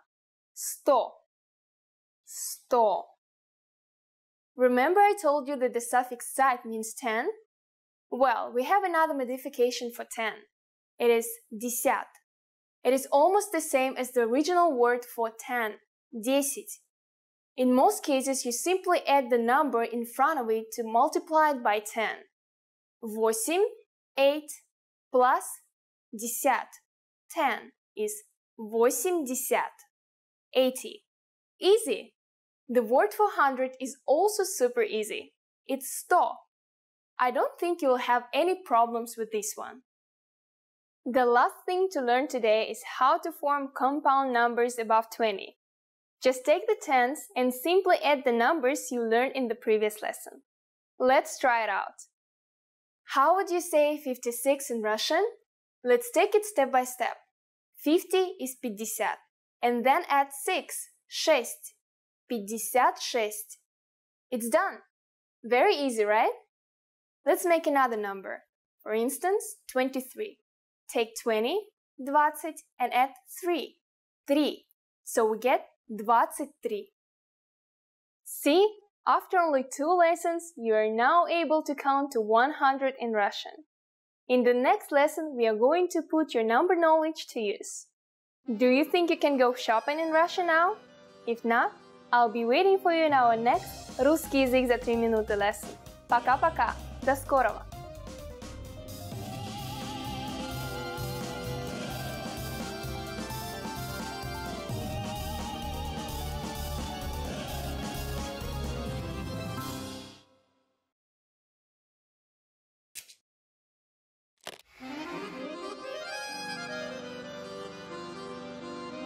Привет всем! С вами Светлана.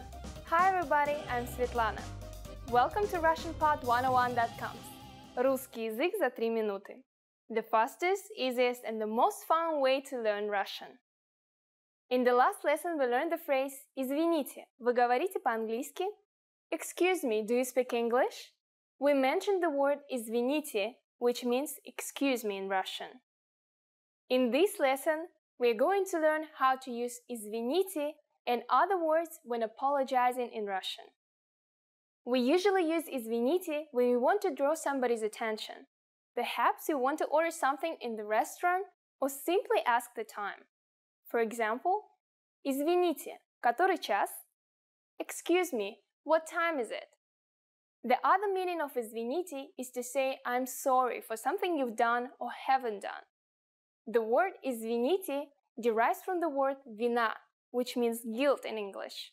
You use it when you feel guilty for bothering somebody or causing some problem. The word «извините» is used in its formal polite form. The informal version for it is «извини». It can also be used in two ways as mentioned, but is mostly used in the sense of regret and apology. «Извини» refers to the informal pronoun you in its singular form. In other words, you would use it when speaking to a person you would address with the pronoun ты. Another informal word for an apology is «прости», which has almost the same meaning as «извини», but with a slightly higher level of regret. It derives from the verb «прощать», which means forgive. So literally this word is translated as «forgive me». So the formal way to say «forgive me» in Russian would be «простите» or «прошу прощения». The meaning of both phrases is almost the same. «Простите» is an imperative verb which literally means «forgive me». «Прошу прощения» means I am asking you to forgive me. This phrase is a bit more polite than «простите». As you might have guessed, the word «прошу» means I ask. You can add the word «пожалуйста», please, to your apology to make it even more polite and sincere. «Простите, пожалуйста», «извините, пожалуйста», «excuse me, please». Okay, great! Now it's time for Svetlana's tips. If you accidentally bump somebody, any of the phrases mentioned in this lesson would be fine for an apology. Just don't say nothing or ignore the other person, because you might get a very angry reaction and be yelled at in front of everybody. Russians can be very short-tempered and emotional, but will not usually harbor resentment if you admit your mistake. It is always easier to say a simple word of apology straight away rather than try to cool an angry Russian down. Okay, that's it for this lesson. Can you count in Russian? In the next lesson, we'll learn the numbers from 1 to 10. I'll be waiting for you in our next «Русский язык за 3 минуты» lesson. Пока-пока!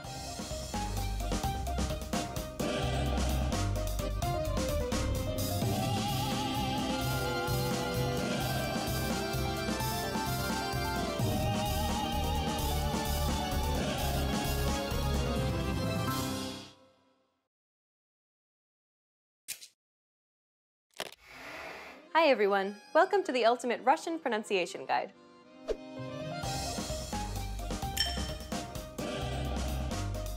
In this lesson, you'll learn the top 5 Russian pronunciation mistakes to avoid.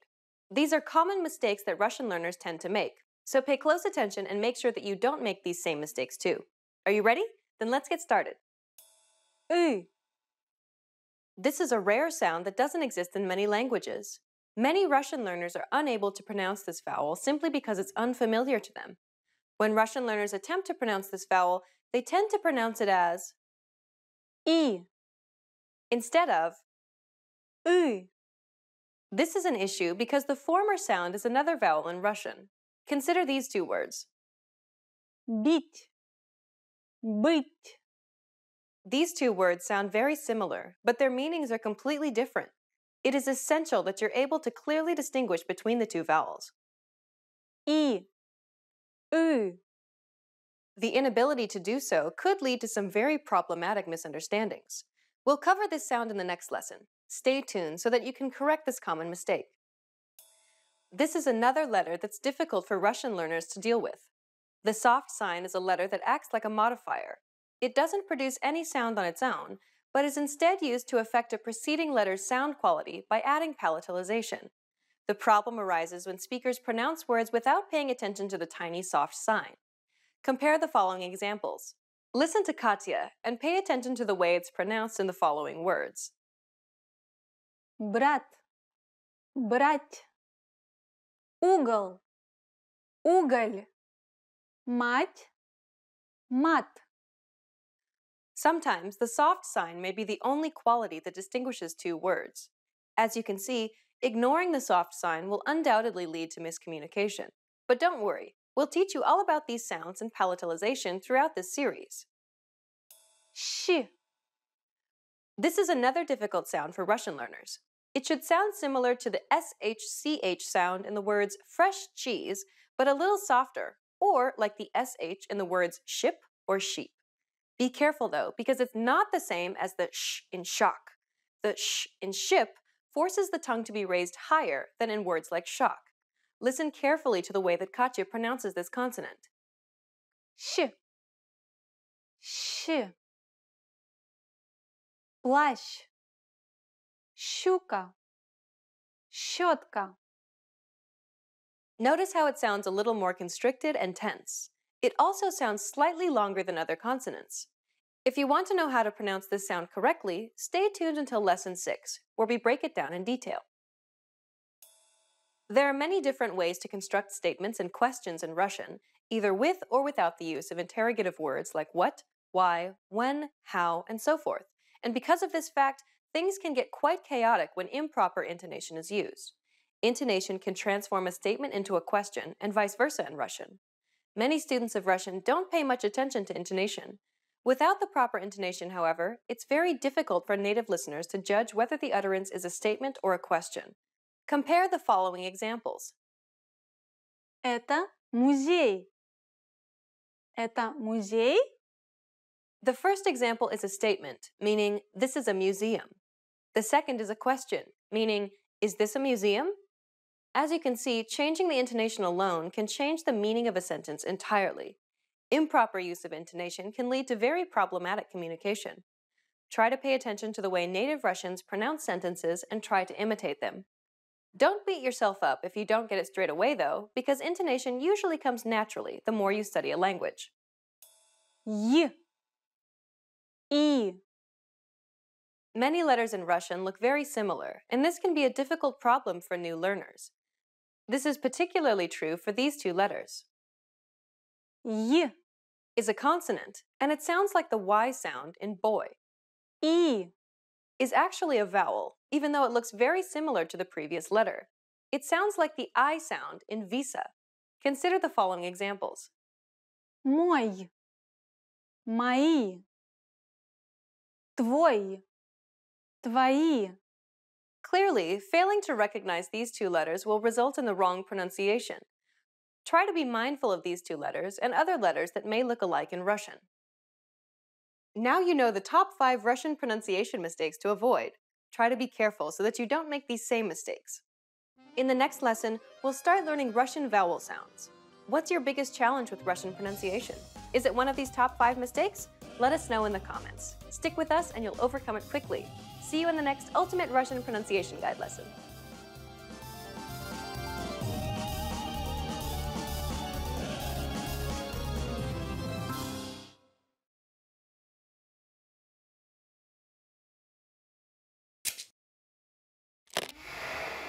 Hi everyone, I'm Gabriella.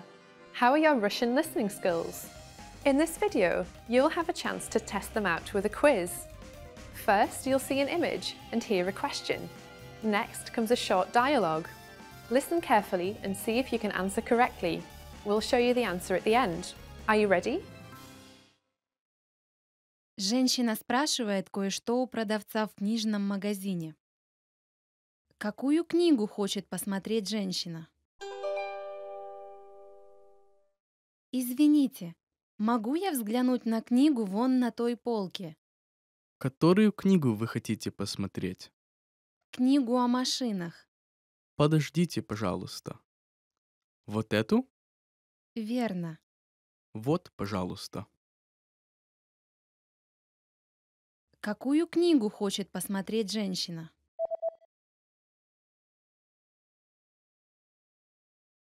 Женщина спрашивает кое-что у продавца в книжном магазине. Какую книгу хочет посмотреть женщина? Извините, могу я взглянуть на книгу вон на той полке? Которую книгу вы хотите посмотреть? Книгу о машинах. Подождите, пожалуйста. Вот эту? Верно. Вот, пожалуйста. Did you get it right? I hope you learned something from this quiz. Let us know if you have any questions. See you next time.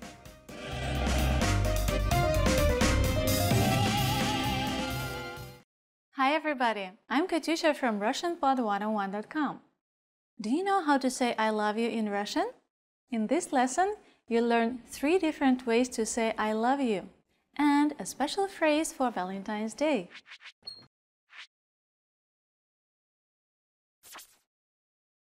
Let's start with the most common phrase. Я люблю тебя. Я люблю тебя. I love you. This phrase is direct. You should use it only when you're confessing your love. If you want to be less direct, you can use this phrase. Ты так много значишь для меня. Ты так много значишь для меня. It means you mean so much to me. Now, if you want to be more romantic in expressing your love for someone, you can say this phrase. Слова не могут описать мою любовь к тебе.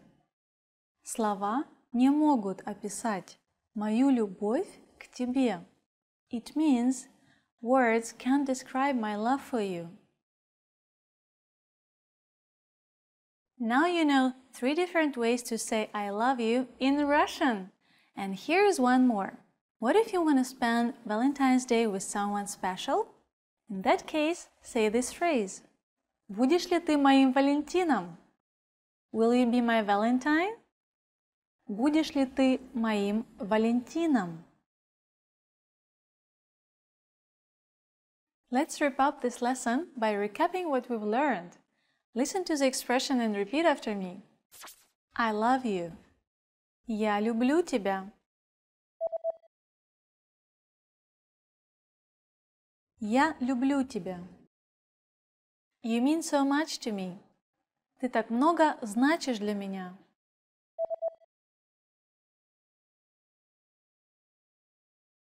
Ты так много значишь для меня. Words can't describe my love for you. Слова не могут описать мою любовь к тебе.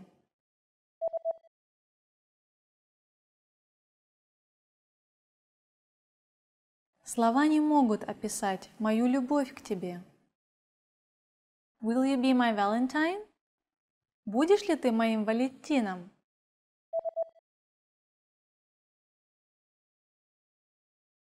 Будешь ли ты моим Валентином? Well done! Did you know that on Valentine's Day, it's common to give your love valentines, or in Russian, valentinki? These are small, heart-shaped cards that are typically red or pink. Traditionally, valentines are unsigned because it's thought that the heart will point out the sender of the love note. People in love also give each other various small gifts, chocolates, a stuffed toy, or even jewelry.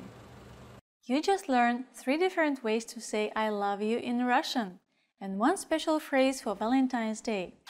And if you're interested in learning more, don't forget to download your free Romance and Love cheat sheet, which includes romance words, compliments, and pickup lines. Check out the description below and go to RussianPod101.com now. I'll see you next time! Увидимся в следующем уроке!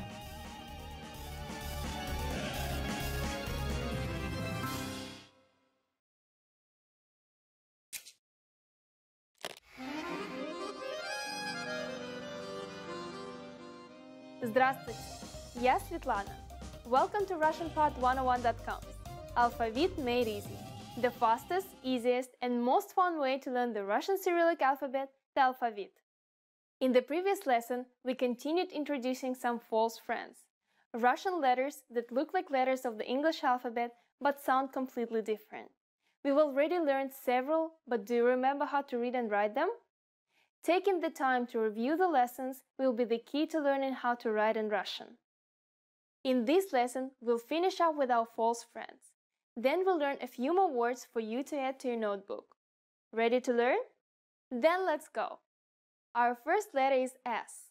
It looks identical to the English upper and lowercase c, right? Of course, the Russian S does not sound like the English C, although I guess sometimes it does.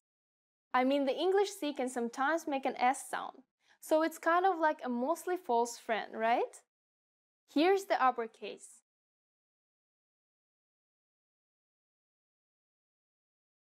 And the lowercase.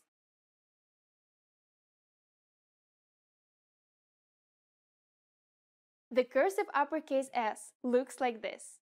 It's similar to the English cursive C, but thankfully it's a bit simpler than most Russian letters.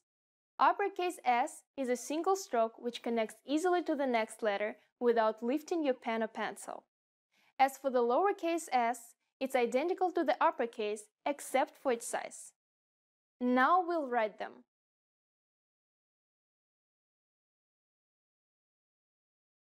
And the lowercase.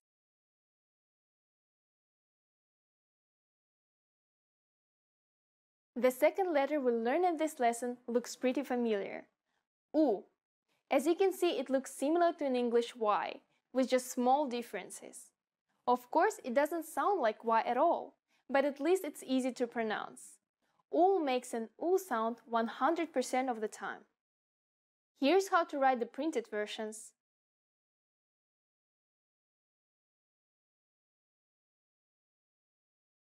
And the lowercase.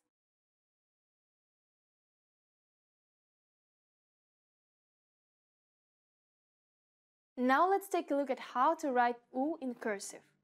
The uppercase version looks like this. As you can see, the cursive version of U looks similar to the English Y. It's written in a single stroke and connects easily to the next letter. While the uppercase version does not dip below the line, the lowercase version does. Now it's time to write it.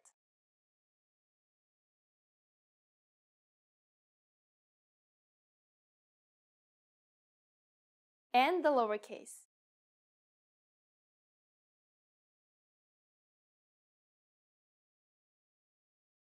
Let's learn one more letter. The third letter we learn in this lesson should look pretty familiar too. Ha.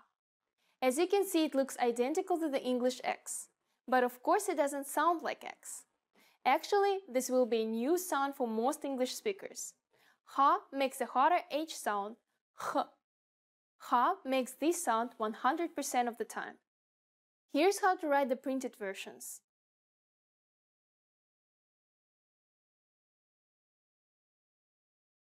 And the lowercase.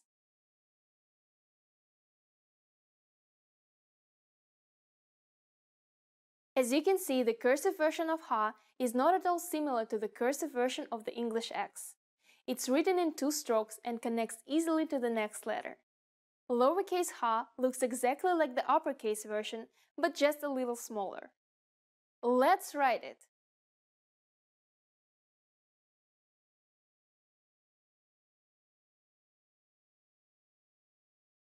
And the lowercase.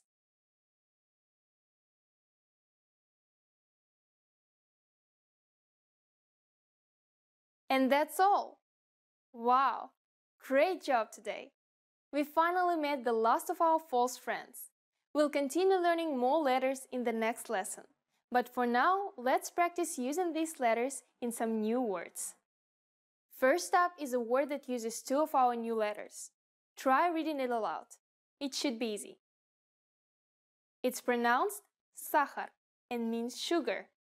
Russians love tea with sugar, so you'll see this word a lot. Now let's try writing it. We'll use lowercase letters. Сахар.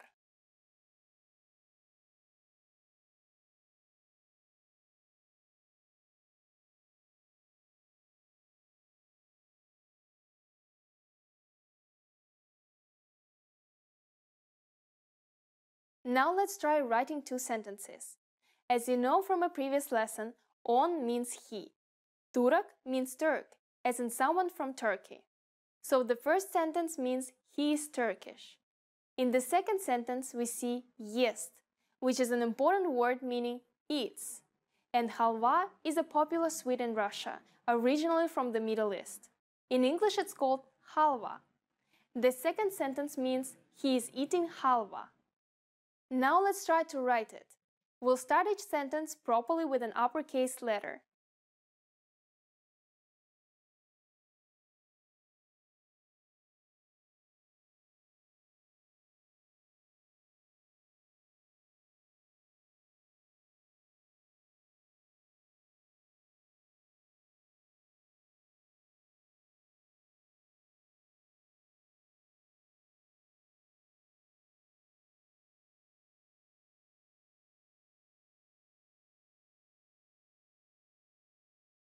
Он турок.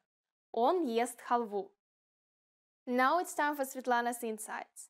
You probably realized this, but the order we're learning the alphabet is not actually the correct order.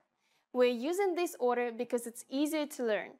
But just be aware that it's not the way Russian children learn it, or how a Russian would recite the alphabet.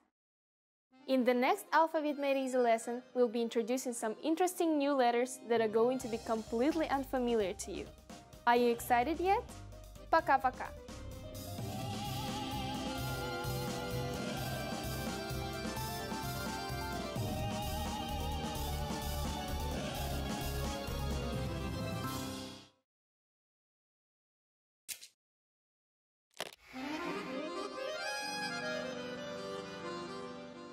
Здравствуйте!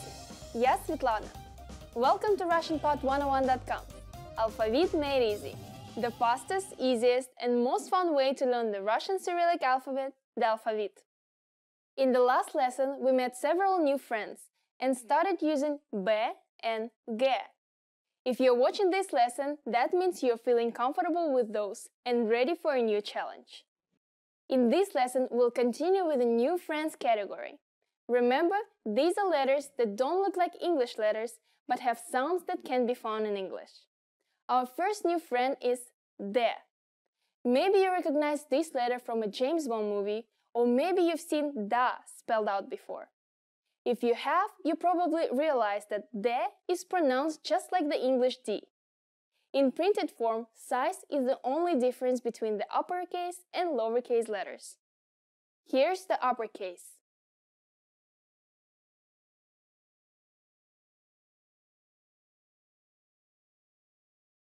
And the lowercase.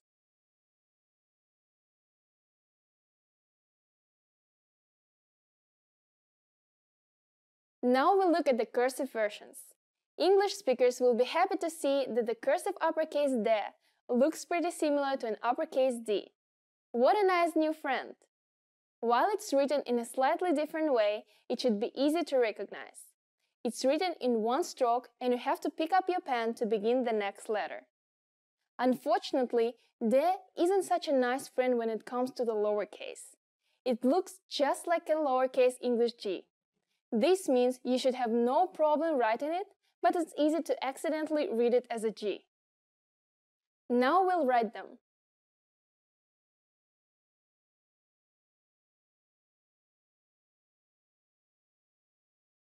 And the lowercase.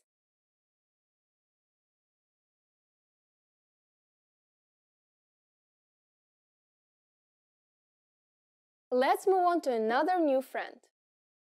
The second letter we'll learn in this lesson looks like the number 3. Z. While it may look strange, Z has a pretty familiar sound. Z always makes a Z sound, and despite how it looks, it sounds exactly like the English Z. Here's how to write the printed versions.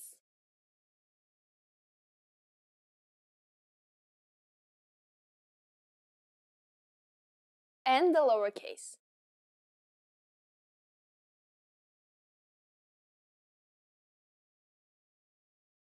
Now let's take a look at how to write Z by hand. Uppercase Z is pretty similar to the printed version. It's one stroke, but we have to pick up our pen before moving on to the next letter. The lowercase is where it gets interesting. Remember learning cursive in elementary school? If you remember how to write the lowercase z, then you'll be happy to see the cursive z is strikingly similar.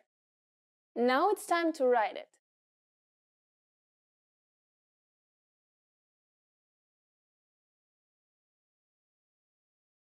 And the lowercase.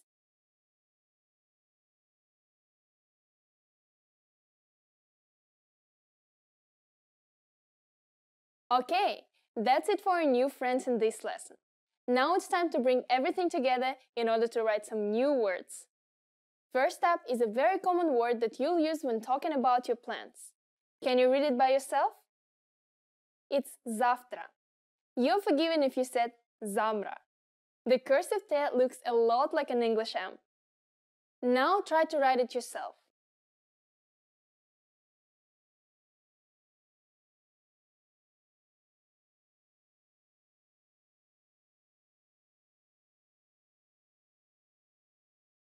Завтра. The next word is a fun one. Let's see if you can read it. Did you read it as Дед Мороз? It can be tricky to know when O is O and when it's A, but we'll talk more about that in a later lesson. Дед Мороз is the Russian Santa Claus. So let's try writing it. Both Дед and Мороз should start with uppercase letters.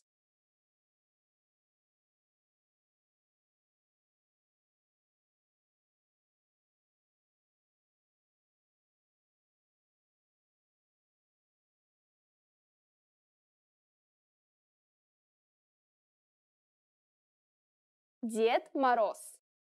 Remember that after the uppercase D, you have to pick up your pen to start the next letter. M, on the other hand, connects easily to the next letter. Nice job! Now it's time for Svetlana's insights. You may have noticed that some uppercase letters like D don't seem to be connecting very well. This happens with many uppercase letters in Russian. In these situations, you have the choice of either letting the letter stand alone and starting from the next lowercase letter, or adding a little connecting tail to the uppercase letter. However, when writing, most people don't connect D, V, and other difficult to connect uppercase letters. That's it for this lesson. Next time we'll continue to introduce more new friends. See you in the next Alphabet Made Easy lesson. Пока-пока!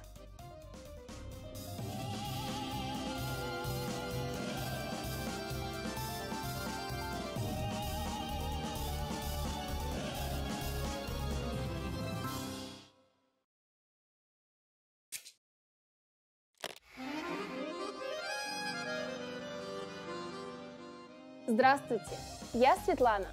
Welcome to RussianPod101.com's Alphabet Made Easy, the fastest, easiest, and most fun way to learn the Russian Cyrillic alphabet, the alphabet. In the last lesson, we met the last of our false friends, the Russian letters that look like letters of the English alphabet but sound different. I hope you remember how to read and write them all. If you've been practicing, I'm sure you're doing a great job. In this lesson, we'll learn a new category of Russian letters. New friends. New friends are letters that don't look like English letters but have sounds that can be found in English. That means that they should all be very easy to pronounce. Ready to learn? Then let's go. Our first new friend is B. This is the first truly new-looking letter for English speakers. Although it looks new, it should sound quite familiar. B is pronounced just like the English B. As you can see though, the upper and lowercase look very different. Here's the uppercase.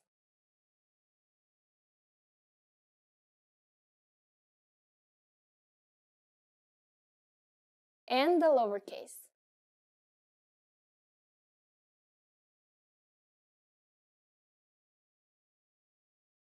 The cursive uppercase B looks like this. It has two strokes and continues to the next letter after the lower stroke. The lowercase is quite different from the uppercase, and you have to lift your pen at the end. This makes lowercase b the only letter which does not connect smoothly to the following letter. Now we'll write them.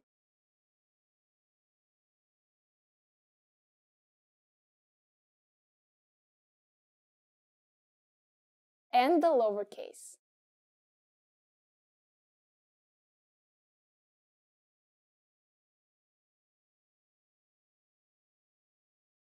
Let's move on to another new friend.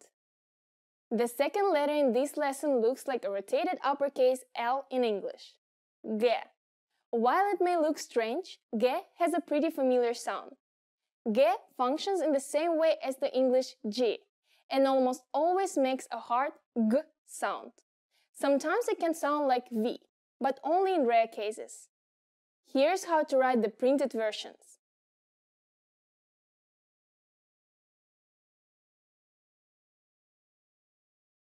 And the lowercase.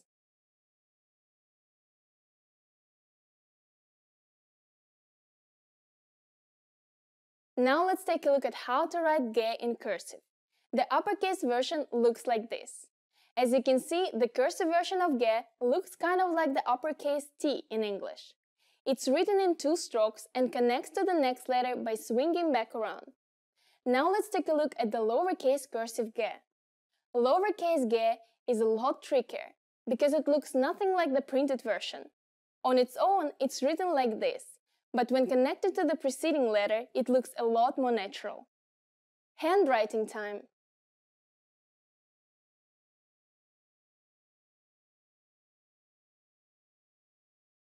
And the lowercase.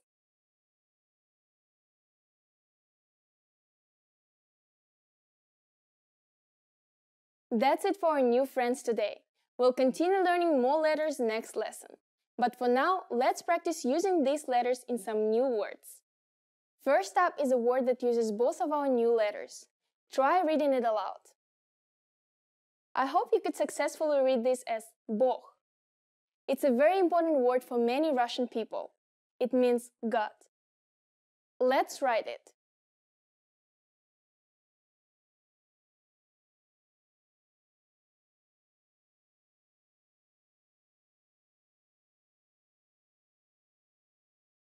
Bog. Next is a somewhat funny phrase with 2 grammatically correct sentences. We already know some of these words. Hopefully remember that on and jest mean he and its. Begemoth is similar to the English word behemoth, but in Russian it also means hippopotamus. Travu means grass. So these sentences can be translated as it's a hippopotamus, it's eating grass. Now that we understand it, let's try writing it by hand.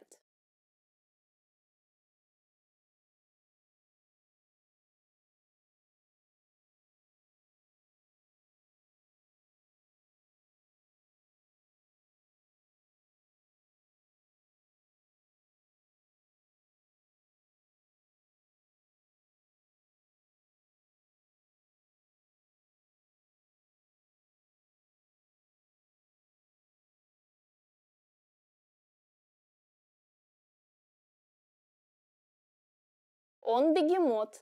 Он ест траву. Let's start with an uppercase O.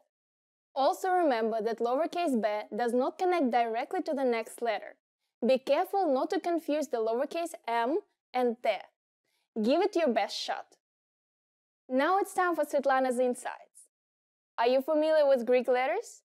Maybe you remember them from high school or college.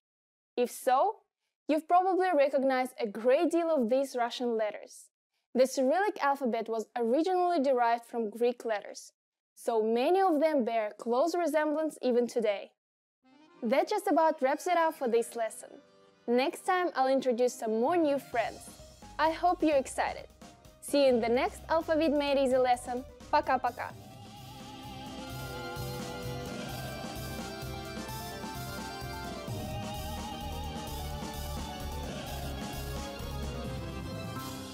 Hello, привет!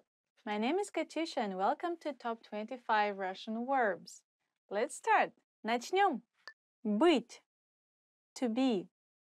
To be or not to be.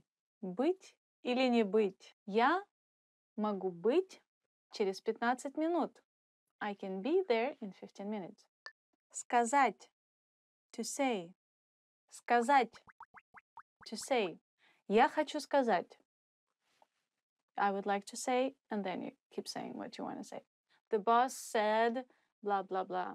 Начальник сказал, and then you keep going what exactly he says. Мочь. Be able to. Мочь.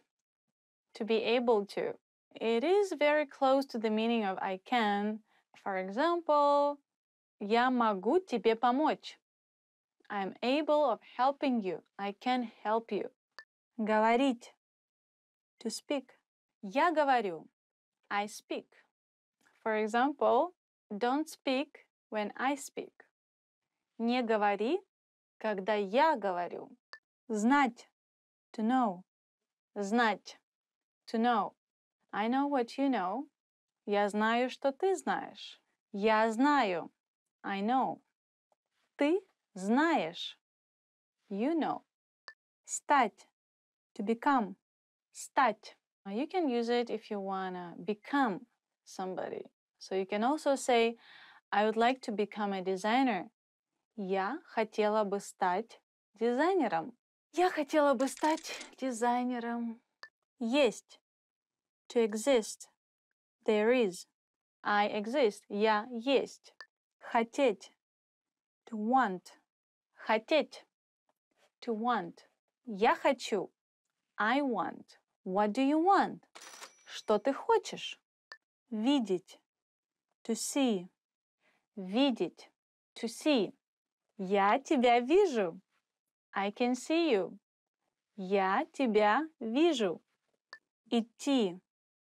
To go. Идти. To go. For example, when you want to say let's go, it changes to пошли. Пошли. But if you just use идти, we can go to zoo. Мы можем пойти в зоопарк. I don't want to go anywhere. Я никуда не хочу идти. Я никуда не хочу идти. Стоять. To stand. Стоять. I had to stand in a train for 2 hours. Мне пришлось стоять в поезде 2 часа. Думать. To think. Думать. Think. I think that... Бла-бла-бла-бла. Я думаю, что... Бла-бла-бла-бла. You use it when you want to say something. Your own opinion about something. Я не думаю, что это хорошая идея. I don't think it's a good idea. Спросить. To ask. Спросить. Ask. For example, if you lost your way in a city, so you want to ask someone how to get to the next bus station, you can stop a person and just say, могу я спросить? Can I ask you? Могу я спросить? Sorry, can I ask you? And then you can ask how to get somewhere. Жить. To live. Жить. To live. When you introduce yourself and you want to say where you live, exactly which city, which town, which country, or like which district. So, я живу в Москве. I live in Moscow. Смотреть. To watch. To look. Смотреть. I look at you. Я смотрю на тебя. Your mom can see that you have dirty jeans or something. She could say, посмотри на себя. Look at yourself. Look at you. With the face like that. I watch a lot of movies. Я смотрю много фильмов. Сидеть. To sit. Сидеть. Sit. I don't like to sit. Я не люблю сидеть. For example, if you say, I don't like to sit on one spot, literally it means я не люблю сидеть на одном месте. Which means you like to move a lot and like to do different things and have a lot of things to do. Кушать. To eat. What do you like to eat? Что ты любишь кушать? Что ты любишь кушать? Иметь. To have. Иметь. To have. Я имею 3 собаки. I have 3 dogs. Делать. To do. I can do this. Я могу это сделать. Я могу, which means I can do. For example, you're doing your homework, so you can say я делаю домашнее задание. Literally, I'm doing my homework right now. What are you doing today? Что ты сегодня делаешь? Взять. To take. Взять. To take. Я могу тебя взять с собой. I can take you with me. Понимать, to understand. Понимать, to understand. So you're like complaining about life, and it's like, and then your friend goes like, я понимаю. Я тебя так понимаю. I understand you so much. I understand what you mean. I can feel what you're saying. Казаться, to appear, to seem. It seems it's gonna rain tomorrow. Кажется, завтра будет дождь. It's close to I think, but you're not sure. It's not your real opinion about something, it's just you're guessing. Давать, to give. You can say, give me please. Дай мне, пожалуйста. Дай мне, пожалуйста. Or you can say, давайте. It's a bit different meaning, means let's do something. Давайте. Давайте пойдем гулять. Let's go for a walk. I'd like to give you a piece of advice. Я хочу дать тебе совет. Ходить. To walk. To go. Ходить. To walk, to go. So it's similar to идти, which means go somewhere, like visiting some classes. For example, you can say, I want to go to ballet classes. Я хочу ходить на занятия балета. Я хочу ходить на занятия балета. I like walking. Я люблю ходить. Спать. To sleep.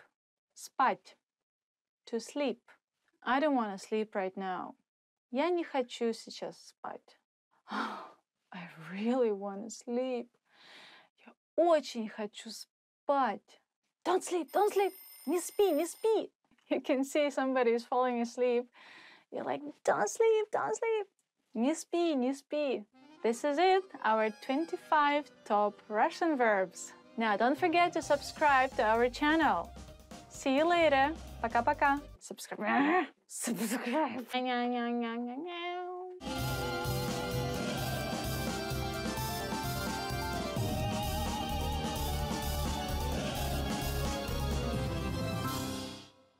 Hi everyone, it's me again, Katyusha, with you and top 25 Russian adjectives. Now let's begin. Страшный, scary. Does it look like scary? This movie is so scary. Этот фильм очень страшный. I shouldn't say it with a smile on my face, but большой, big, big. I love watching большой балет. You know, you cannot say it's big ballet. Literally, the people who likes ballet, they know that there is a very famous ballet in Moscow, which is called большой балет. Большой балет. So you cannot translate it as a big ballet. You have to still say it большой балет. Okay? Let's go watch большой балет. For example, bring me that big basket. Принеси мне эту большую корзину. Принеси мне ту большую корзину. Быстрый. Fast. Быстрый. Fast and quick is the same. In Russian is быстрый. Run as fast as you can. Беги так быстро, как только можешь. Беги так быстро, как только можешь. Sometimes when the people want to rush you and do something really quick, they can tell you, быстро, быстро. Like quick, quick, fast, fast, move, move, you know. Быстро, быстро. Move your legs. Медленный. Slow. Медленный. Why are you so slow? Почему ты такой медленный? Простой. Simple. It's not that simple. Все не так просто. I like this skirt. It's very simple. Мне нравится эта юбка. Она очень простая. Высокий. High. Tall. Высокий. You're so tall. Ты такой высокий. Or you can say, giraffe is so tall. Wow. Жираф такой высокий. Главный. Main. Main menu or You can also use this adjective for like meaning that there is a person higher than you, like for example your boss or your manager, executive manager, somebody like that. So you can ask, when you want to ask who is in charge here, you can ask кто здесь главный, which means who is the main person here. I need to talk to like the boss of the boss. So who is in charge? Кто главный? Сильный. Strong. Strong. I'm not that strong. Я не очень сильная. This singer has a very strong voice. У этой певицы очень сильный голос. Длинный. Long. My nose is too long. Мой нос очень длинный. His hair is quite long. У него довольно длинные волосы. Добрый. Kind. He was so kind to me. Он был очень добр ко мне. Злой. Mean. Mean. He's so mean. Or she's so mean. I don't know why. Она такая злая, я не знаю почему. Она очень злая. She is very mean. Горячий. Hot. Hot drinks, hot food, or literally things that are hot. And you can also use for someone you find somebody hot, you know. So you can say, she's hot. Wow, она горячая. Or you can say, ой, this tea is hot. Ой, этот чай горячий. In Russian, instead of ouch, we say ой or ай. Ай, ой. Холодный. Cold. Winters in Russia are super cold. Русские зимы очень холодные. Okay. Первый. First. Okay, move. I came first. Уйди. Я пришел первый. Grannies are queuing in a shop for something, in a store. They can be arguing who was first and who left the queue and then came back, so they talk about it a lot, like, oh no, I was first. Нет, я первая. So it's funny to watch. First time I saw this movie. Первый раз я посмотрела это кино. Плохой. Bad. Mostly we use it as not so bad. How are you? Not bad. Как дела? Неплохо. So bad is плохо or плохой, but not bad is неплохо. Не means not. How was your surgery? Как прошла операция? It was really bad. Очень плохо. Известный. Famous. Известный. She dreams to be famous. Она мечтает быть известной. Famous. Она мечтает стать известной. Her dream is to become famous. Последний. Latest. Literally, последний means last. Something that comes last. For example, you can use it when you haven't seen your friend for a while. Последний раз я тебя видел было зимой. Last time I saw you, it was in winter. Your mom can tell you, last time I talked to you, it was 2 weeks ago. Последний раз, когда я с тобой говорила, это было 2 недели назад. So she's kind of complaining. Короткий. Short. I have short hair. У меня короткие волосы. My holiday was too short. Мои выходные были очень короткие. Of course you want your holidays to last longer. Красивый. Beautiful. This picture is so beautiful. Эта фотография такая красивая. Сложный. Difficult. This task is very difficult. Это задание очень сложное. For example, you can say you're reading a book and it's too difficult for your understanding. So you can say, this is so difficult. Это очень сложно. Or this book is too difficult. Эта книжка очень сложная. Легкий. The next adjective is light. This conversation is really light. Этот разговор очень легкий. Literally means that somebody or something is really light, like weight. So, for example, this computer is really light. So, этот компьютер очень легкий. Or you can use it as a meaning that somebody, it's easy to talk to someone or easy to communicate. So you can also say light, легкий. Our conversation started easily, which means наш разговор начался легко. So it's without any thinking, just, natural. Хороший, good. As you hear Russian people communicating, they say it a lot. When somebody asks them, how are you? They say хорошо, and then as okay, they can also use хорошо. So every time I want to confirm that, yes, I listened to you, I heard what you said, and okay, so I can say хорошо. Хорошо, хорошо, хорошо. So we use it a lot.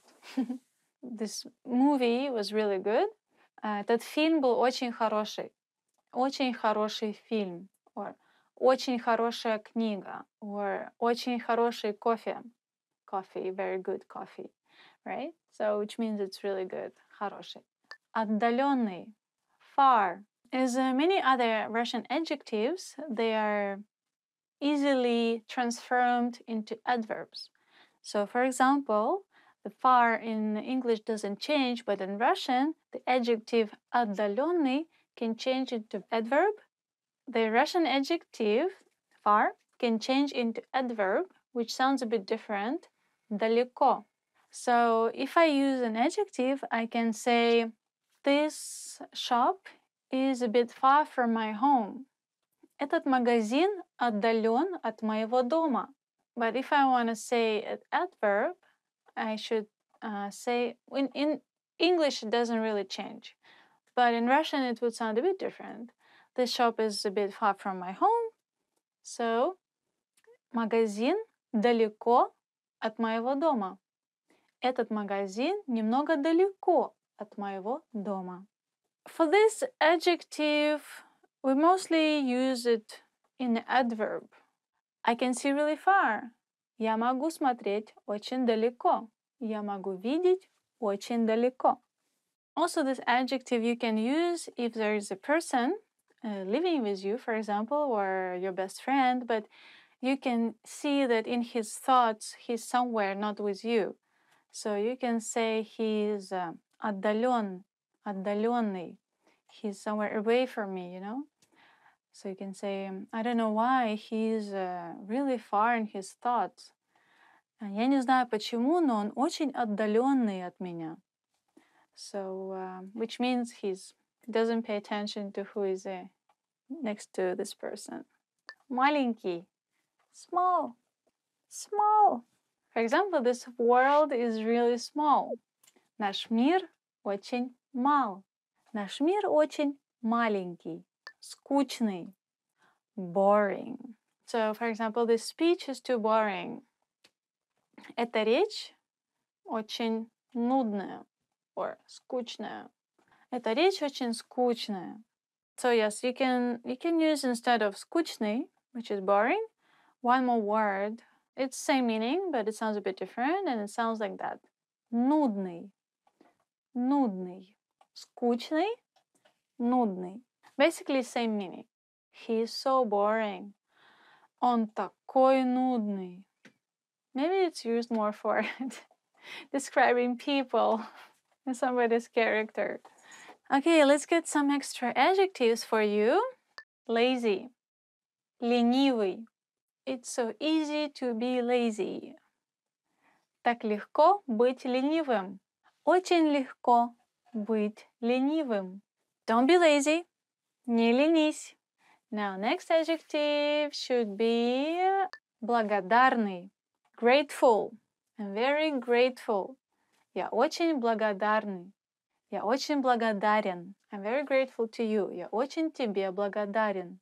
I guess that's it. Top 25 Russian adjectives. Done.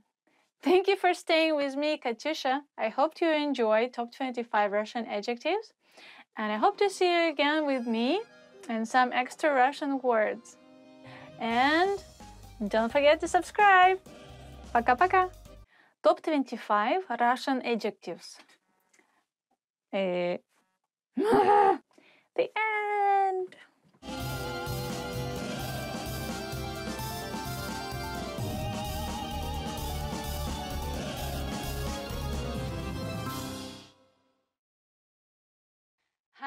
everyone, my name is Katyusha and today we're gonna be doing top 25 Russian phrases. Let's start! Начнем! Здравствуйте! Hello! Здравствуйте! Hello! For example, здравствуйте! Не подскажете, как пройти в библиотеку? Hello! Could you tell me how to get to the library? We also have another phrase for hello, which is informal and sounds like Привет! Привет! Привет! Hello! Доброе утро! Good morning! Доброе утро! Good morning! Whenever you wake up, you just go Доброе утро or Доброе утро. Доброе утро. Sounds like that, okay? Добрый день. Good afternoon. Добрый день. Good afternoon. Добрый means that something is good. So people are wishing you something good in the day when you wake up, when they meet you at school at the daytime or like in the evening. But usually you say привет, which is hello. Добрый вечер. Good evening. Добрый вечер. Good evening. I guess you can switch it to привет if you talk to your friends, but yeah. If you talk to strangers, you better say polite way and say добрый вечер. Good evening. Добро пожаловать. Welcome. Добро пожаловать. Welcome. You're welcome to come, right? Same with Russian, it's good that you came. Добро пожаловать. Добро пожаловать в Россию. Welcome to Russia. Как вас зовут? What's your name? Как вас зовут? What's your name? So first, when you see a stranger, you have to say Здравствуйте. Как вас зовут? Меня зовут. My name is. Меня зовут and your name. My name is. Ding, ding, ding, ding, ding. Let's practice. Здравствуйте. Как вас зовут? Меня зовут Катя. How was it? Am I talking to myself? Приятно познакомиться. Nice to meet you. Приятно познакомиться. It was nice to meet you. Здравствуйте. Как вас зовут? Меня зовут Катя. О, приятно познакомиться. Got it? Как дела? How are you? When you meet anyone, you know, you want to ask what? You want to ask, how are you, right? So sometimes instead of hello, you just go, how are you? Как дела? Привет, как дела? Literally, how are your things going? So now you can make a conversation. А у тебя? How about yourself? Привет, как дела? Хорошо. А у тебя? And how are you doing? Which makes sense. So they care about you. They want to know how you're doing. It's nice. Спасибо. Thank you. Спасибо. Thank you. Привет, как дела? Хорошо, спасибо. А у тебя? Пожалуйста. Please. You're welcome. Пожалуйста. Please. Or you're welcome. The difference in please and you're welcome is just the way you say it. For example, Mom, please, I don't want to go to school. Пожалуйста, мама, я не хочу идти в школу. Which we can hear every morning. Or you can say, present, an iPad from my friend is like, спасибо. And they go like, пожалуйста. Like, you're welcome. Что нового? What's new? Что нового? What's new? Basically, it's same as как дела. Just you want to know more details of how things are going. So, привет, как дела? Что нового? Hi, how are you? What's new? До встречи. See you later. До встречи. Usually we don't wave hands. See you later, see you soon. Means literally, till next time I see you. До свидания. Goodbye. Or you can say пока-пока, which means bye-bye. Где находится туалет? Where is the bathroom? Где находится туалет? Where is the bathroom? You can make it shorter because the word находится literally means located or to be, can be just cut out. So you can just say где туалет? Where is the toilet? Or you can ask где здесь туалет?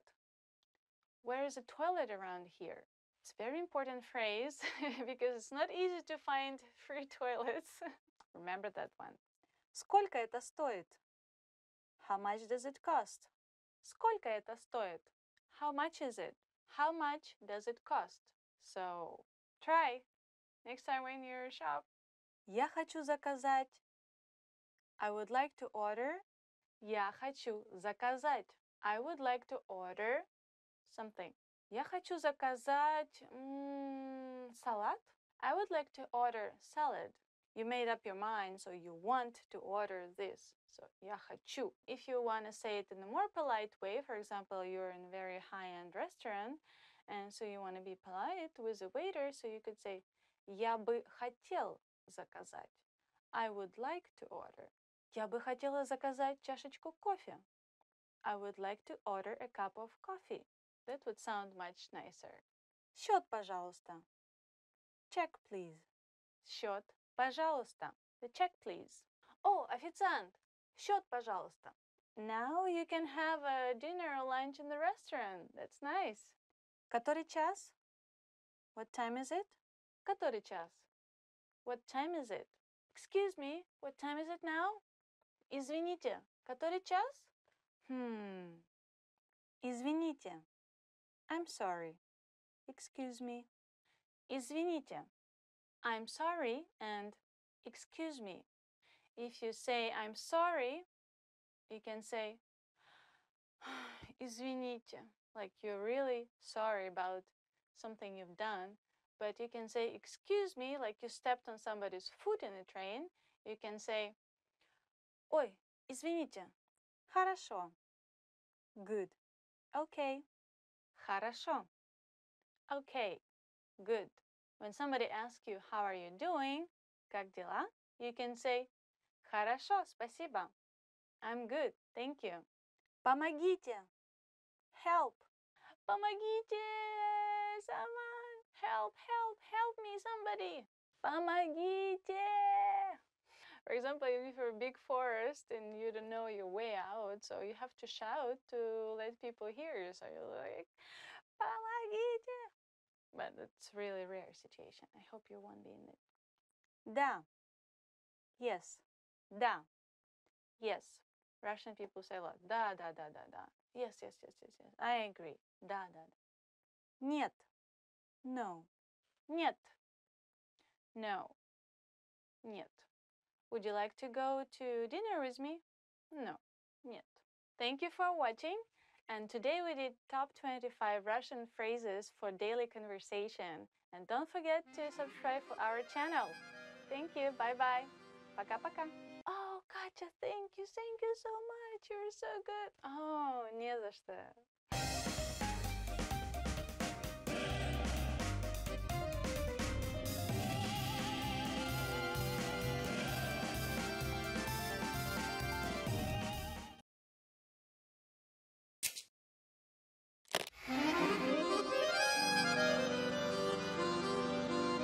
Здравствуйте, я Светлана. Welcome to RussianPod101.com's Alphabet Made Easy, the fastest, easiest, and most fun way to learn the Russian Cyrillic alphabet, the alphabet. In the first two lessons, we covered the true friends in the Russian alphabet. Now we are going to take a look at some slightly more difficult Russian letters, the false friends. While true friends look and sound like their English counterparts, false friends look like English letters but sound completely different. Ready to go? Let's get started. In this lesson, we'll learn how to read and write two false friends in both printed and cursive forms. Our first letter is Y. You really want this letter to make an E sound, don't you? Even the upper and lower cases are the same as the English. This letter, however, sounds like Y and sometimes E. In later lessons, we'll tell you more about when and why the pronunciation changes. While Y is a false friend, at least it's not trying to deceive you too much. Here's the uppercase.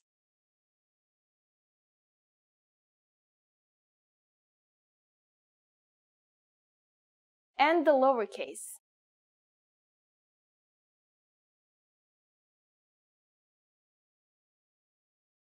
Now let's take a look at how to write it in cursive. The cursive version of uppercase Y looks like this. It's nearly identical to the English cursive and easy to write. Ye is a single stroke, so you can continue with the next letter after the uppercase without lifting your pen or pencil. Now let's take a look at the lowercase handwritten ye. Again, it's similar to the English cursive, but in Russian, their starting point isn't from the bottom. Now we'll write them.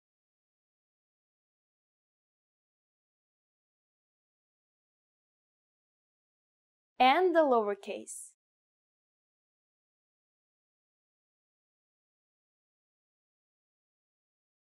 For both the upper and lowercase versions, it's easy to connect to the next letter. The second false friend we'll learn in this lesson is N. As you can see, it looks exactly like an English H. But of course it doesn't sound like one. It's actually pronounced like the English N. You could always rotate the middle line in your head to make them into N's. Here's how to write the printed versions.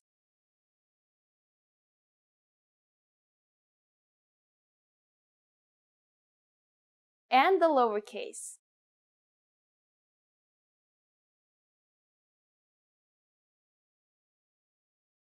Now let's take a look at how to write N in cursive. The uppercase version looks like this. As you can see, the cursive version of N is very different from the printed version and is written in a single stroke that ends at the bottom rather than the top. As for the lowercase, it's a little bit different.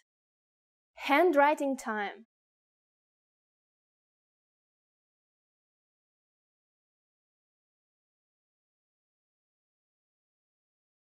And the lowercase.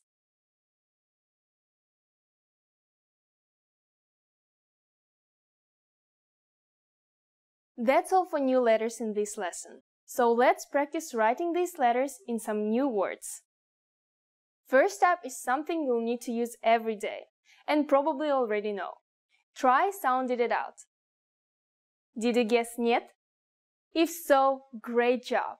You may have already known this word before you watched this lesson, but I'll bet you haven't written it before, so let's do it now. Let's make this an exclamation.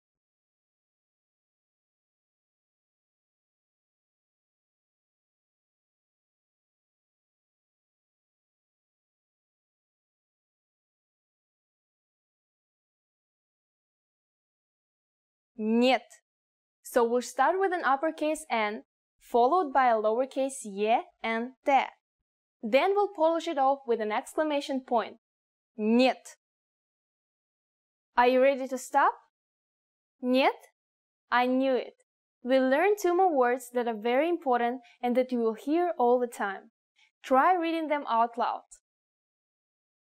Did you say on? Great. What about она? Probably not, huh? Here you can hear how O can be pronounced as both O and A. Again, we'll talk later about why this happens. On is the male personal pronoun, the Russian equivalent of he, and она is the word for she. Pretty useful. Now let's try writing them.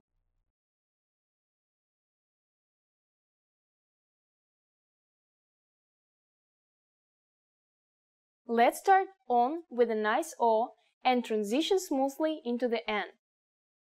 Great! Now let's write она.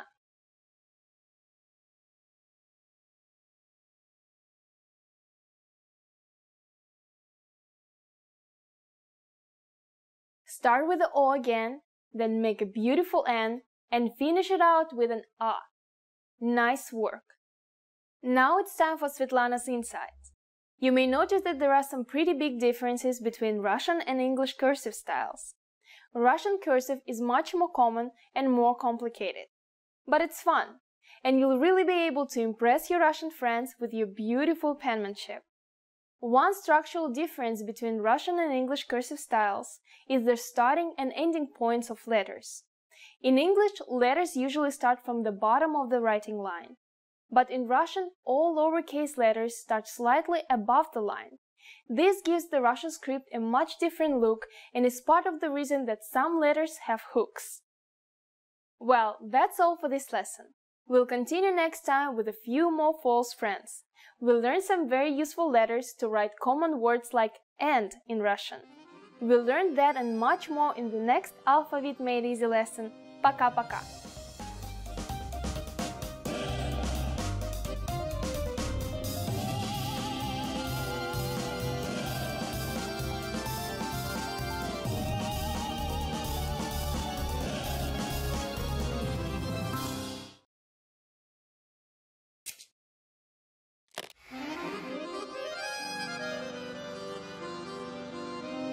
Привет всем!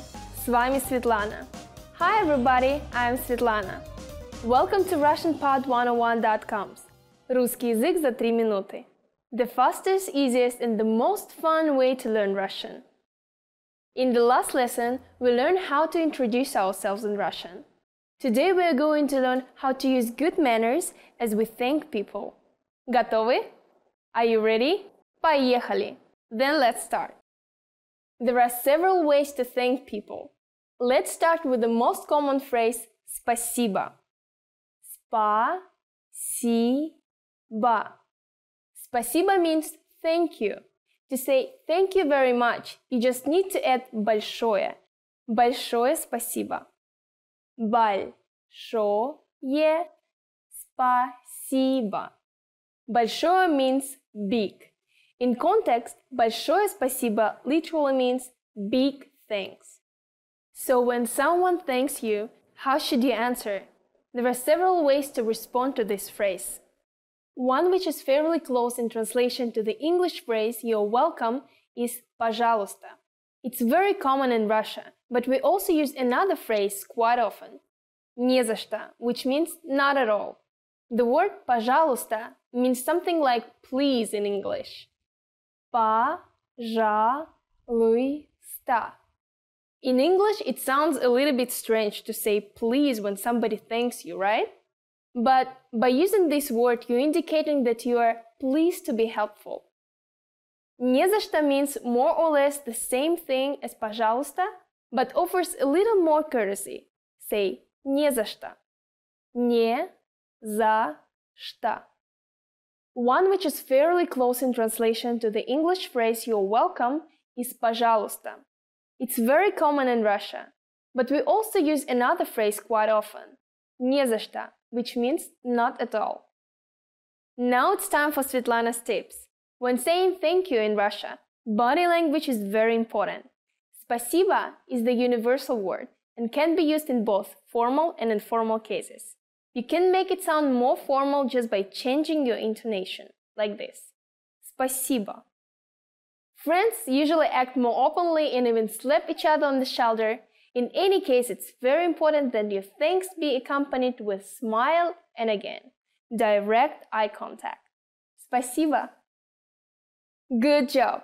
That's it for this lesson. By the way, do you know what до свидания means? In our next lesson, you'll learn these and other greetings in Russian. Всем спасибо. Пока-пока.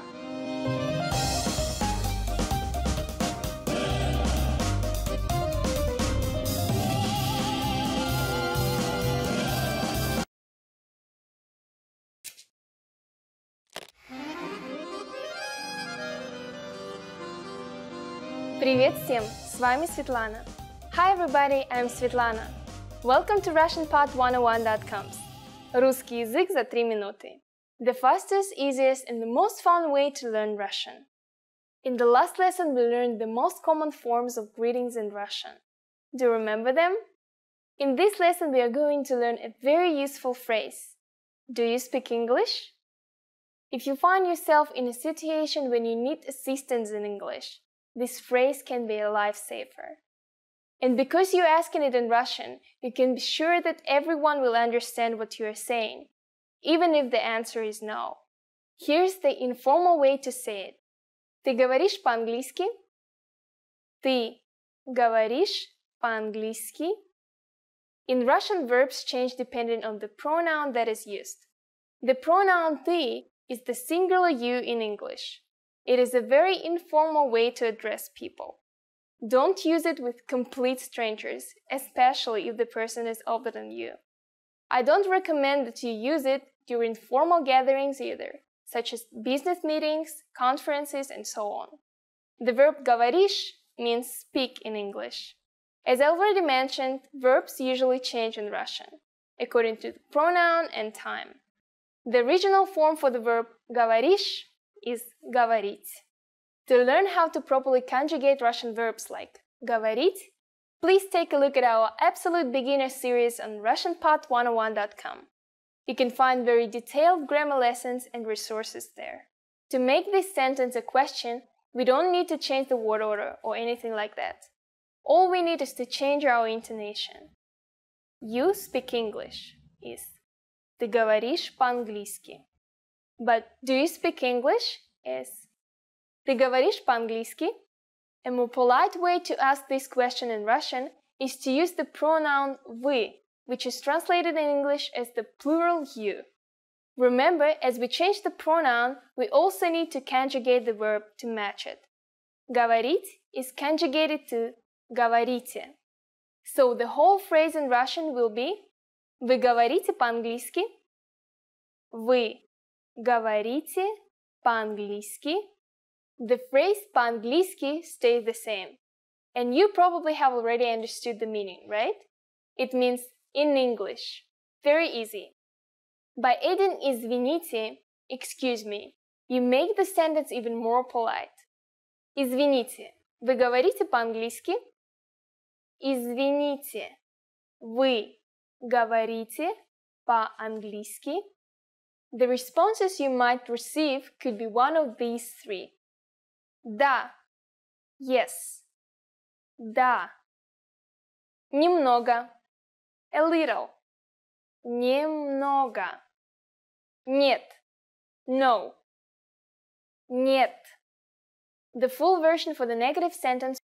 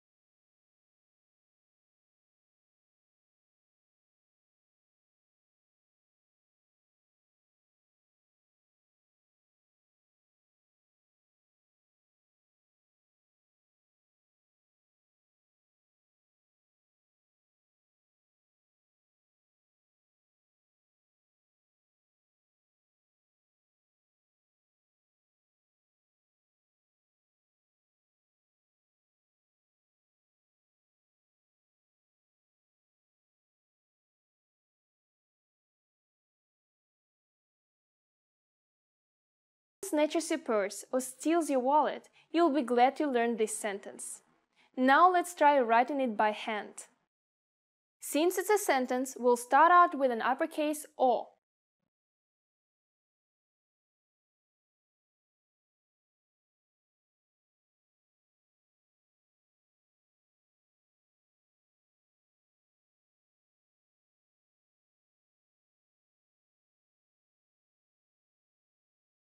On, vor. Make sure that your connections are smooth and fluid. Now it's time for Svetlana's insights. Your handwriting is like a signature, and no two people's are the same. When you see actual Russian handwriting, you may notice that sometimes people write letters in different ways. You'll notice a lot of people don't connect letters properly to the next one. Other people mix print-style letters with cursive letters. However, if you learn cursive properly, you will certainly impress your Russian friends and be able to understand almost anyone's handwriting. Good luck! That's it for this lesson. Today you moved from writing single words into sentences. In the next Alphabet Made Easy lesson, we'll be back to meet the last of our false friends, and then it's on to uncharted territory. Пока-пока!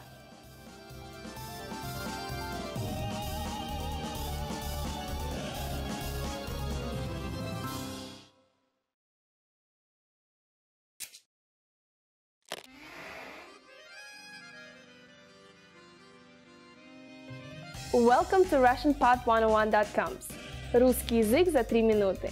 The fastest, easiest and the most fun way to learn Russian. Привет, меня зовут Светлана. Очень приятно. Hi, I'm Svetlana. Nice to meet you. In this series, we're going to learn basic Russian expressions. It's super easy and it takes only 3 minutes. In this lesson, you are going to learn how to introduce yourself in Russian. There are a few ways to do so, depending on how formal you want to be. Let's first take a look at an informal way to introduce yourself in Russian. It's very short and simple. Привет, меня зовут Светлана. Очень приятно. Hi, I'm Svetlana. Nice to meet you. Привет, меня зовут Светлана. Очень приятно. Start with the greeting «Привет». Then you introduce yourself by saying «Меня зовут» and then your name «Меня зовут Светлана». Finally say «Nice to meet you». The simplified and very casual phrase for it is «Очень приятно». The whole phrase will be «Привет, меня зовут Светлана. Очень приятно». Now let's take a look at more formal version for greeting and self-introduction. It's a bit longer than the previous one. You ready? Here we go. Здравствуйте, меня зовут Светлана. Приятно познакомиться. Hello, my name is Svetlana. It's a pleasure to meet you. Здравствуйте, меня зовут Светлана. Приятно познакомиться. What has changed from the previous introduction? Let's take a closer look at these together. First, we changed the greeting word «привет» to «здравствуйте». It's very formal and official greeting which can be used any time of the day, morning, afternoon, evening, or even at night. Luckily, the phrase you use to introduce your name stays the same. Меня зовут Светлана. Next, after giving your name, you say «приятно познакомиться». It's more formal, but can be used in informal greeting as well. It literally means it's a pleasure to meet you. Once more, the formal way to introduce yourself is «Здравствуйте, меня зовут Светлана. Приятно познакомиться». In the sentence «Меня зовут Светлана», «меня» is myself, and «зовут» is to be called. So the literal translation is I'm called Svetlana. Unlike English, where I would say my name is Svetlana, in Russian we basically say somebody calls me Svetlana. Interesting, huh? Now it's time for Svetlana's tips. It's common to shake hands both when you greet somebody and leave them in Russia. Handshaking is more common for men, but women also practice it a lot lately. And don't forget direct eye contact. It's very important in Russia. Good friends usually give hugs and kiss each other on the cheeks 3 times. Okay, that's it for this lesson. Do you know how to say thank you in Russian? You'll learn how to say this and many other words in the next lesson. Пока-пока! До скорых встреч! See you soon!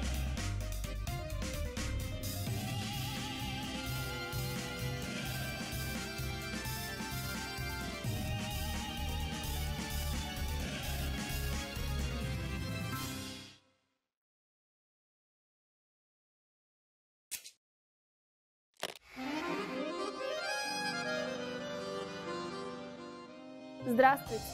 Я Светлана. Welcome to RussianPod101.com's Alphabet Made Easy, the fastest, easiest, and most fun way to learn the Russian Cyrillic alphabet, the alphabet. Over the next 20 lessons, you learn everything there is about the reading and writing of the Russian language. By the end, you'll be ready to dive into the world of Russian literature, make your way through Russian cities, and really accelerate your Russian study. Ready to start? Then let's go! The Russian alphabet contains 33 letters. Seeing them laid out like this might seem intimidating, but the trick is to take it step by step, character by character. Don't worry about how hard it looks now. Just stick with me, and in a few short lessons, you'll see how easy it actually is. I have some really good news for you. Russian is largely phonetic. This means words are actually pronounced exactly like they're written. Also, if you look at all the characters, you will notice that many are exactly the same as English letters. We'll use this similarity to English to tackle the Russian writing system. Let's separate the letters into 4 types. True friends. They look nice and they are nice. These are letters which look and sound just like English letters. False friends. They look nice, but don't be fooled. These look like English letters you're familiar with, but sound different. New friends. They might look scary, but you'll warm up to them easily. These are letters you haven't seen before, but they have familiar sounds. Strangers. These will be the tricky ones. They look different from anything you've seen before, and don't have similar sounds to English either. We'll start nice and easy with some true friends. So, let's begin. We'll start at the beginning. Ah. So what sound does this letter make? That's easy, because the name of the letter almost always describes the sound that the letter makes. So it's pronounced ah. That's why this is a true friend. It looks like an English A and it sounds like an English A. What you see here are the printed forms. This is what you'll see on signs, newspapers, and anywhere that the letters are printed mechanically. As you can see, both the versions of A look the same as A in English. Now it's time to take out your pencils. We are going to practice writing. Find some paper and follow along. Even though it is rare to see the printed version of Russian handwritten, you'll practice writing them so you can get used to the shapes. Okay, here we go. Here is the uppercase.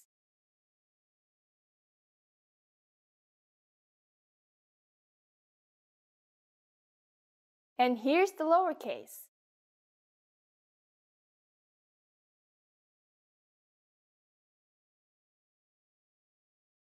Nice. Time for the next letter? Not yet. You just saw the printed version of A. However, when writing by hand, Russians use cursive letters exclusively. This is the way Russians learn to write ever since elementary school. Even though you practice writing in the print style, it's very rare to see that in the real world.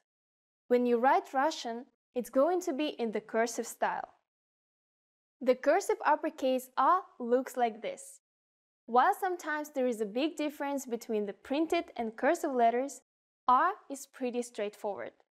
It's one long stroke and then a short one in the middle. Now here's the lowercase handwritten A. This is very easy too. It's similar to the cursive A in English, and it's also very easy to connect to the next letter. Now it's your turn. Here's the uppercase.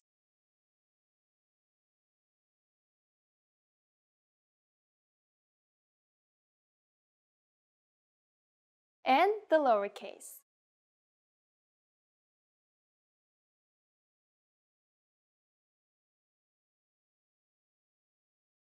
That's it for A. Let's keep moving. The second letter we'll learn is another true friend, ka. That means it's just like the English K. It always makes the k sound. In the printed forms, the only difference between upper and lowercase is the size. It's writing time. First, the printed versions. Here's the uppercase.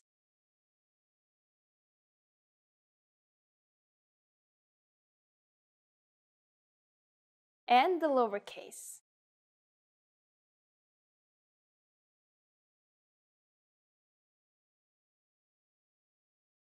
As for the handwritten version, the uppercase is quite similar to the printed letter, but different from the English cursive style.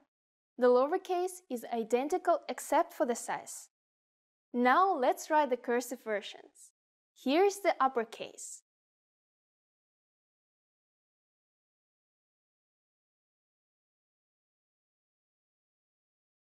That means that we have to pick up our pen or pencil after writing the first stroke, and then connect ka to the next letter with the second stroke. The lowercase version is the same.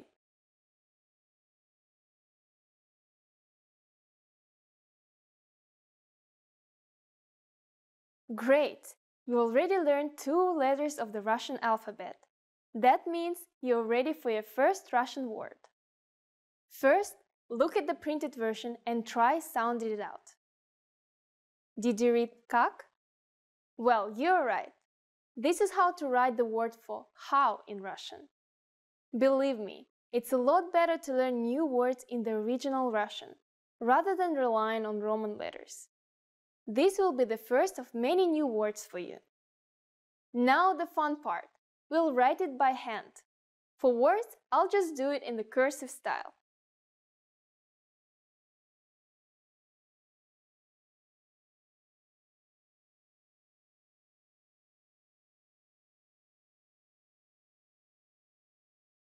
Congratulations! You just written your first Russian word. Now it's time for Svetlana's insights. Practice writing these letters and words until you don't even have to think about it. There is no better way to learn than to write the letters yourself. It's a good idea to keep a notebook with the new letters and words we learn in each lesson. Have you ever heard the Russian phrase «Кто там?» In the next Alphabet Made Easy lesson, you'll learn what it means and most of all, how to write it. See you there! Пока-пока!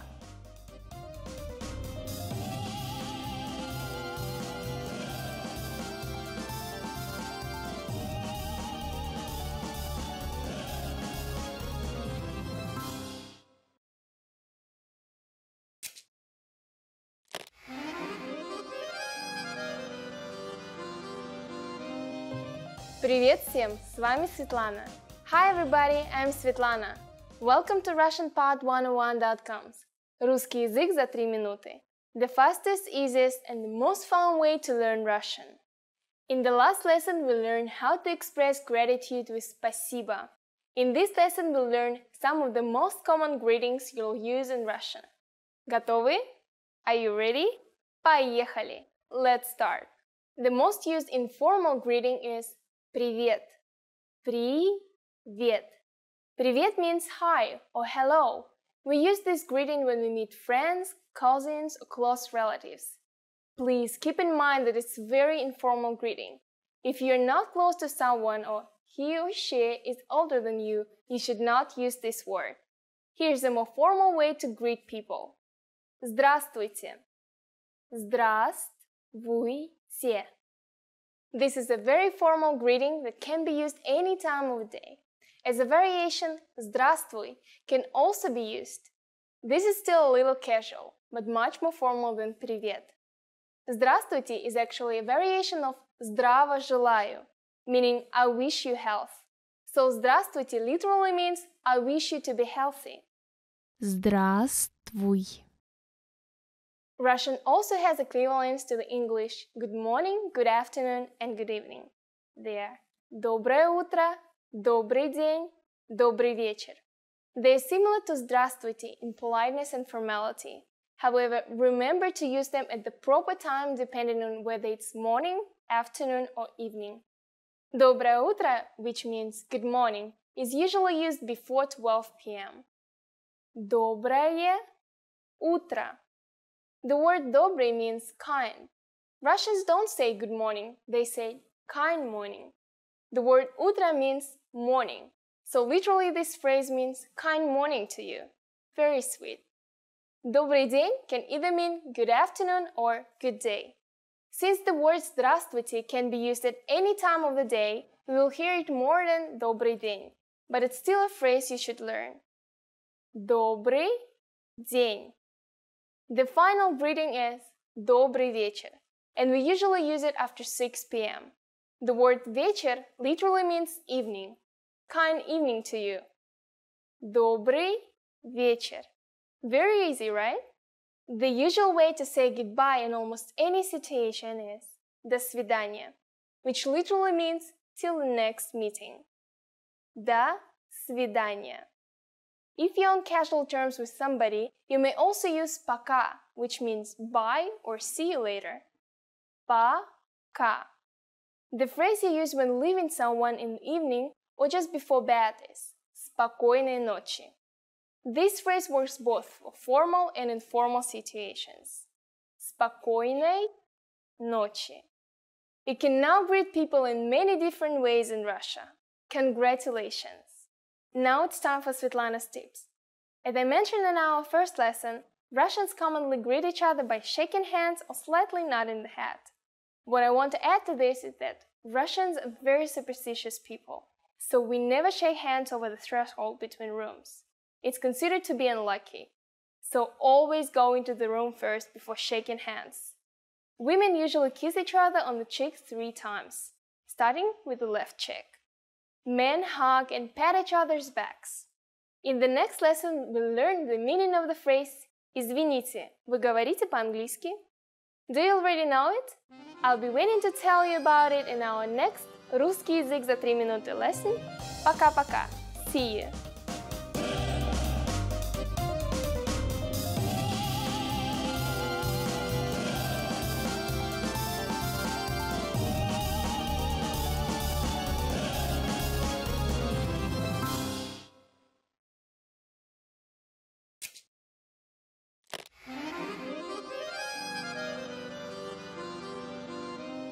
Здравствуйте, я Светлана. Welcome to RussianPod101.com's Alphabet Made Easy, the fastest, easiest, and most fun way to learn the Russian Cyrillic alphabet, the alphabet. In the last lesson, we learned 2 letters, A and K. These letters are true friends, meaning that they look and sound like their English counterparts. In this lesson, we'll continue our study of the Russian alphabet by learning the 3 remaining true friends. Ready to go? Well then, let's get started. In this lesson, we'll learn these 3 letters. Because these are true friends, we know that they are going to look and sound like English letters. Our first true friend of the lesson is M. And yep, it makes an M sound. While some Russian letters do change their sound, M is always pronounced this way. Notice how the upper and lowercase printed versions are identical except for the size, unlike the English M. As we mentioned in the last lesson, you will see the print form on menus, packages, and maps, so you better learn to read them. Let's write them now. Remember, we are writing the printed forms just for practice. You won't see the printed forms written like this in Russian. Here's the uppercase.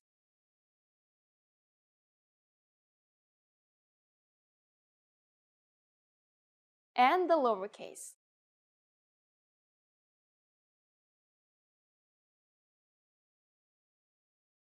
Now that we've seen the printed forms of M, let's take a look at how to write it by hand. The cursive uppercase M looks like this. It's much sharper than the English cursive, but very easy to write. Lowercase m is exactly the same as uppercase, but just a little smaller. Also, when lowercase m comes after another letter, we add a small hook on the left. We'll cover it more when we practice writing some full words. Now we'll write them.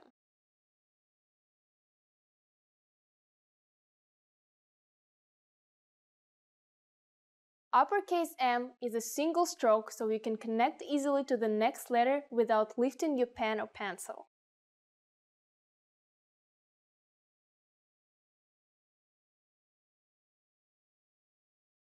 That's all there is to M. Let's move on. The second letter you learn in this lesson is another true friend, O. As you can guess, Russian O is the same as English O, and in printed form it's almost identical. It is usually pronounced as O. Sometimes it sounds like A. In later lessons, I'll tell you more about when and why the pronunciation changes. Here's how to write the printed versions.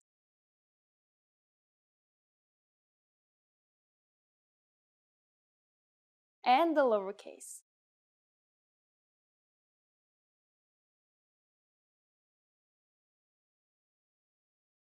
It's cursive time. If you know how to write a cursive O in English, this shouldn't be a problem for you.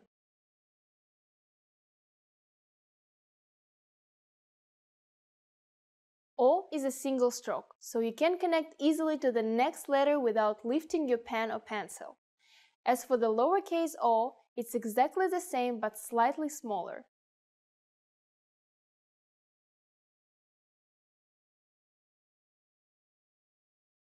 Both the lower and uppercase versions connect to the next letter from the bottom.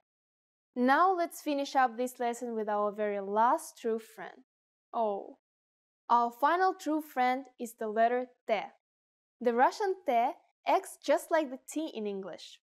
In the printed version, both the upper and lowercase letters look like uppercase English T's, but with the different sizes.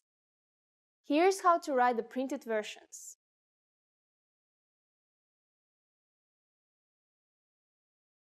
And the lowercase.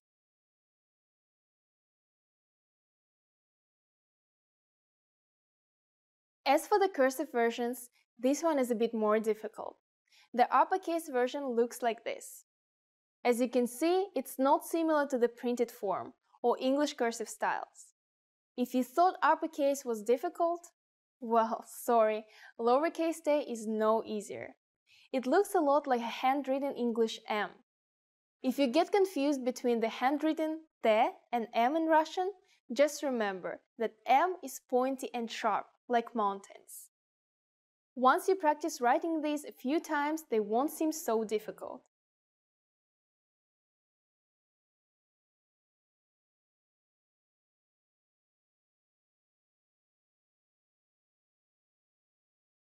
T consists of 4 separate strokes, and you pick up your pen before writing the next letter. And the lowercase.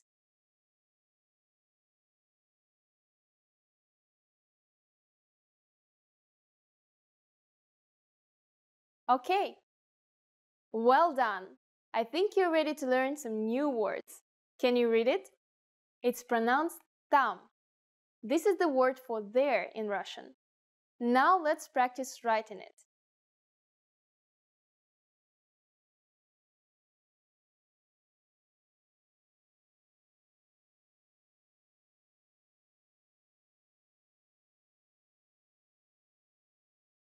We'll start with the T, move smoothly into the A, and then finish it off with that mountainous M. Remember how I said that M gets a little hook when it follows another letter?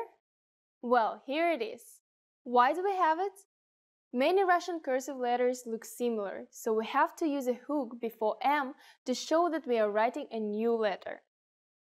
Getting tired yet? I think you can handle another new word. Can you read it? It's pronounced kto. You just learned the word for who in Russian. Time to write it.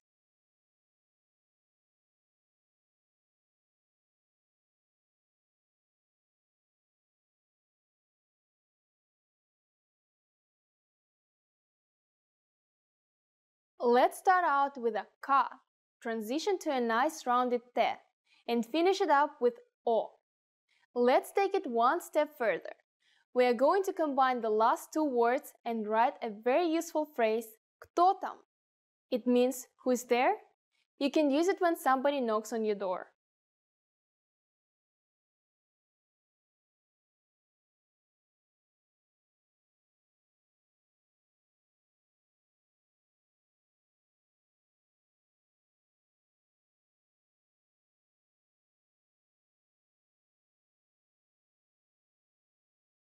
Start with кто, except with a capital K this time. Now follow it up with там. Don't forget the hook. And of course, we'll end the question with a question mark. It's done. Now it's time for Svetlana's insights. Be sure to add кто and там to your notebook. We'll add new words in every lesson, and by the end of the series, you will have a very useful collection of words that you wrote yourself. Well, we met the last of our true friends today, and that means we'll be entering some slightly more sinister waters in the next lesson. But it also means you will be able to expand your vocabulary with more words, including the Russian word for no. We'll learn that and much more in the next lesson of RussianPod101.com's Alphabet Made Easy.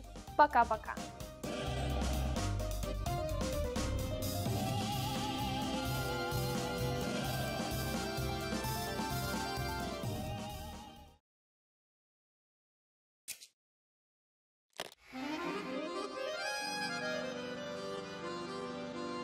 Привет всем! С вами Светлана.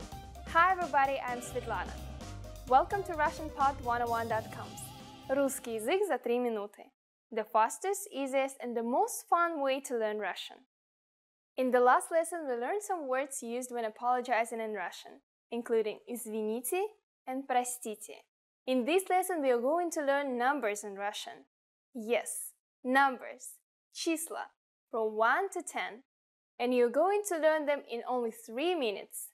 3 минуты. Are you ready? Let's start. 1. 1. 2. 2. 3. 3. 4. 4. 5.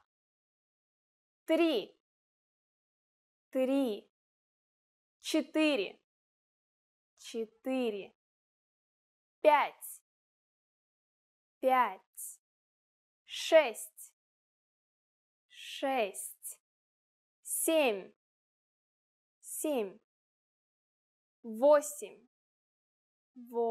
7. 8. 8. 9. 9. 10. 10. Okay, now repeat after me. I'll say the numbers and give you time to repeat each one. 1. 2. 3. 4. 5. 6. 7. 8. 9. 10. Great job! What comes before 1? Do you know? It is 0. Ноль. Ноль. You don't have any more excuses. Now you can give friends your cell phone number in Russian. Let's try together. We'll use the phrase «Мой номер телефона», which means my telephone number is. Мой номер телефона. Мой номер телефона 8 9 2 4 5 7 1 3 6 10. Can you read it by yourself? 8 9 2 4 5 7 1 3 6 10. Perfect! Now it's time for Svetlana's tips. Numbers are used everywhere. Usually when Russians say phone numbers, they combine the single numbers into tens and hundreds.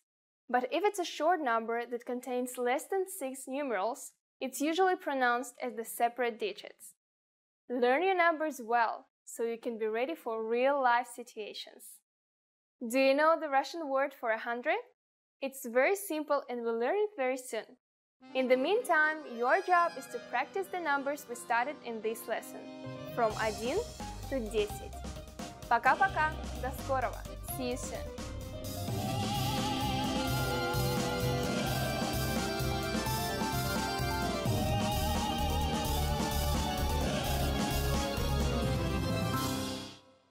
Now that you're finished with this lesson, want to know if your Russian skills have improved? Take our free assessment test to assess your language, discover your true learning level, and get free access to a language course for your specific level. An easy-to-follow course where you learn the real language, the everyday conversations that you'll soon have, and absorb these practical conversations just by listening along, with quick audio and video lessons from real teachers. So click the link in the description and sign up for a free lifetime account to get assessed.